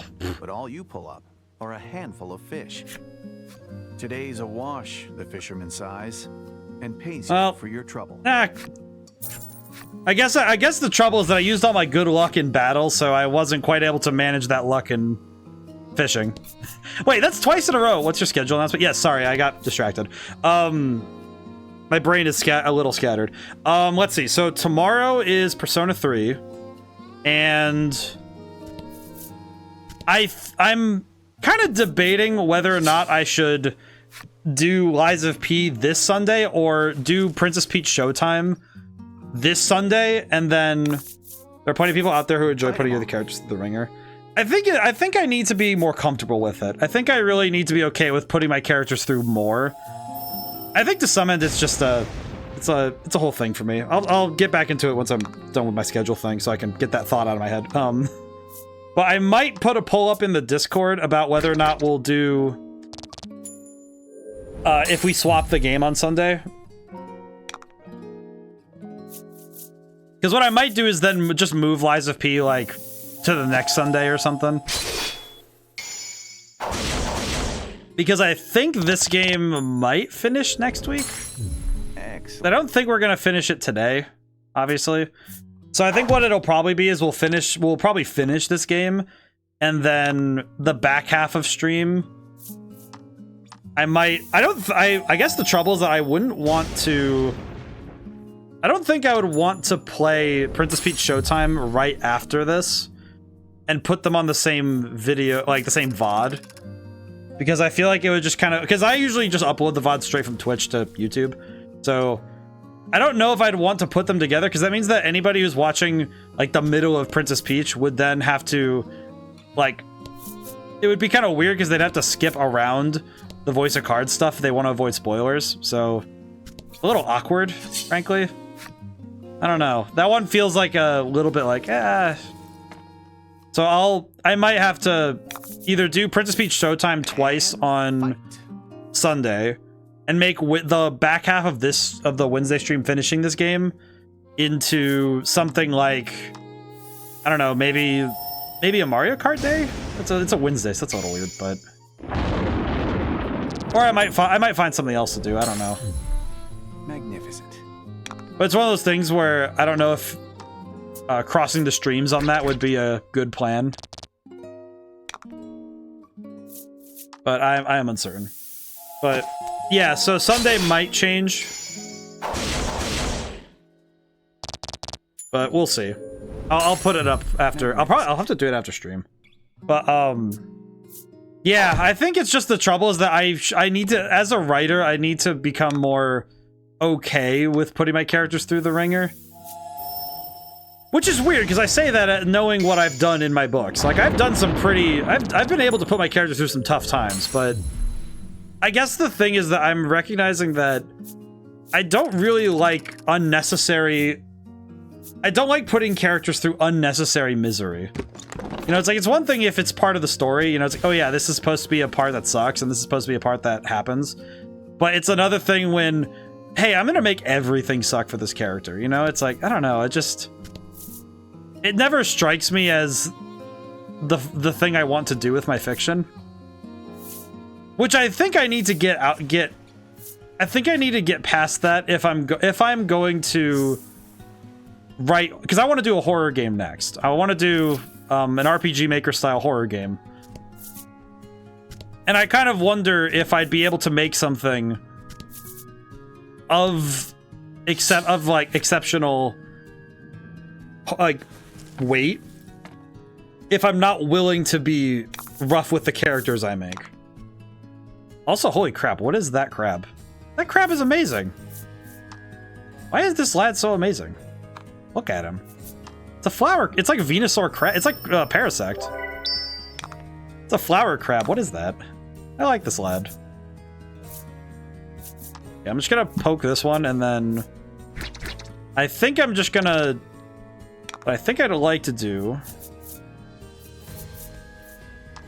I think I would very much like to use the Mirage attack, and then that will be my finishing touch. But yeah, so kind of funny though when I say that. It's like because I know what I did in Mausoleum of Dreams. I mean, it was short stories, sure, but I'm pretty sure the characterization I did there, I feel like maybe I'm downplaying my own roughness with my own characters, maybe? I don't know. Cause I'm thinking about it now. I was thinking about, oh yeah, Mausoleum of Dreams. I wrote a short story called Chain Letter, and it is probably one of the most like perturbing things I've ever written. One of those things where it's like, dude, are you sure that you're not? Are you sure you just have like a higher? Are you sure you don't just have like a higher tolerance for this sort of thing? I don't know. Magnificent. It's one of those things where I have to consider myself from an outside perspective looking in. You know, I have to say, okay, step back from your own angle on this storytelling. How is it actually going?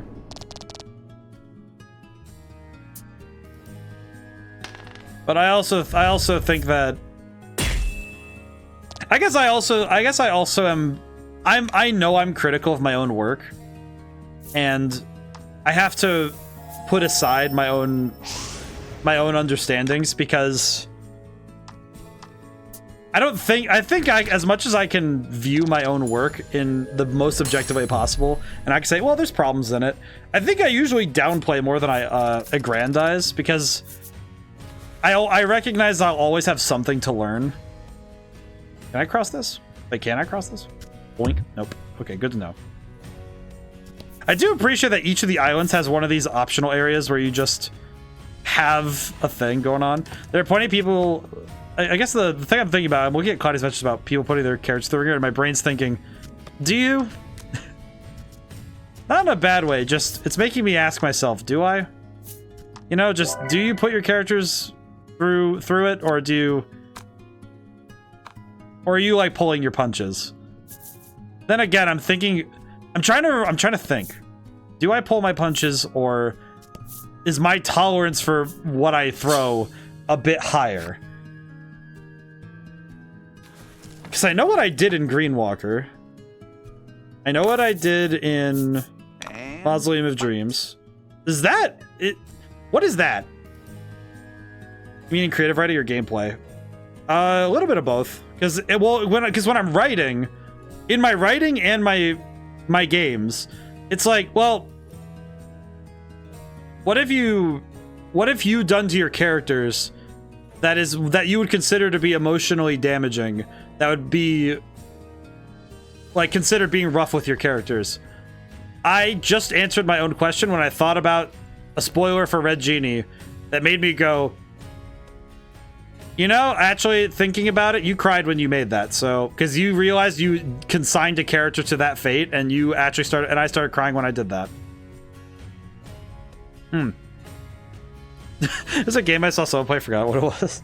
I think it's funny because I just realized I do that. If I know a character's fate is gonna be dark and I'm like writing it, I start crying while I'm writing it because I'm like, no, I don't want to do this to the character, and I'm like, I just realized there's a bit in Greenwalker where that happens, where I'm like, dude, I don't want to do this to him. This makes me sad, but I'm like, nope, you have to do it. You signed yourself up for this, man. And I'm just thinking, the fact that I start crying when I have to put my characters through stuff makes me realize how much I empathize with my own characters. Because I have to put myself in that mindset of the character when I'm writing them, because I need to create that reaction viscerally. So it's just literally like fabricating that response out of me. I had mentioned self-harm and suicide, so people didn't like it because it romanticizes it. That one's a yikes. I know that is part of... I know that's part of why Persona 3 makes some people nervous. Because it doesn't really romanticize it, but it definitely... The imagery pops up so often that it's very hard to... I think it's frankly hard to separate it at times. To like step back and say, okay, this is... Like that one can be tough. It takes a bit to get used to. I'm kind of fine with it because I recognize that, okay, it's not a real gun. The evoker works this way, and I understand the meaning behind it, but no, that's fair. I will say, I didn't expect Hot Demon Lady today, but I'm okay with it. Confusing, but intriguing. But regardless, yeah, there are some games where it gets a little bit like, I think sometimes the trouble is when a game romanticizes or aggrandizes something without thinking of the ramifications of doing so. Whereas I think games that work in commiseration with the subject matter they're on about, I think that's when it's better off. Found a shipwreck. As you climb on deck, what the? You spy someone else who evidently found it before you. He stands anguished in front of a door he claims leads to the treasure hold. He tells you that he can't locate the lever responsible for opening it. Oh, the stick. If only I had some sort of stick or something that fit perfectly into the slot where the lever was, I could get in. The man is searching around. I have the stick. It's that bent stick I found at the beginning of stream. The door. Well, earlier. Recall the bent stick you received from the fisherman and draw it out of your pack. The moment the man sees it, he rushes over to you and says breathlessly, "Give me that." Give the bent stick to the man. Yeah, sure, buddy. Go ahead. Here, have fun. Taking it into his hands, the man quickly inserts it into the slot and pulls it like a lever. He opens As a he door and a does, giant dragon just comes out.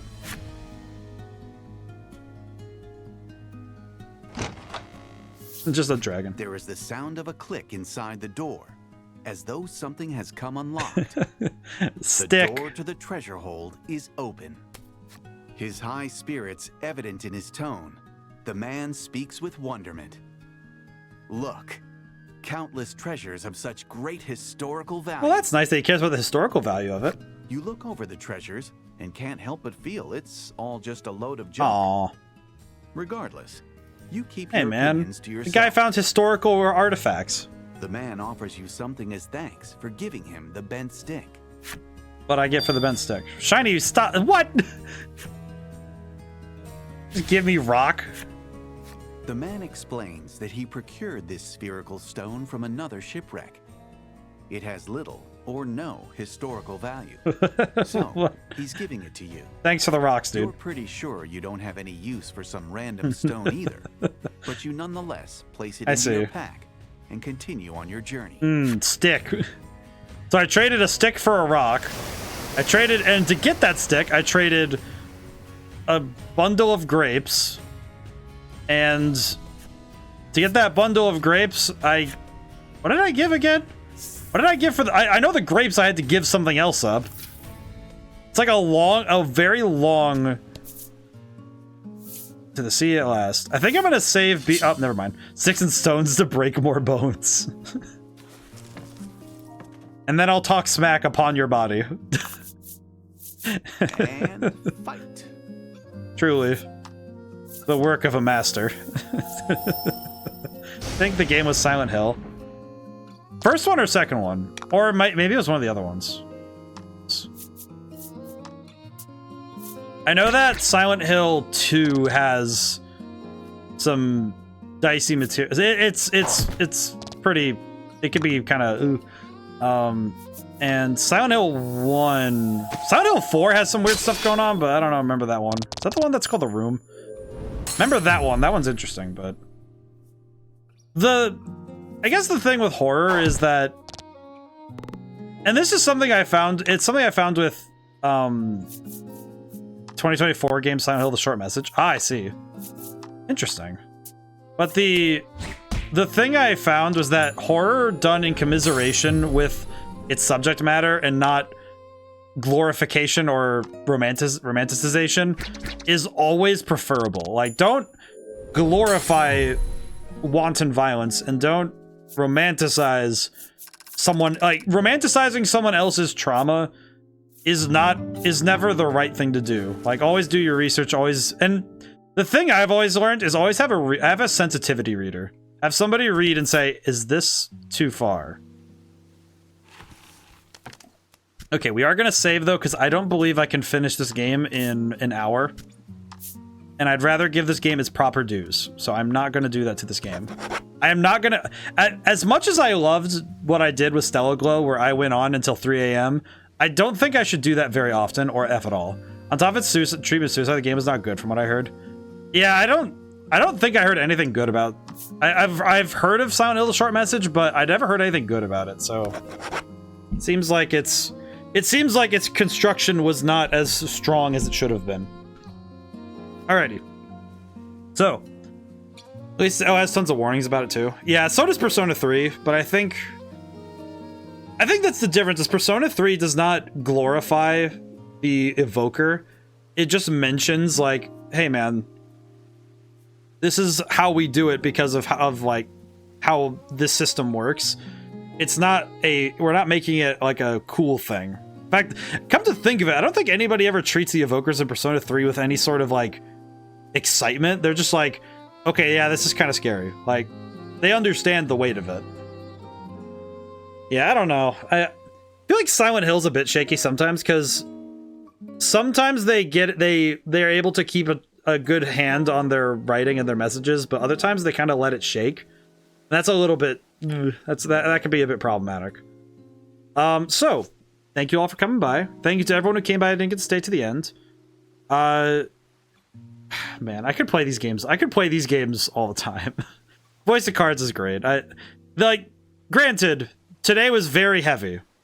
There were a lot of downs in our story, but I really love this. I love the story, and I want to know how it ends, because through better or for worse, I want these characters. I want to see these characters have their victory in some way or another. I want the best for these people. So I'm really excited to see where this goes, even if today was heavy. Oh god, I said heavy. Thanks for streaming. Well, thank you all for coming by. For some reason I said heavy, and now my brain is playing Collective Souls Heavy. Make sure I got the name of the band right, because they're my favorite band, but my brain went, are you remembering it well? Yep. If you ever want a really good song to listen to, my recommendation of the day, Collective Soul Heavy. The song's name is Heavy. It's fantastic. But now it's gonna be stuck in my head. I'm gonna have to listen to it after stream, because it's gonna be stuck in my brain if I don't. So, tomorrow is Persona 3 Reload. So for those who have been avoiding spoilers, that is on the docket.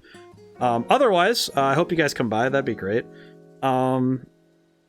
I did have a slight message for anybody who has gotten books or has listened to music on various services, or have gone onto Bandcamp, which would, if you can, Bandcamp is a great way to do that. But with the books, there is one thing, if you guys are able, if anyone's gotten books, if you could leave a review on the Amazon store page, it helps me out a lot, because it puts the book in front of more people, because it gets more reviews and it becomes more, more people view it as credible because it has, ratings. So if possible, doesn't have to be anything crazy. Just, it's like star rating, maybe just get good, or this was good, something like that. Eloquence is not required, but if it's possible, it would help me out a lot. Similarly, for people watching the VOD later, just sharing stuff is nice. I don't know. I guess my hope is that I can figure out a way to not pander, but also, I don't know. Anyway, it's tough for me to advertise, but that's why I do so now at the end. I do so at the end, so I can do it somewhere that's not gonna bother me. And it's not going to bother the viewing experience for anybody watching VODs. So, I would like to raid out today. Does anybody have anywhere they want me to go? Otherwise, I might... where to go? I'm trying to get into the habit of this again. I need to raid more.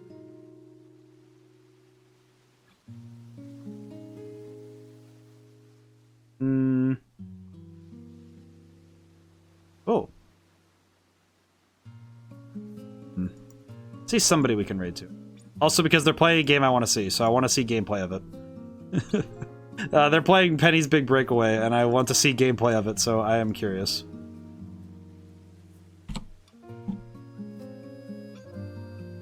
And I know them through another... Alrighty, so... Now whenever I see you guys next, bye for now and thank you. I'll see you soon.